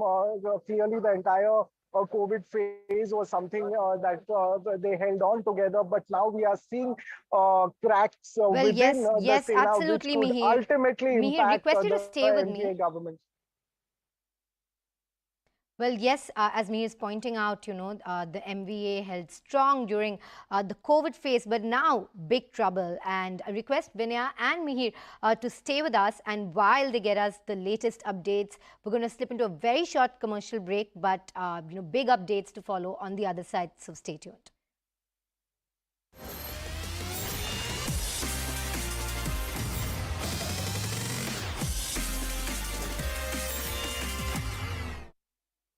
CNN News 18 is the indisputable leader, 66% higher than Times Now. CNN News 18, on your side. People died Monday, including 3 children, taking the total death toll to 71. 3 among the victims died in a landslide in the Kachar district. Barpeta is the worst hit, followed by Darang and Nagaon. The Army, paramilitary forces and national and state disaster response forces are all involved in the rescue and relief operations. The wettest place on earth, Mysuru in Meghalaya, received over 100 centimeters of rainfall in 24 hours. That's the highest in 80 years. In fact, a video from the area of a mammoth waterfall has gone viral. The rain caused the waterfall to swell so much that it flowed over a bridge, blocking cars. Pre-monsoon showers have lashed parts of Bikaner, Jaipur and Bharatpur in Rajasthan. A sinkhole appeared on the road in Mansarovar because of the rains, even damaging the sewer line there. Repair work is on. Fortunately, no one was injured in that collapse. इसी बारिश के अंदर पानी के अंदर किस तरीके से रोड बिल्कुल बीच से पूरी कट गई है और आप देखिए कि किस तरीके से पूरी मिट्टी है रोड में अगर देखेंगे तो ऊपर हल्की सी डामर नीचे ये और यहाँ पर मिट्टी बड़ा हादसा हो सकता था क्योंकि ये शहर का मेन ट्रैफिक है जो कनेक्ट करता है अजमेर रोड को टोंक रोड से Nearly a month after his murder, there is a big breakthrough in the Sidhu Moose Wala case. Delhi Police's special cell has arrested 3 people in connection with the murder, including 2 main shooters. A large cache of weapons and explosives were recovered from those arrested in Gujarat's Kutch. 8 high explosive grenades along with under barrel grenade launcher, 9 इनसे electric detonator मिले हैं, एक assault rifle मिली है with 20 rounds, 3 sophisticated star pistols मिले हैं of .30 bore, 36 round इनसे 7.62 mm star pistols के मिले हैं. The 2 shooters and 1 facilitator are in Delhi Police's custody for the next 2 weeks. 4 other shooters are still on the run. Sidhu Moose Wala was shot dead after he left his house in Punjab's Musa village. The shooters were acting on the directions of Lawrence Bishnoi and Canada-based gangster Goldie Brar. So what exactly is the role of each of these people who have been arrested and those who are still on the run? This breakthrough, the main shooters, at least 2 of them have been arrested. The main one is someone called 26-year-old Priyavrat. He's from Haryana. He's been termed as the executioner. He's the one who led the team of shooters. He was in direct touch with Goldie Brar. Remember, Goldie Brar is in Canada. He's part of the Bishnoi gang. He has claimed responsibility. 24-year-old Kashish was one of the other persons who was arrested. He was one of the main shooters. He was also in touch with Goldie Brar. And then the third person who has been arrested is 29-year-old Keshav. He's supposed to be the facilitator of this hit. He received the shooters in an alto post the murder. Now, that's not just all. There are another 4 shooters who are on the run. Manpreet Manu, who fired directly at Moosewala, Ankit Sirsa and Deepak, who are both in the Bolero that was on the other side, along with Priyavrat and Kashish. Then there is Jagrup Rupa, who drove the Corolla. Remember, the Corolla came bang opposite to Sidhu Moosewala's Jeep, and he was accompanied by Manu in that Corolla. Talking about the Sidhu Moose Wala murder, filmmaker Karan Johar was on the hit list of gangster Lawrence Bishnoi. This was revealed by one of Bishnoi's gang members, Mahakal, who was arrested recently. Mahakal told investigators that their gang had allegedly planned to extort 5 crore rupees from Karan Johar by threatening him. The Bishnoi gang is also believed to have sent a threat letter to Salman Khan.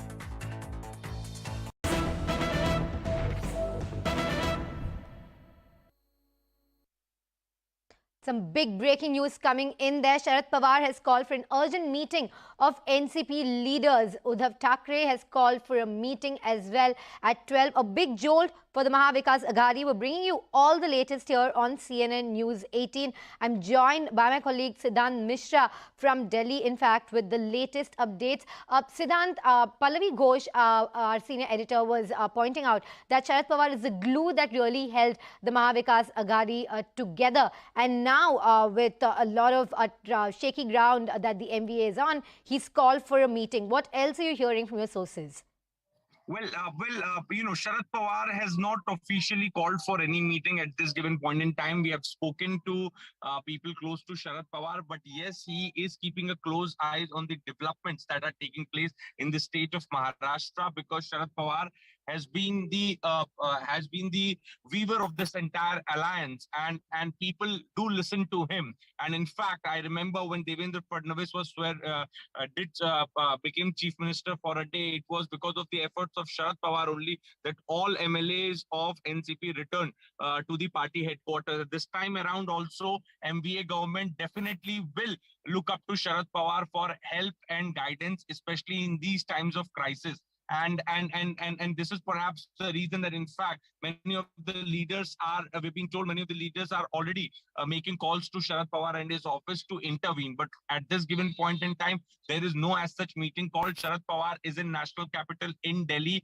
He is in Delhi regarding the meeting which is expected to take place for the president's election. Today at around 4:30, there is one meeting that is expected to take place where all opposition parties will participate. So Sharad Pawar is in Delhi for that. There is no urgent meeting called, but yes, he is getting calls from MVA leadership. He is getting calls from MVA leadership, and they want him to intervene and do this damage control. So basically, Mr. Pawar is someone who still can save the government. And this is the reason that, in fact, Thackeray's and others will ask for his intervention at this given point in time, because Eknath Shinde has been someone who has always been looked as suspicious by the MVA government. And in fact, in last few years also, there were a lot of speculations time and again that he may leave the alliance. And if he may walk out, then there will be more than 20 MLAs walking out from the government with him. And that will result in the collapse of the government. And that is exactly what is appearing right now.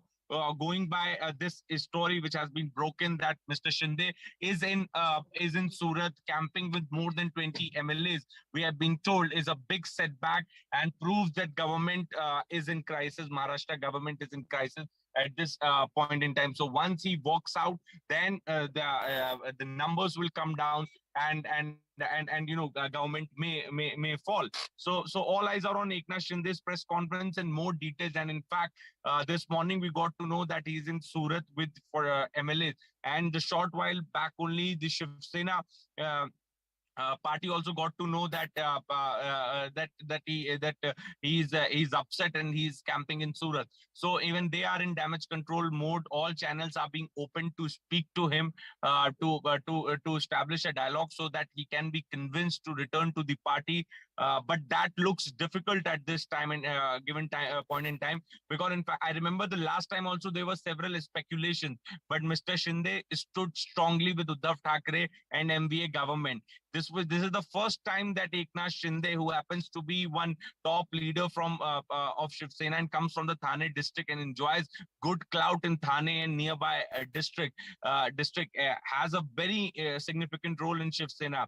And this is the reason that if today he has gone to Surat and is camping there with MLAs, it means that things are not good. Things are not good for the MVA government. So at this point in time, if someone who can save the government is someone Siddhant, who I can request you to ask the stay with MLA us. You're bringing us written very that is important Sharad Pawar. insights. But I request you to stay with us because we have a breaking news coming in.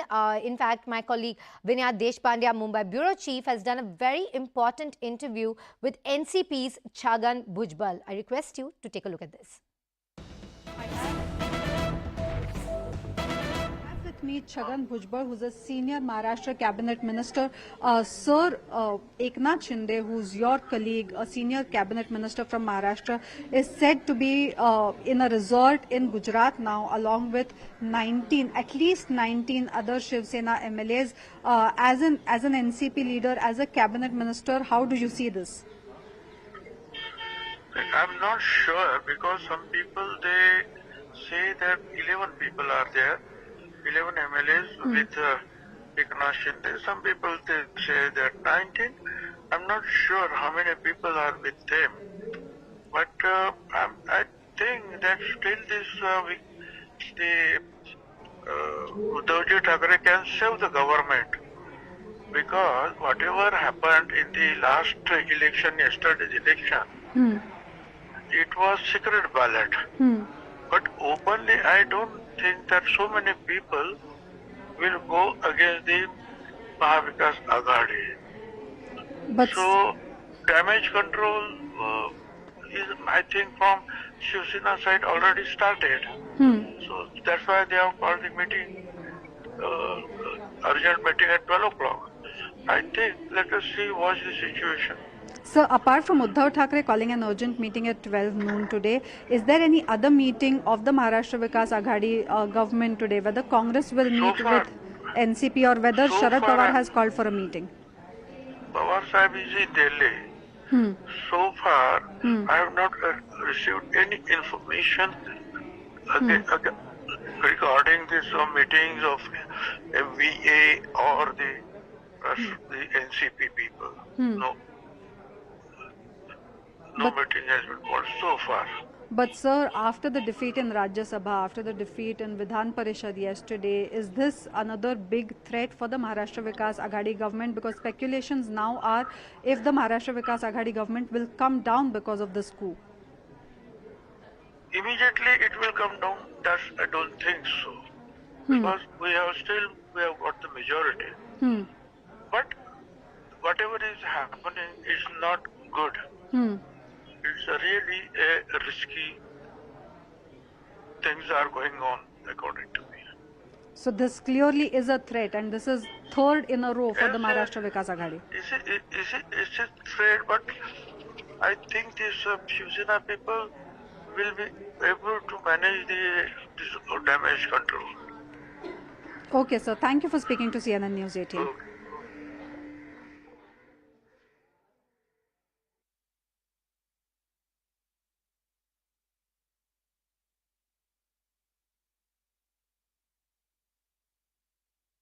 Gujarat के पड़ोस में आए हुए महाराष्ट्र में जिस तरह से राजकारण लगातार गर्मा रहा है, खास करके शिवसेना की सरकार बनने के बाद शिवसेना के काफ़ी सारे धारासभ्य पार्टी से नाराज है।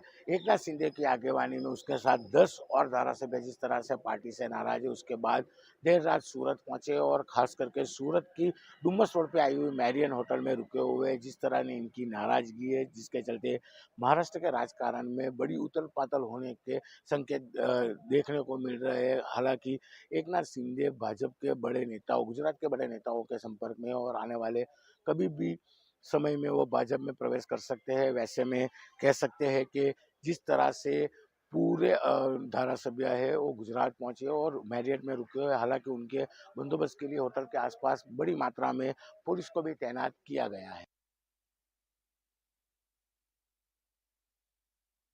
Well, that's a ground report that we're getting to you from Surat. In fact, that was a ground report from Surat, which is where all those MLAs are currently in a 5-star hotel is what we're hearing. About 11 MBA MLAs, definitely they all seem like they are from the Shiv Sena, and in fact those numbers seem to be mounting.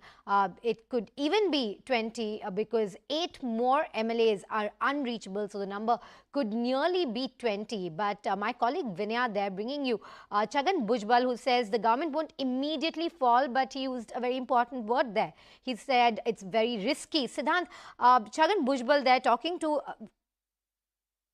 all right, we are going to Siddhant Mishra, in fact, who has some breaking news coming in. Siddhant, what's the latest that you're bringing to us? Well, look, Sharad Pawar was in Delhi, was in national capital for president's election. And this is perhaps the reason that, in fact, this morning there is one scheduled meeting of some of the leaders from the opposition party. In fact, late night also there was one meeting where the opposition party leaders come to Sharad Pawar's Delhi residence, 6th Janpath. And right now I can see D. Raja entering Sharad Pawar's residence. So this one is regarding the opposition, regarding the president's election. And this is why all these leaders are coming to Sharad Pawar's residence. Right now we are not getting confirmation whether any meeting has been called by Sharad Pawar as far as this fresh crisis is concerned. But we can confirm this to our viewers that he has busy schedule in Delhi today, because at around 2:30 there is opposition party meeting for president's election, the second meeting of the opposition party of opposition parties. So we can expect Sharad Pawar to attend that, or even he may skip it also if Eknath Shinde announces his walking out from the government. Now, Eknath Shinde is a prominent face of Mahavikas Aghadi, old-time Thackeray family loyalist, a tall leader from Thane, and someone who has good hold in government and party. Now, if he decides to walk out, it means that trouble has started for the MBA government, because in fact in past few years there were several speculations that Eknath Shinde will walk out of the government, but Mr. Shinde has never given any statement against the government, has never dropped any hints. This time around it is perhaps for the first time that he is camping in a hotel in Surat. We have been told that more than 50 MLAs are with him, and he is going to do a press conference. He has invited media there, and he'll speak to media at a hotel in Surat. And this is the reason that the time Matoshi received this information, the time MBA senior leadership got this information, they have come in a damage control mode. And obviously, if it comes to politics of Maharashtra, then Sharad Pawar is the name, the tallest leader of Maharashtra politics, and the leaders, in fact, from Shiv Sena and Congress, and in fact NCP will look up to Sharad Pawar to solve this crisis situation.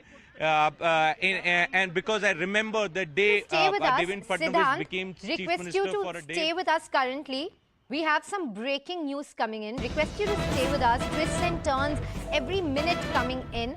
And currently, what we're learning is that the BJP Gujarat President C.R. Patil is camping in Surat. I'm joined by my colleague Hitesh Patel from Surat. In fact, he's at the hotel where all those MLAs are, those MLAs who've defected essentially from the party. They're unreachable. Hitesh, can you please tell me, there are some reports that Eknath Shinde met C.R. Patil last night.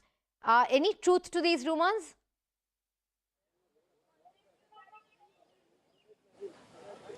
देखिए बिल्कुल गुजरात के प्रदेश अध्यक्ष ने ये पूरा operation पार किया है, ऐसा सूत्रों से जानने को मिल रहा है। हालांकि हम पहुंचे हैं वही मैरियट होटल में जहां महाराष्ट्र के शिवसेना के एकनाथ शिंदे के साथ और 10 मतलब 11 MLA जो सूरत की जिस होटल में रुके हुए हैं, जिस तरह से पार्टी से नाराजगी के बाद वो लोग देर रात को सूरत पहुंचे हैं। खास करके महाराष्ट्र की राजनीति में बड़े हिलचाल होने के संदेश मिल रहे हैं। जिस तरह से सभी 11 MLA हैं जो शिवसेना के MLA थे, वो पार्टी से नाराज होकर सूरत पहुंचे। लगातार बीजेपी के बड़े आला नेताओं के संपर्क में, खास करके गुजरात के प्रदेश अध्यक्ष CR पाटिल के संपर्क में है। और कभी भी ये सभी MLA बीजेपी यानी भाजपा में जुड़े ऐसे ऐलान देखने को मिल रहे हैं। जिस तरह से लोग होटल में पहुंचे, किसी को ना मिले, उसके चलते होटल से 100 मीटर दूर पुलिस के द्वारा बैरिकेडिंग किया गया है। किसी को अंदर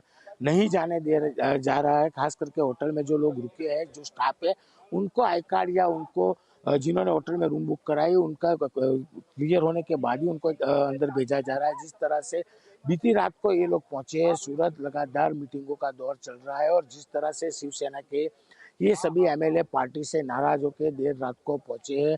गुजरात के आला नेता, खास करके प्रदेश अध्यक्ष CR पाटिल के संपर्क में होने की बात जताई जा रही है। और CR पाटिल ने ही ये पूरा ऑपरेशन किया है। और खास करके आने वाले कुछ ही घंटों में ये लोग मीडिया को बुला के सत्तावार बीजेपी में ज्वाइंट होने की घोषणा भी कर सकते हैं। जिस तरह से महाराष्ट्र की राजनीति में एक के बाद एक जिस तरह से चहल पहल देखने को मिल रही है, वैसे ही 11 MLA सूरत पहुंचने के बाद लगातार महाराष्ट्र की राजनीति में उथल पाथल देखने को मिल रही है।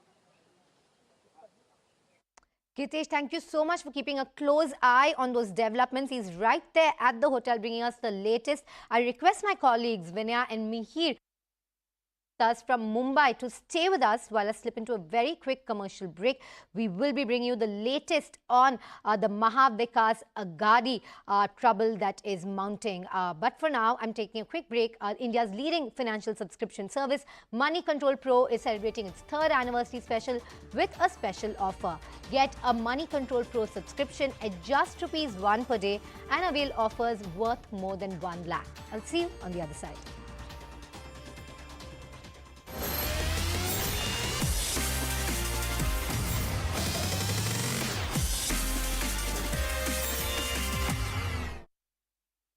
स्टार पिस्टल्स मिले हैं ऑफ .30 बोर। 36 राउंड इनसे 7.62 mm स्टार पिस्टल्स के मिले हैं।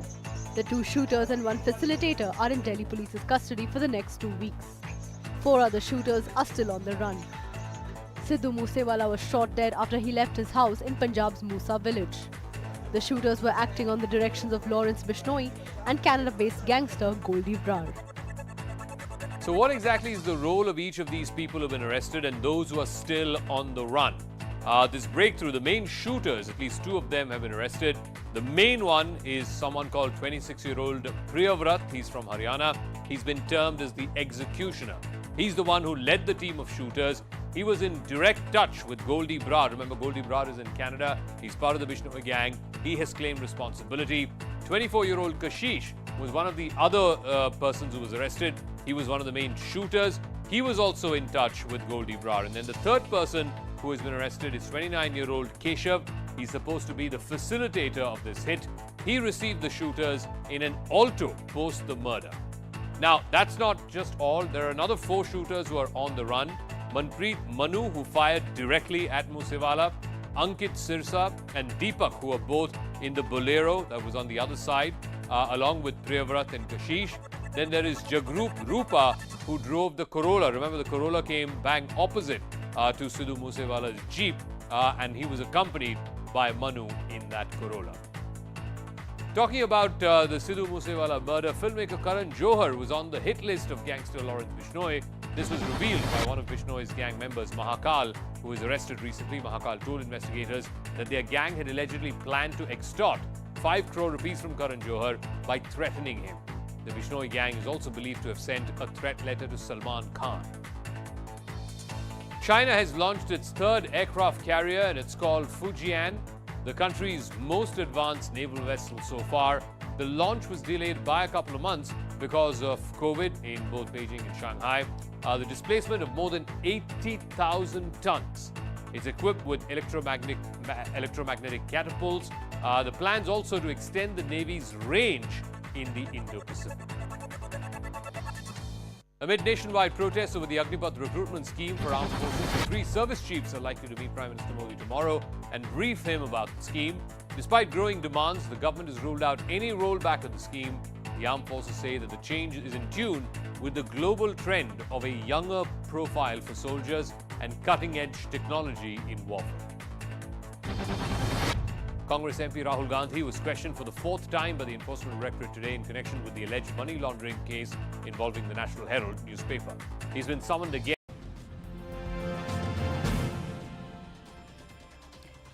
Good morning. You're watching the news here at CNN News 18. My name is Toya Singh. As we speak right now, we're tracking tense developments over in Maharashtra with the Maharashtra Vikas Aghadi. That is the coalition government that is in power in Maharashtra. It constitutes of three different parties. Remember, the Shiv Sena, you have the Congress, and you have the NCP. As we speak, though, it seems as if the MVA might be in a delicate balance with the Shiv Sena minister Eknath Shinde and 11 Sena MLAs. Currently, it's being reported that have gone incognito. They're currently camping in Surat. That number, we're seeing 11 MLAs. It's currently unconfirmed whether or not more MLAs are joining them. But Shinde is, it's being said, in continuous touch with the BJP. CNN News 18 sources suggest that another 8 Sena MLAs are also in touch with the BJP. Remember, this all comes in the backdrop of the BJP getting 20 extra votes in the MLC polls that just took place. That was after cross-voting that took place by the Sena and the Congress MLAs. Remember, in Maharashtra, the BJP is in opposition.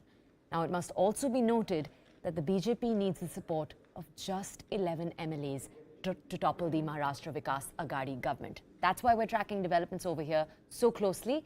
Now, Chief Minister Uddhav Thackeray, himself from the Shiv Sena, and the NCP Chief Sharad Pawar have called for an emergency meeting later today. Those are the developments so far. First, a walkthrough. My colleague brings you this report from Gujarat as we speak. Take a look. Gujarat के पड़ोस में आए हुए महाराष्ट्र में जिस तरह से राजकारण लगातार गर्मा रहा है, खास करके शिवसेना की सरकार बनने के बाद शिवसेना के काफी सारे धारासभ्य पार्टी से नाराज है। एकनाथ शिंदे की आगेवानी में उसके साथ 10 और धारासभ्य जिस तरह से पार्टी से नाराज है, उसके बाद देर रात सूरत पहुंचे और खास करके सूरत की डुमस रोड पे आई हुई मैरियन होटल में रुके हुए जिस तरह ने इनकी नाराजगी है, जिसके चलते महाराष्ट्र के राजकारण में बड़ी उथल पाथल होने के संकेत देखने को मिल रहे हैं। हालांकि एकनाथ शिंदे भाजपा के बड़े नेताओं, गुजरात के बड़े नेताओं के संपर्क में और आने वाले कभी भी समय में वो भाजपा में प्रवेश कर सकते हैं। वैसे में कह सकते हैं कि जिस तरह से पूरे धारासभ्य है वो गुजरात पहुंचे और मैरियट में रुके हुए, हालांकि उनके बंदोबस्त के लिए होटल के आसपास बड़ी मात्रा में पुलिस को भी तैनात किया गया है। The MBA government is in serious trouble after the MLC and Rajya Sabha elections defeat.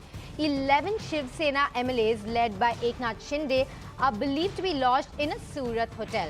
After cross-voting in election today, all eyes on Eknath Shinde since the last few days. He has not been happy with the party high command. BJP got 20 extra votes yesterday in the MLC elections and they are 11 short to topple the MVA government. And now Eknath Shinde is with 11 MLAs. At least 3 MLAs from within Shiv Sena had cross-voted and 3 MLAs from Congress had cross-voted. Though the Shiv Sena got both its candidates elected, the Congress's one candidate could not be elected because of this internal factionalism.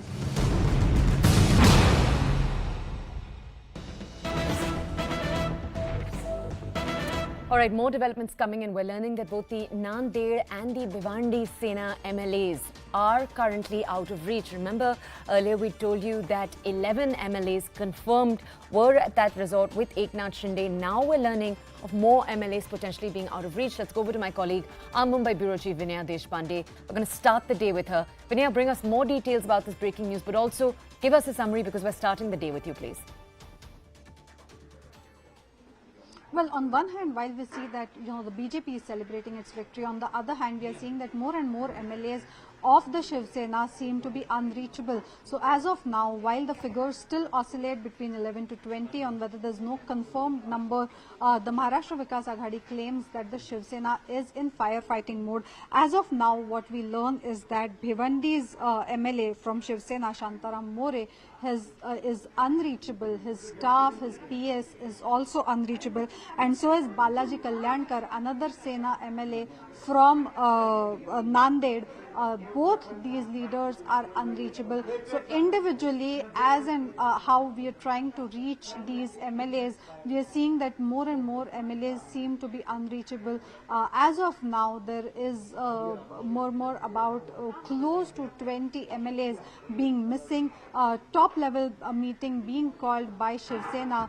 Chief Minister Uddhav Thackeray is already taking stock of the situation. At 12 noon today, he has called for a meeting. As of now, MVA says that though this clearly is a threat and this is a bad news for the Maharashtra Vikas Aghadi, this may not necessarily mean that the government will fall. On the other hand, Sharad Pawar is going to hold that opposition meeting today, which is a crucial meeting at 2:30 p.m. On that sideline as well, several senior NCP leaders, particularly Praful Patel, is already in Delhi. So as of now, we are expecting that a lot of back and forth will happen. Leaders say that it is currently in Sena's domain and Sena is in damage control mode as of now. The Maharashtra Vikas Aghadi hopes that it will be able to do some damage control into this and this will not lead to fall of the government. But clearly, after carving out two decisive victories for the BJP in the recent Rajya Sabha as well as the Vidhan Parishad elections, it is still to be seen on whether this is a third victory that Devendra Fadnavis will be able to carve for the BJP. Fadnavis, who heads the party with maximum vote share, single party vote share, 106 seats that the BJP has in the Maharashtra Vidhan Sabha. Also, the Maharashtra Vikas Aghadi, which currently stands fragmented, particularly after a lot of dissent within the Congress as well as the Shiv Sena, with the results of the recent Rajya Sabha as well as the Vidhan Parishad elections. Vinay, I just want to come to you with a quick follow-up here. Eknath Shinde, we know, sources say, was unhappy for a while. I know there were multiple reports that he wasn't happy with the lack of freedom running his department. But tell me, when it comes to these other MLAs, what were your ground reporters telling you? What was the source of discontent? Well, the discontent has been there, particularly against the NCP, because if we see the continuous feeling within the Shiv Sena was that while the NCP got to enjoy most of the power, while their MLAs got, the share on the ground, their MLAs got more of funds, their works got done. It was the Shiv Sena which was at the suffering end. So there is a consistent feeling within the Shiv Sena that despite being the largest party in the coalition, despite having the maximum numbers within the coalition, despite having a chief minister, the Sena didn't really enjoy real power that its MLAs suffered. There were several complaints to Uddhav Thackeray in the last few months. We have seen how Eknath Shinde himself had been sidelined for quite a while now. Even during the talks of the Maharashtra Vikas Aghadi government formation, remember, all eyes were on Eknath Shinde and there were speculations on whether Eknath Shinde-led faction will actually defect from the Sena in order to join the BJP. That did not happen then, but Eknath Shinde's name was in the front run as the front runner for the chief minister's position, because remember that Thackeray's always believed in remote controlling power. This was a very unprecedented move where Uddhav Thackeray himself decided to become the chief minister, but otherwise Eknath Shinde was hoping that he will reap the benefit of being a loyalist to the party for ages, being having strengthened the party not just in Thane but in several rural areas. He draws his legacy from Anand Dighe, who was also a strong man of the Shiv Sena from Thane. From there to here, where he is completely disillusioned, he is unhappy with the Shiv Sena leadership, particularly after he himself has been sidelined, and particularly after there is a sizable number of Shiv Sena MLAs who feel that they have been sidelined despite being in government. Whether this will mean that these MLAs will walk out, whether that defection numbers will lead to a substantial number wherein that defection vote will still stay and the BJP will reap benefit of it or not, is something that remains to be seen. As of now, damage control mode full on in Maharashtra by the Shiv Sena, even as the very partners carefully watch whether this government will tumble or not. Vinaya, thank you for that context. Stay with us. Now, Vinaya is talking right now obviously about Shiv Sena MLAs primarily, but the MVA is a coalition government, remember, between the Shiv Sena and the Congress and the NCP. A little while earlier, Vinaya spoke to the senior cabinet minister in the state, Chhagan Bhujbal, about what he had to say. Bhujbal belongs to the NCP. Take a look. Sir, Eknath Shinde, who's your colleague, a senior cabinet minister from Maharashtra, is said to be in a resort in Gujarat now, along with at least 19 other Shiv Sena MLAs. As an NCP leader, as a cabinet minister, how do you see this? I'm not sure because some people they say that 11 people are there, 11 MLAs with Eknath Shinde. Some people they say that 19. I'm not sure how many people are with them, but I think that still Uddhavji Thackeray can save the government because whatever happened in the last election, yesterday's election, it was secret ballot. But openly, I don't think that so many people will go against the Mahavikas Aghadi. So, damage control is, I think, from Shiv Sena side already started. So, that's why they have called the meeting, urgent meeting at 12 o'clock. I think, let us see what's the situation. So, apart from Uddhav Thackeray calling an urgent meeting at 12 noon today, is there any other meeting of the Maharashtra Vikas Aghadi government today, whether Congress will meet with NCP or whether Sharad Pawar has called for a meeting? Pawar Sahib is in Delhi. So far, I have not received any information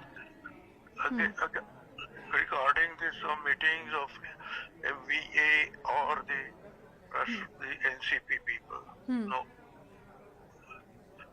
No meeting has been called so far. But whatever is happening is not good. It's really a risky things are going on, according to me.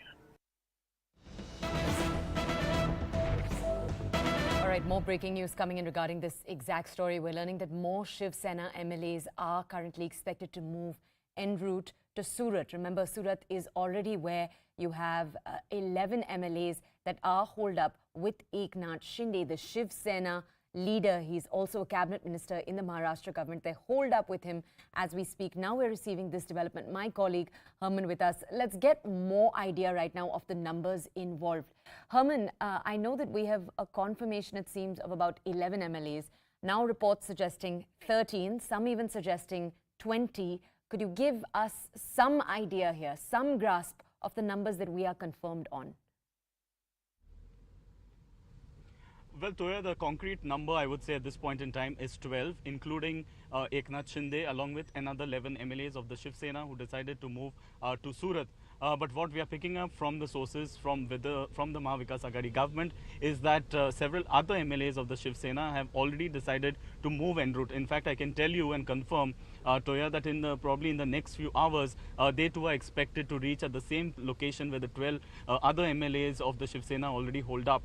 Now, yes, as far as the Shiv Sena is concerned, we do know that Uddhav Thackeray, the Chief Minister, has called for an urgent meeting. As far as the numbers game is concerned, what really happens is, and this in fact comes a day after, Toya, when you had the MLC elections that were held in Maharashtra, where in fact the BJP managed to get 5 out of the 10 seats, which was seen as a big win for the BJP, which is in the opposition, because a lot of cross-voting had taken place, whether it was from the Congress as well as from the Shiv Sena. Now, a day after that, now you have this development coming in, 12 MLAs, including Eknath Shinde, who was the urban development minister, and at one point who was also the contender for the chief minister's post, has already in Surat there. What we are told is that several other Shiv Sena MLAs are also en route, and they are expected to join Eknath Shinde. Eknath Shinde, on the other hand, is expected to speak to the media at 2 p.m. What really transpires next, whether they decide to join hands with the BJP, that is something that remains to be seen. All right, we have some breaking news. Herman, stay with us. I'm going to bring our audiences more information about this. We're learning that the senior NCP leader Praful Patel, also a Rajya Sabha member now, he's reached Sharad Pawar, the NCP chief's residence as we speak. I'm going to try to bring you more information. Let me just find out which reporter we're going to be connecting you with. Siddhant Mishra, my colleague, outside the Sharad Pawar residence right now. Siddhant, bring us more information about these developments. A, B, Siddhant, our audiences will know Sharad Pawar is known for his ability to play with numbers last minute, his ability to control a situation. What is on the NCP agenda right now? Well, there's nothing on NCP's agenda at this given point in time because these MLAs belong to Shiv Sena. Right. Now it is up to the Thackeray family to make sure that their MLAs return to the party. Now Eknath Shinde is a tall leader of Shiv Sena, and many say this, that he is second after Uddhav Thackeray in the party, going by his clout, going by his control over Thane and nearby districts. And in fact, he was given he was also given top portfolios in the government. But there were always a speculation that he may walk out of the government. But he has never given a statement against the government. He has never dropped any hints. This time around, this morning, there's a story got broken that Eknath Shinde is camping in a hotel in Surat, and along with more than 15 MLAs. This is what we have been told. And we have also been told that almost 8 to 9 MLAs are going to join the camp of Eknath Shinde. So there is a possibility, if Uddhav Thackeray and the Thackeray family doesn't intervene at this time around, then there is a possibility of party getting divided, because Eknath Shinde is so powerful in party and in Maharashtra politics also. Right now we are reporting from Sharad Pawar's residence in national capital. Mr. Pawar is holding meetings related to the president's election. Praful Patel, D. Raja, Sudhindra Kulkarni, Mallikarjun Kharge, all these leaders are inside where meeting is currently going on, because this was an unexpected event that has happened. So Mr. Pawar and NCP in fact was not prepared about regarding this, and this is a reason that already Mr. Pawar has a packed day today. There is one meeting which is going on regarding president's poll at this point in time. Then there is all opposition party meeting at around 2:30 in Parliament Annexe. So that is also going to take place. So Mr. Jairam Ramesh has just gone inside. You see there, Jairam Ramesh vehicle has gone inside. So Mr. Pawar was in Delhi. And you know, he was giving all efforts and he was doing meetings related to the president's election, because he wasn't aware about this development taking place, or this kind of crisis will come up for the MVA government. Now we've been told that once this meeting will get over, then there is another meeting at 2:30. In that period of time, Sharad Pawar can speak to the people in Maharashtra, MBA parties in Maharashtra. He is someone who is known for his abilities to do last moment management. And in fact, I remember 2.5 years back when Devendra Fadnavis became CM for a day, it was because of Sharad Pawar's efforts that all the MLAs returned to NCP's camp. But those were NCP MLAs. This time around, these are Shiv Sena MLAs. So it is Mr. Thackeray who has to intervene and speak to each one of them and ask them to return to the Shiv Sena camp. Otherwise, there is a possibility of Shiv Sena getting divided in two camps. So the crisis is huge, not just before Shiv Sena, but the government. But yes, 15-16 MLAs cannot bring down the government. This is also right. But this will be a big setback for the MV. And in fact, the way Mr. Devendra Fadnavis has been doing politics in Maharashtra, they got Rajya Sabha seats. In fact, yesterday evening only, they got one more MLC seat, because many of the MVA voters cross-voted in favor of Bharatiya Janata Party candidate Prasad Lad. So out of 10, 5 seats were won by Bharatiya Janata Party in this state. So many were in fact upset with the Mahavikas, and then again the corruption, the scandals in last few years on the allegations on the Aghadi government were maligning the image of the government. Siddhant, and in fact, many of the MLAs were also upset. Right now, you've just said, I just want a clarification from you so we can explain to our audiences. You know, you just said 15-16 MLAs can't actually bring down the MVA. At the same time, we are telling our audiences that the opposition is just a few MLAs short of actually toppling the MVA government. Could you explain that to our audiences?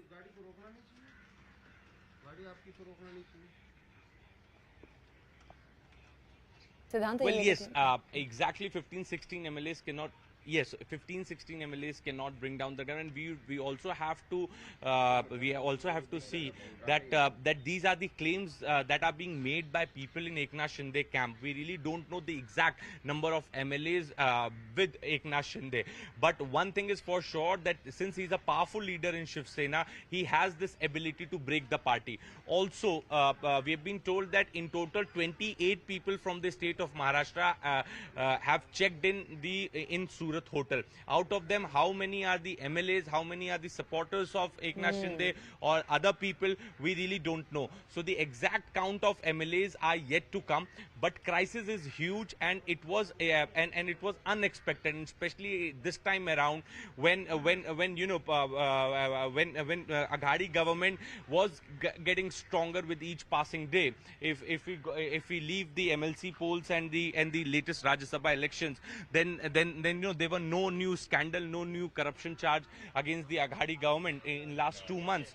But despite that, this is happening, and Eknath Shinde, old-time loyalist of Shiv Sena, who is in fact he is a follower of Anand Dige, another top leader from the Thane district. Siddhant, let me request that you stay with us. We actually have some breaking news coming in. These are visuals that are going to play out for you right now on your screen of Eknath Shinde's residence in Thane. Now remember, Shinde himself is present right now, according to sources, in a resort in Surat in Gujarat right now, but these are visuals of his residence. Let's go over to my colleague Herman. He's on the ground right now. Herman, provide us context, tell our audiences, why are we looking at these visuals when Shinde himself is in Surat? Why are these visuals important?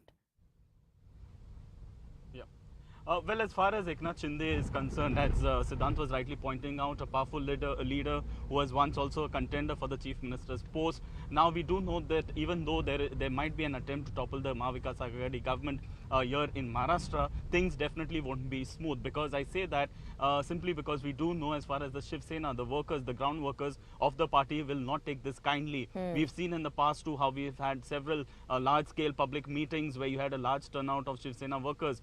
So therefore, to ensure that sort of Shiv Sena workers who decide to go against Eknath Shinde, decide to in fact protest outside his residence, or it could turn out into a law and order situation, which is why now security is being beefed up there. And considering the fact that Shiv Senics are seen as loyalists of the party, clearly things won't be as smooth as toppling probably any other government in any other state. Toya. Herman, if I could get more details from you here. So, our audiences know that on one side, as you've just said, the Shiv Sena and its followers are big on their support for the Thackeray family. At the same time, what I want to understand from you is this discontent that we're tracking. Does it have anything to do with, over the last 2 or 3 years, the push over the legacy of Hindutva, that push and pull that we've seen, with the Shiv Sena, with the MNS? Does this have anything to do with that, or does it largely have to do with discontent over portfolios? Because we also know that Shinde, I think, has, some sources have said that he wasn't all right with the amount of freedom he had running his department. So what are your sources telling you here?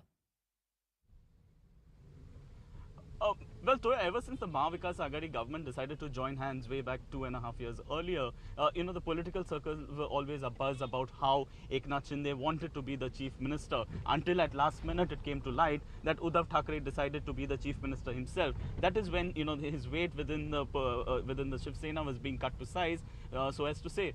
Besides that, as you're rightly pointing out, he was definitely unhappy with the way the portfolios that were allocated to him. You had Uddhav Thackeray, who was at the Herman, stay with us right now. I believe that we actually have a Shiv Sena MLA with us right now on the show, Rahul Patil. I'm going to talk to him on the phone. We'll be having the conversation in Hindi. We'll translate after. Sir, हमारे साथ अभी जुड़ने के लिए धन्यवाद. अपने दिन से समय निकालने के लिए धन्यवाद. सर, हम जानना चाहते हैं अभी ये जो डेवलपमेंट्स हम ला रहे हैं अपने ऑडियंस को कि एकनाथ शिंदे सूरत में एक रिजॉर्ट में प्रेजेंट है, उनके साथ 11 MLA प्रेजेंट है. इन पे आपकी क्या पहली प्रतिक्रिया है सर?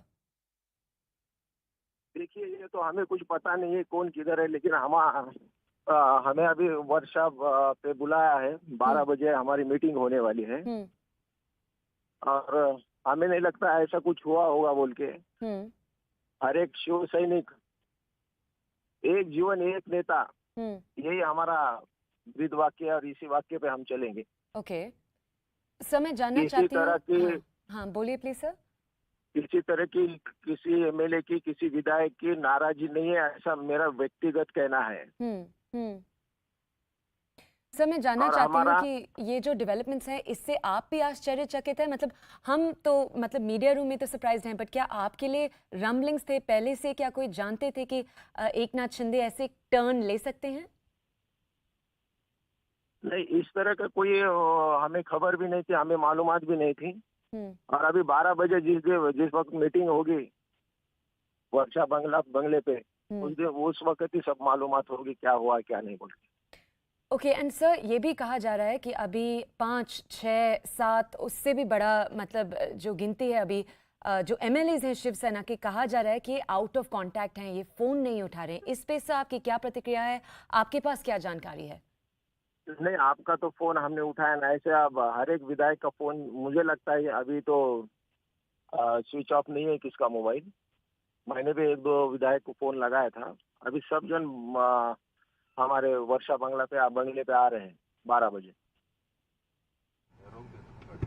लेकिन अभी 12 बजे आपकी मीटिंग है पाटिल जी, इसके पहले अभी तक तो ऐसा सामने आ रहा है कि कम से कम 20 लोग जो हैं वो कम्युनिकेशन में नहीं है।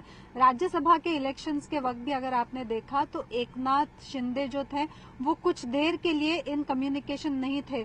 तो क्या ये इंटरनल फैक्शनलिज्म है क्या? क्योंकि कब से हम सुन रहे हैं कि एकनाथ शिंदे नाराज चल रहे हैं, तो नाराजगी की वजह क्या है?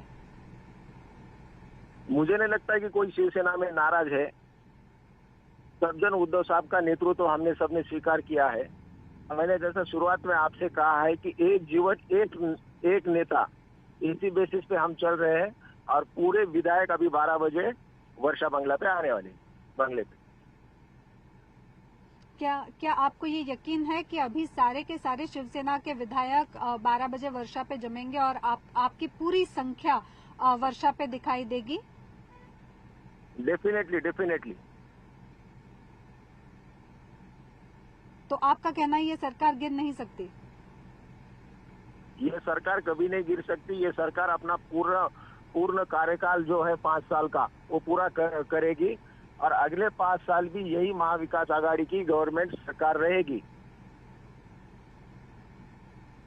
लेकिन फिर राज्यसभा में आपकी जो हार हुई या कल विधान परिषद में जो हार हुई उसको आप कैसे देखते हैं?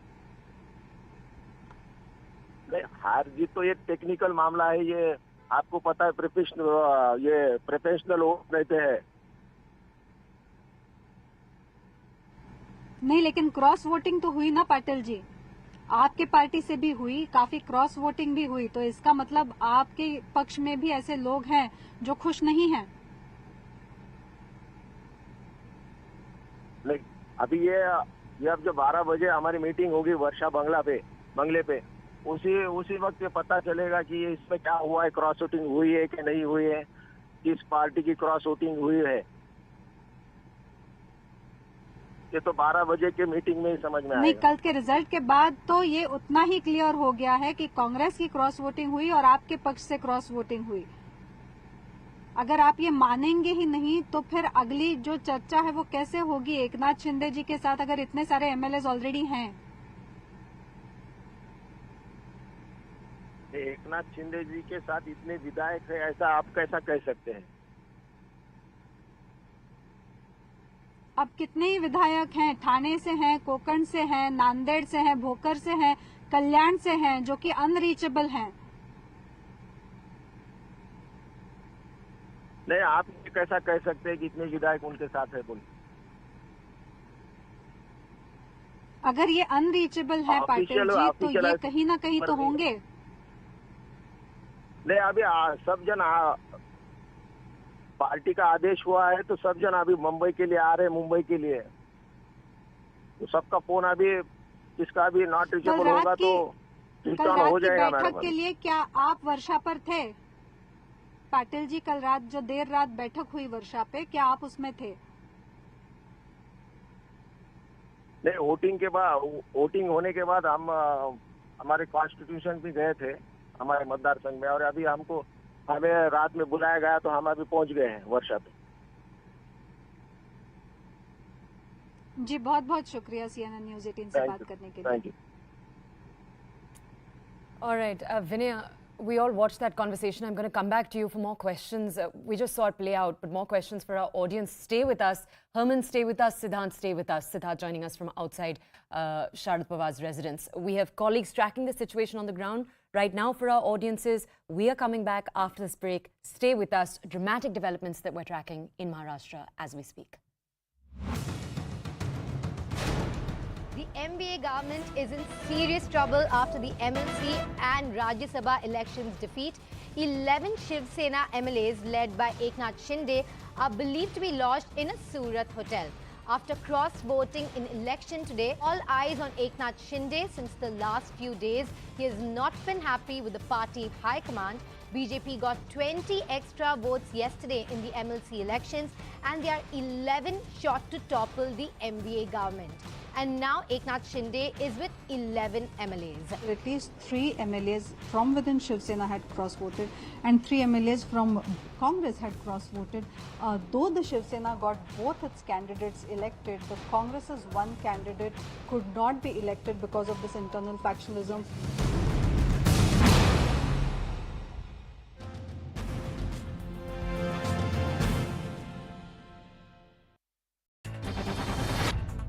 They were stranded in the cable car for more than 3 hours after it stopped midway in Parwanoo.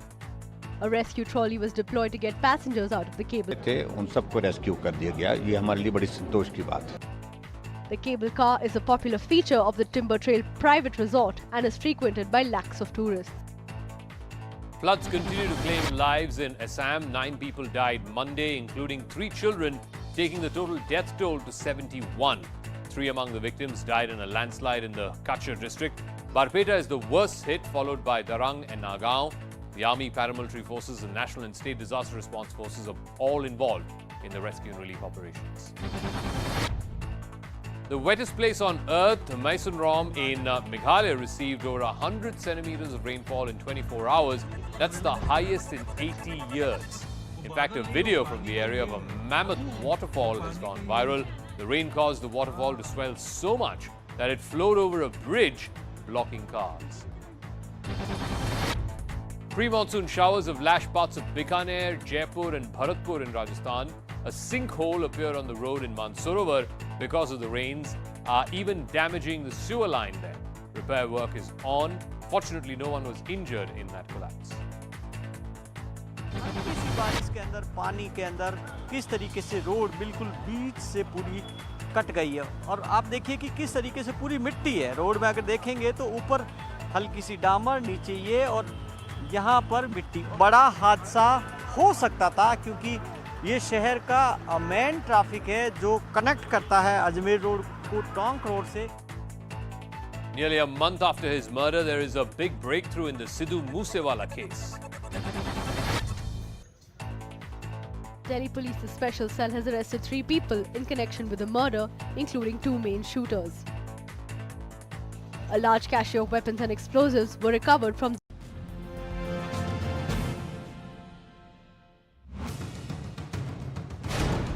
The MBA government is in serious trouble after the MLC and Rajya Sabha elections defeat.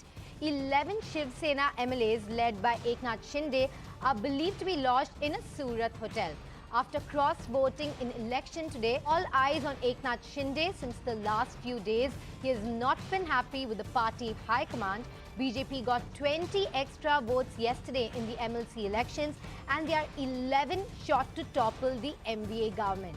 And now Eknath Shinde is with 11 MLAs. At least 3 MLAs from within Shiv Sena had cross-voted and 3 MLAs from Congress had cross-voted.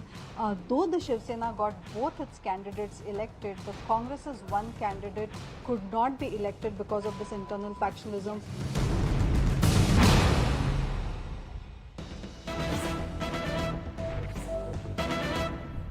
Some breaking news that we're bringing you right now with developments in Maharashtra. We're learning that the former Chief Minister of Maharashtra, Devendra Fadnavis, has left for Delhi amid developments. Remember, the Maharashtra Vikas Aghadi's government stands, as we speak, in a delicate balance.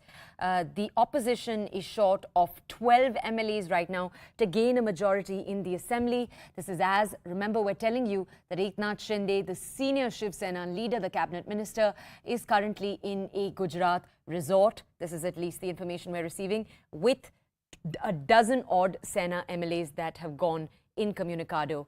Now, my colleague Herman Gomes with us on the ground to bring us more developments. Herman, one assumes Devendra Fadnavis, the former chief minister, is travelling to Delhi to meet the high command in Delhi, the BJP high command. Is that a correct assumption to make?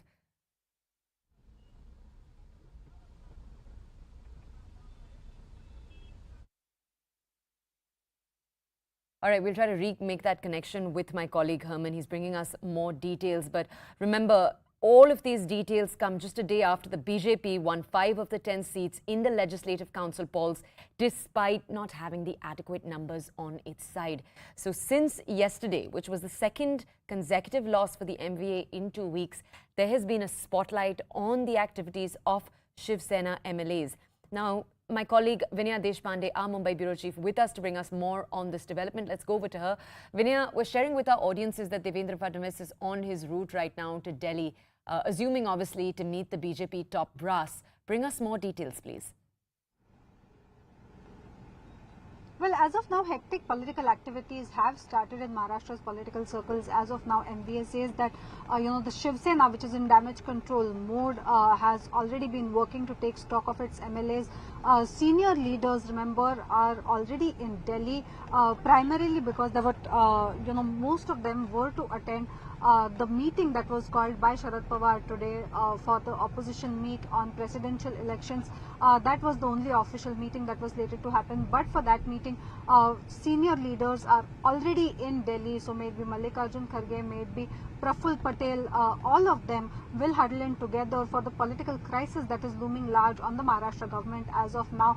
Devendra Fadnavis, who's the BJP leader and who carved the victory for the BJP both in the recent Rajya Sabha elections as well as the Vidhan Parishad elections, is also right now said to be on his way to Delhi. Remember, quite a few of the Shiv Sena MLAs led by Eknath Shinde are already in a resort in Gujarat, in Surat, and so political activities have clearly gained momentum here. Whether or not this will lead to any substantial action in the sense of the government of Maharashtra really coming down as of now is something that we will know within the next few hours. We are learning that senior party leaders from the opposition at the national will huddle at Sharad Pawar's residence for a quick discussion. Also, that Devendra Fadnavis, the leader of the BJP in Maharashtra, who has been responsible for carving out the recent victories, likely on his way to Delhi. Vinaya, stay with us. That's exactly the breaking news we're bringing to our audiences now.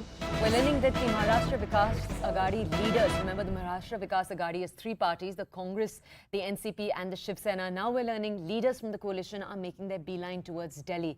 You have Ajit Pawar, the current Deputy Chief Minister. He's coming to Delhi. You have Jayant Patil. He's also expected to leave for Delhi. And then, of course, another minister, Balasaheb Thorat from the Congress. Now, my colleague Herman Gomes with us to bring us more details on these developments. Herman, it seems as if the centre of action shifting from Maharashtra to Delhi, perhaps obviously because Sharad Pawar is present there, but bring us more details. Well, yes, we do know that as far as the NCP is concerned, Sharad Pawar is already camping in Delhi. Senior leaders from the Congress as well as the NCP are also expected to be a part of the meeting that is expected to begin anytime soon. Now, besides that, Toya, we do know that there's a parallel meeting that the Shiv Sena is also called in for, because primarily you have their MLAs, including Eknath Shinde, the urban development minister, who decided to move to Surat along with another 12 MLAs. Now, what we do know is that meeting is going to take place at 12 noon. The Shiv Sena at this point is trying to put up a brave face, trying to say that their flock is together, which is very contrary to what one looks at the happenings that have been taking place since morning. And now, what really transpires at this meeting, that is something that remains to be seen. Sharad Pawar is someone who is known as far as the number games are concerned. He comes as a clear winner as far as the last time the formation of the Mahavikas Aghadi government is concerned. Will he be able to do, pull out some magic formula, something at the last minute? That is something that remains to be seen. Because even though, Toya, you have the Shiv Sena, the NCP and the Congress, which are part of the Mahavikas Aghadi government, it is the smaller parties, including the independents also, that had a key role. As far as the formation of the government is concerned, at that point in time, they had extended their support, whether it is the Samajwadi Party, for example, which has 2 of its MLAs. What really transpires, that is something going to be discussed. And more importantly, it is at 2 p.m. In Surat, which is when Eknath Shinde is expected to speak to the media.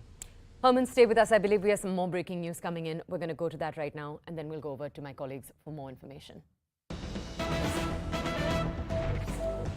All right, we've already told you that the senior Shiv Sena leader, one of the tallest leaders in the party beyond the Thakres, Eknath Shinde, present right now with a number of MLAs, about a dozen or so, in a resort in Gujarat. Now my colleague Siddhant Mishra has with us details of Shiv Sena MLAs whose phones are not currently reachable. Remember, being incognito, being in contact is one of the first signs that these Shiv Sena MLAs might be questioning their loyalties. Now, let's go over to Siddhant to understand more. Siddhant, I didn't want to read out this list. I was hoping you would be able to share these details with our audiences. I know there are about 9 or 10 names over here. If you could go ahead. Well, that's correct. These are the 9 to 10 names that we have been told by senior Sena leadership that these MLAs are untraceable. In total, we have been told 28 people from the state of Maharashtra did check in last night at a hotel in Surat. Now, we don't have the exact MLA count. Out of those 28 people checked in, how many are the MLAs? We have also been told that 8 to 9 MLAs, this fresh batch of MLAs, are expected to join Eknath Shinde camp in a short while from now. Also, the action has shifted. The action has shifted to Delhi now. The action has shifted to Delhi now. We've been told now. Vinay is confirming that Devendra Fadnavis is already in Delhi. Also, Sharad Pawar has called meeting at his place where Ajit Pawar, Jayant Patil, Sunil Tatkare, the senior leadership of the NCP, are going to be in Delhi to meet Sharad Pawar to handle this crisis situation. So the action has shifted completely from Mumbai to Delhi now because Devendra Fadnavis is here to meet the senior leadership. Also, Sharad Pawar is here in Delhi for the opposition party meet. Now, we have also been told the opposition party meet, which was all for the president's poll, which was expected to take place at 2:13 Parliament Annexe, has been preponed and is currently underway at Sharad Pawar's residence because all other opposition party leaders are there inside, from Sitaram Yechuri to Mallikarjun Kharge to Jairam Ramesh. All senior party leaders are inside. So lot more can be expected, but all eyes are on Eknath Shinde's press conference, because after then only we will be able to get a sense that how many MLAs have joined him, how many MLAs have left Uddhav Thackeray Shiv Sena. So that clarity we will get once he will do the press conference. Right now, we've been told that 28 people have checked in the hotel in Surat. Now, how many are the MLAs in that? We really don't know. But the crisis is big for the MVA government. The tallest leader of Shiv Sena, one of the top leaders of Shiv Sena, Eknath Shinde, who has a stronghold in Maharashtra politics and especially Thane and nearby district, has gone incommunicado, is camping in Surat with the... Siddhant, stay with us. Siddhant, stay with us. You're in Delhi. I want to go over now to our 2 colleagues who are in Mumbai. I want to go first to Herman Gomes. He's with us in Mumbai right now. Let's go to him for more overview on the situation. Herman, I want to understand from you. We have details that are pointing towards the fact that the Shiv Sena had a meeting at midnight also. Was this when they perhaps first realized that their MLAs were making moves toward Gujarat? Confirm that for us. And then, Herman, tell us, when it comes to the NCP, is the NCP looking at this right now as largely the Shiv Sena's problem? Are they just pressuring the Shiv Sena to get the situation into control? Or is the NCP itself looking at some behind-the-scenes machinations of its own? Well, definitely the NCP, as far as the NCP is concerned, they will definitely try to look into this matter because they're also part of the Mahavikas Aghadi government. But largely, as you're saying, it's more of a Shiv Sena's problem because he is not an ordinary leader. Mr. Eknath Shinde at one point in time was also the contender for the chief minister's post. So in that context, as we do know that the numbers might not be sufficient enough to topple the current Mahavikas Aghadi government. But then do they go in for a re-election after joining hands probably with the opposition? That is something that remains to be seen. But definitely what we are told is that all of the three parties are in touch with each other. They will definitely try to reach out and help in whatever way is possible. But most importantly, it is the Shiv Sena that is trying to get in touch with not just Eknath Shinde but the other MLAs too. As Siddhant was saying, that there were 20 moved from Maharashtra. Surat. Out of the 28, how many of them were really MLAs? Because they've been trying to reach out. The first whiff, in fact, began late last night when they realized that things were really going haywire, which is why you have now all of these emergency meetings taking place. Definitely a coordination, a communication that is on between all of the three partners of the Mahavikas Aghadi government. But because of the fact that the Chief Minister himself is from the Shiv Sena, you have that the Shiv Sena will try its level best to get its flock together. In the past too, we've seen similar sort of threats that had come in to the Mahavikas Aghadi government. But will it succeed this time in managing to hold on its flock? All of that remains to be seen, Toya.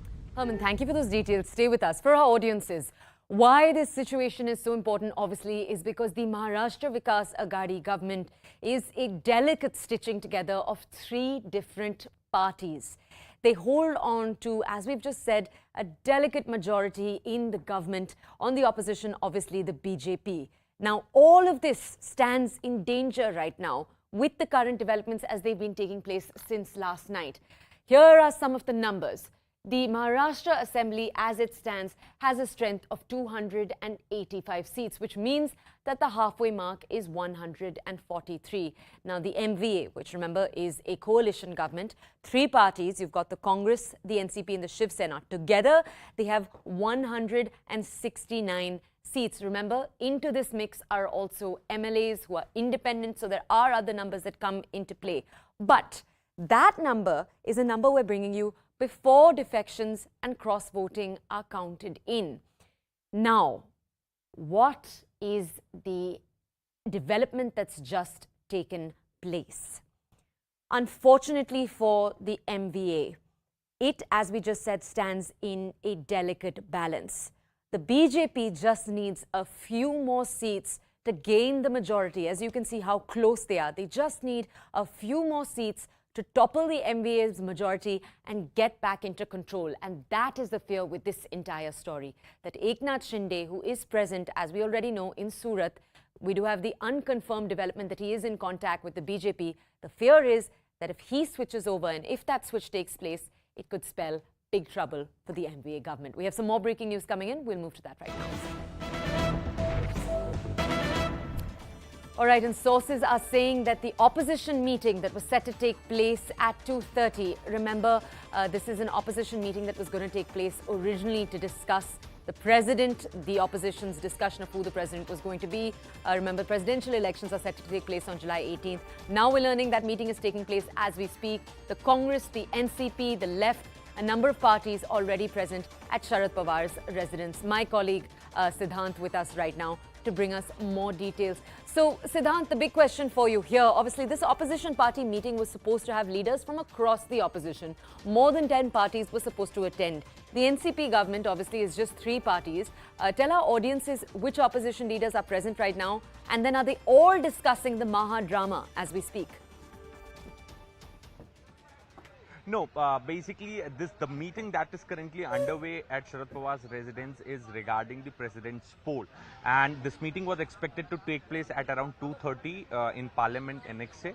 But obviously, given the threat to the MVA government this morning, maybe Mr. Pawar has called this meeting before the scheduled time, so that he can finish up this meeting and can focus only on Maharashtra, because it's very important to save the government at this given point in time. Because if more MLAs go untraceable, if in case, as many are saying, that there's a possibility that Eknath Shinde might float his own party, if that happens, then then the government is in trouble. And Sharad Pawar, being a Bhishma Pitama of Maharashtra politics, someone who has this ability to manage the government, to save the government, and he has proven that time and again. It would be interesting to see whether this time around he can save Shiv Sena MLAs.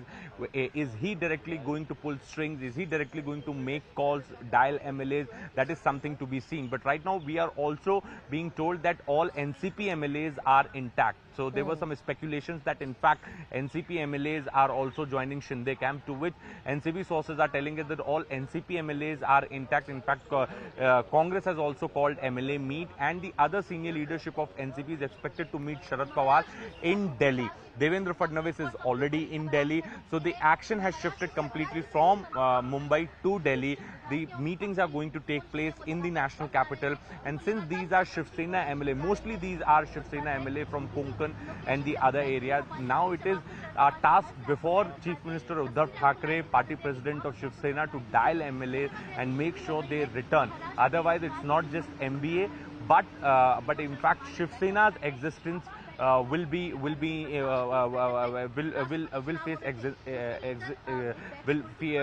the crisis, and also there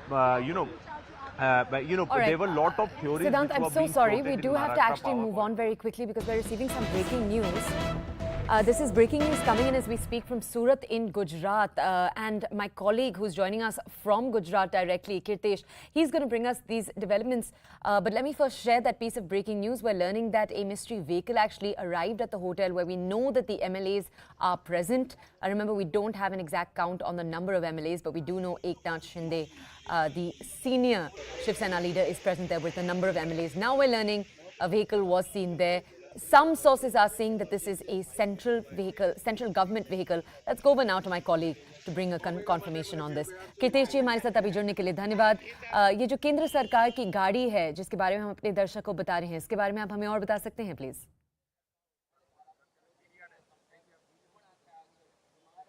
देखिए, जिस तरह से महाराष्ट्र के भीष्म पिता या चाणक्य माने जाने वाले एकनाथ शिंदे खुद की पार्टी शिव सेना से जिस तरह से नाराज हुए, अपने साथ 10 और एमएलए और कुल मिला के 30 लोगों को लेके बीती रात को सूरत पहुंचे. सूरत के डुम्बस रोड पे आए मैरियट होटल में देर रात से रुके हुए. हालांकि और 9 विधायक महाराष्ट्र से गुजरात आने के लिए निकल चुके हैं. जिस तरह से लोग की नाराजगी है, उनको मनाने के लिए केंद्र सरकार के आला अधिकारी होटल में पहुंचे. हालांकि होटल में किसी को जाने की परमिशन नहीं है. जिन लोगों ने होटल में रूम बुक करवाया है या स्टाफ है, उनको वेरिफिकेशन के बाद ही पुलिस अंदर जाने दे रही है. होटल के 100 मीटर दूर बैरिकेड मारा गया है. आप देख सकते हैं पूरी होटल को किलेबंदी में तब्दील किया गया है. जिस तरह से केंद्र सरकार की गाड़ियां आ रही है और जिस तरह से एक के बाद एक अधिकारी, पुलिस के आला अधिकारी यहाँ पहुंच रहे हैं. माना जाता है 11 विधायक यहाँ पे है और 9 विधायक और बाई रोड महाराष्ट्र से सूरत, गुजरात के सूरत आने के लिए निकल चुके हैं. थोड़ी देर में वह पहुंचने के बाद गुजरात प्रदेश अध्यक्ष के जो थोड़ी देर के बाद सूरत पहुंचेंगे, सीधे यहाँ आके इनको मिलेंगे और 2 बजे के बाद एक प्रेस कॉन्फ्रेंस करके जो नाराजगी वो सामने आएगी. और ये 20 जो विधायक है वो कभी भी भाजपा सरकार में जुड़ सके ऐसी संभावना जताई जा रही है. जिस तरह से एकनाथ शिंदे महाराष्ट्र के भीष्म पिता कहे जाते हैं, महाराष्ट्र की राजनीति के शिवसेना के चाणक्य कहे जा रहे हैं, जिनकी काफी लंबे समय से अपनी पार्टी से नाराजगी थी और नाराजगी के चलते बीती रात को 11 विधायक खुद एकनाथ शिंदे और 10 कुल मिला के 11 विधायकों के साथ सूरत के इस होटल में आके रुके हुए हैं. फिर एक बार दृश्य दिखाना चाहूंगा. आप देख सकते हैं कि पुलिस ने पूरा बैरिकेडिंग कर दिया है, किसी को अंदर जाने दिया नहीं जा रहा है.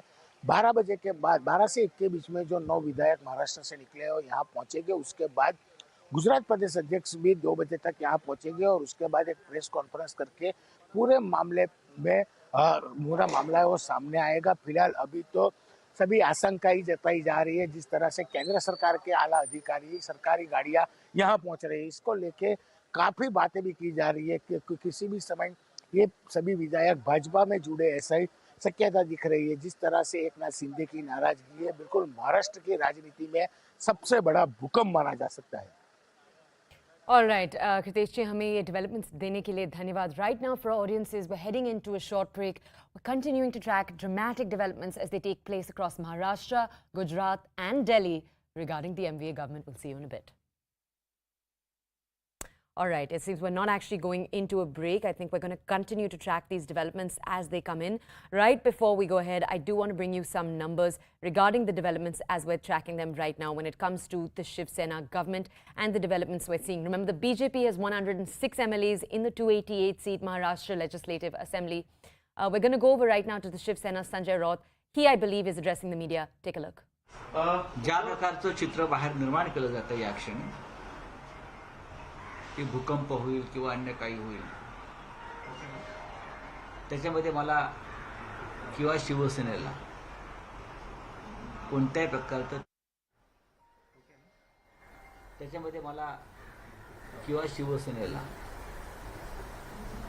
प्रकारचं तथ्य वाटत नाही.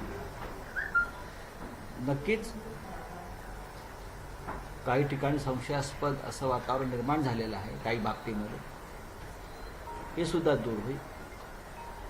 आता आम्ही सगळे वर्षावर जातोय. मुख्यमंत्र्यांबरोबर बैठक आहे.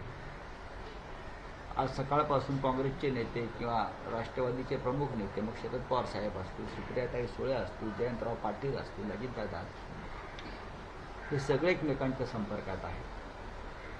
महाराष्ट्रामध्ये राजस्थान आणि मध्य प्रदेश पॅटर्न प्रमाणे उद्धव ठाकरेंचं सरकार पाडावं अशा प्रकारचं एक हालचाल गेल्या काही दिवसापासून सुरू आहे. पण मध्य प्रदेश पॅटर्न, राजस्थान पॅटर्न हा महाराष्ट्रात चालणार नाही. त्यांचे प्रयत्न नक्कीच सुरू आहेत. या पद्धतीनं तुम्हाला किंगमेकर होता येणार नाही. या पद्धतीनं तुम्हाला महाराष्ट्र अस्थिर करता येणार नाही. आणि या पद्धतीनं तुम्हाला महाराष्ट्राच्या छातीवर घाव घालता येणार नाही. शिवसेनेवर घाव घालणं म्हणजे महाराष्ट्र दुबळा करणं. आपण पाहिलं असेल की मुंबई प्रदेश भारतीय जनता पक्षाचे जे अध्यक्ष आहेत मंगलप्रभात लोढा, त्यांनी कालच्या विधान परिषदेच्या निकालानंतर मुंबईवर ताबा मिळवण्याची भाषा केली. त्यांची पावलं कोणत्या दिशेने पडतात ती तुम्ही समजून घ्या. आता मुंबईवर ताबा मिळवू, मुंबईवर विजय मिळवू म्हणजे काय मिळवू? म्हणजे यासाठीच तुम्ही फाटाफूट घडवून आणताय का की मुंबईवर विजय मिळवण्यासाठी शिवसेनेला आधी कमजोर केलं पाहिजे, शिवसेना दुबळी केली पाहिजे. हे फार मोठं कारस्थान आणि षडयंत्र आहे. अशा प्रकारचं भाकीत आम्ही यापूर्वी सुद्धा केलेलं आहे. Previously too, there were certain sort of threats to the Shiv Sena. निर्माण होणार नाही हे जे परवा माननीय उद्धव ठाकरे यांनी सांगितलं वर्धापन दिनाच्या कार्यक्रमात, ते सुद्धा तुम्ही समजून. But attempts to destabilize won't work, as earlier mentioned by Chief Minister Uddhav Thackeray. सत्तेसाठी आणि पदांसाठी स्वतःला विकणारे, महाराष्ट्राच्या पाठीत खंजीर खुपसणारे अवलाद ही शिवसेनेत कधी निर्माण होणार नाही. जे निर्माण झाले आणि बाहेर पडले त्यांची अवस्था आपण पाहत असाल. ज्यांची नावं सातत्याने मी मीडियातून पाहतो आहे किंवा वृत्तवाहिन्यातून पाहतोय, त्यातले बरेचसे आमदार आत्ता वर्षा बंगल्यावरती आहेत. त्यांची नावं चुकीच्या पद्धतीनं आपण घेतली. गुलाबराव पाटील असतील, संजय राठोड असतील, प्रताप सरनाईक असतील, अनेक नावं मी पाहतो. आणि जे आमदार इथे नाही आहेत असं आपण म्हणताय, त्यात काही मंत्री आहेत. त्यांच्याशी संपर्क झाल्यावरती त्यांचं असं म्हणणं आहे की आम्हाला काय झालं ते कळत नाही, पण आम्हाला इथे आणण्यात. Several MLAs have told us that they did not know why they are in Gujarat. सुरतमध्ये आहेत आणि त्यांची व्यवस्था गुजरात भारतीय जनता पक्षाचे जे अध्यक्ष आहेत आर.सी. पाटील ते करतात. That they did not know why they were in Gujarat in the first place. काय सांगतोय ते कळलं असेल की ते गुजरातलाच का त्यांना नेण्यात आलं, सुरतमध्येच का ठेवण्यात आलं. सुरतचे खासदार आर.सी. पाटील आहेत, ते प्रदेश बीजेपीचे अध्यक्ष आहेत आणि ते member of parliament सगळ्यांना माहिती आहे. belonging to the BJP has also met them from Surat. करून आमदारांना नेलं जात आहे. ज्या क्षणी त्यांचा आमचा संपर्क होईल त्या क्षणी ते परत येईल. बाकी we will continue to be in touch. अशा प्रकारे भूकंपाची योजना किंवा भाषा कोणी करत असेल तर त्यांना सगळ्यात आधी शिवसेनेबरोबर लढावं लागेल, आमच्याबरोबर लढावं, आणि मगच त्यांना महाराष्ट्र दुबळा करता येईल. जोपर्यंत आम्ही आहोत तोपर्यंत त्यांना महाराष्ट्र अस्थिर करता येणार नाही. बोला सर, एकनाथ शिंदे का नाराज आहेत किंवा नाराज आहेत का मुळात तुमचं काही बोलणं? मला असं वाटत नाही. एकनाथ शिंदे हे कालपर्यंत आमच्याबरोबर होते. Yesterday, Eknath Shinde was with us. शिवसेनेचे उमेदवार विजयी व्हावे दोन्ही, यासाठी ते सातत्यानं प्रयत्न करत होते. अनेक बाहेरच्या मतदारांशी संपर्क करत होते. एकनाथ शिंदे हे एक आमचे जीवाभावाचे सहकारी आहेत. Eknath Shinde is still part of the party. कडवट निष्ठावंत शिवसैनिक आहेत, एवढंच मी सांगू शकतो. त्याच्यामुळे त्यांच्या बाबतीमध्ये आज जे काय बोललं जातं, जोपर्यंत त्यांचं आमचं बोलणं होत नाही तोपर्यंत त्यांनी त्यांच्याविषयी कोणतेही विधान आणि भूमिका करणार नाही. Until I speak to him, I will not be able to comment much about Eknath Shinde. मला असं म्हणायचं नाहीये, मुख्यमंत्री असतील किंवा अन्य कोणी असतील, ते राज्याचा कारभार करत असताना अनेक खात्यांचा आढावा घेत असतात. मी कधी सरकारमध्ये काम केलं नाही, त्याच्यामुळे मला जी काय माहिती आहे या कामकाजाच्या पद्धतीविषयी ती एवढीच आहे की मुख्यमंत्री हे सर्व खात्यांचा आढावा अधूनमधून घेत असतात. ते गृह खात्याचाही घेतात, Chief Minister will be having an important meeting today with all of them. अनेक खात्यांचा आढावा हा मुख्यमंत्री घेत असतात.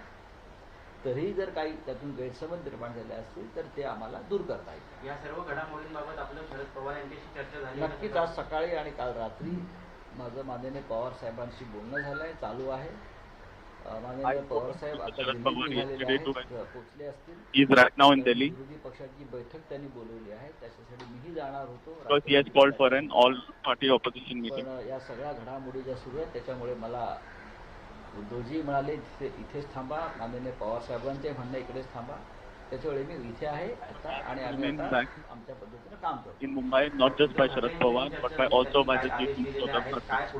नक्कीच पक्षप्रमुखांशी आणि आम्ही सगळे सहकारी एकमेकांशी या संदर्भात बोलतो. मराठवाडा असेल, पश्चिम महाराष्ट्र असेल, उत्तर महाराष्ट्र असेल, तिकडल्या सर्व सहकाऱ्यांशी आमची चर्चा सुरू आहे. राजकारणामध्ये अशा प्रकारच्या प्रसंगांना सामोरं जावं लागतं. 2.5 वर्षापूर्वी सरकार स्थापन होत असताना सुद्धा भारतीय जनता पक्षानं अशा प्रकारचा एक प्रयोग केला होता, तो यशस्वी There were झाला attempts made by the BJP त्याच्यामुळे to form their government, even when we were ready to form the Maharashtra government, and they were not successful even at that point in time. आणि आम्ही छातीवरती घाव झेलणारे लोक. Sir, म्हणजे एकनाथ शिंदे यांच्या मार्फत सरकार पाडण्याचा डाव सुरू आहे का?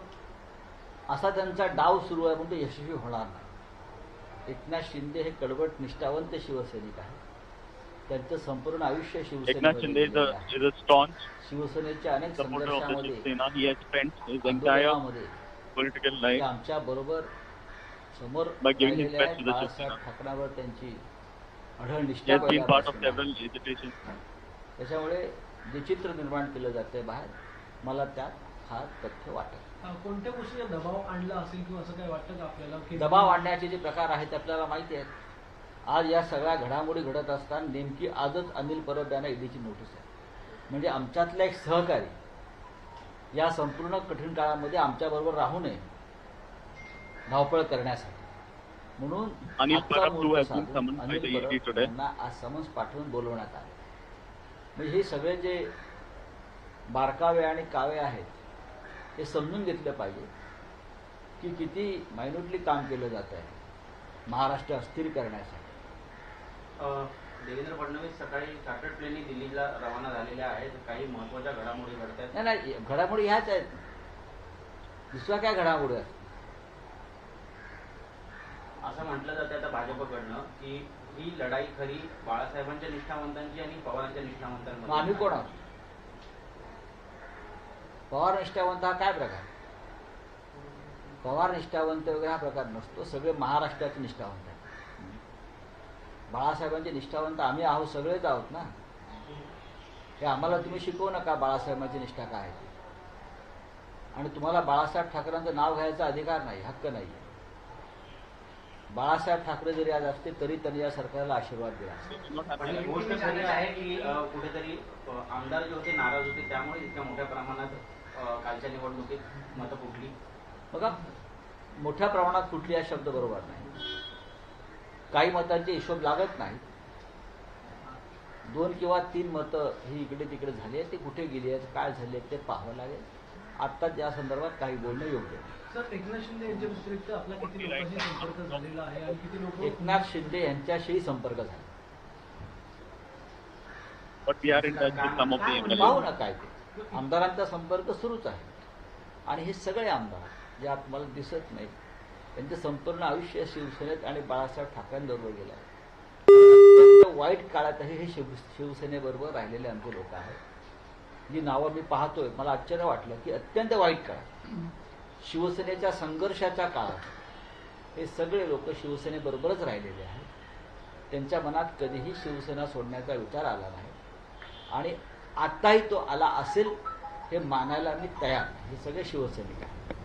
सर, ये भी जानना चाहिए कि एकनाथ शिंदे जो है वो अभी गुजरात में है, कहीं ना कहीं ये एमपी सरकार के ये ऐसे जो लोग होते हैं इस प्रकार के जो मध्य प्रदेश पैटर्न, राजस्थान पैटर्न जो हुआ है जिसमें, ये सभी लोग गुजरात में ही क्यों रखे जाते हैं? ये देश तो बहुत बड़ा है. हाँ, सूरत में है, मैंने सुना है. हमारा उनसे संपर्क हुआ है. हमारे सब एमएलए वहाँ हैं.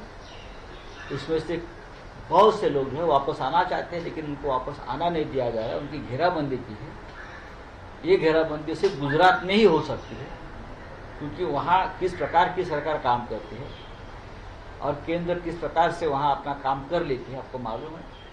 लेकिन जब भी मौका मिलेगा हमारे सभी एमएलए यहाँ वापस आ जाएंगे, क्योंकि वो निष्ठावान शिवसैनिक है. क्या इस बारे में आपकी उद्धव जी से, शरद पवार जी सबसे चर्चा चल रही है. माननीय पवार साहब से, आदरणीय पवार साहब से चर्चा है, शुरू है. उद्धव जी से मेरी लगातार बातचीत चल रही है. मुझे इतना ही विश्वास है सब कुछ ठीक हो जाएगा. और जो मंसूबे लेकर अपने आप को किंग मेकर समझकर कुछ लोग जो काम कर रहे हैं वो सफल नहीं हुआ. इससे पहले भी देखा था 80 घंटे की सरकार बनाने की कोशिश बीजेपी ने की थी, सभी एमएलए वापस आ गए थे. क्या उसी तरह की इसी तरह से वापस हमारे शिवसेना कर रही है? सभी हमारे एमएलए वापस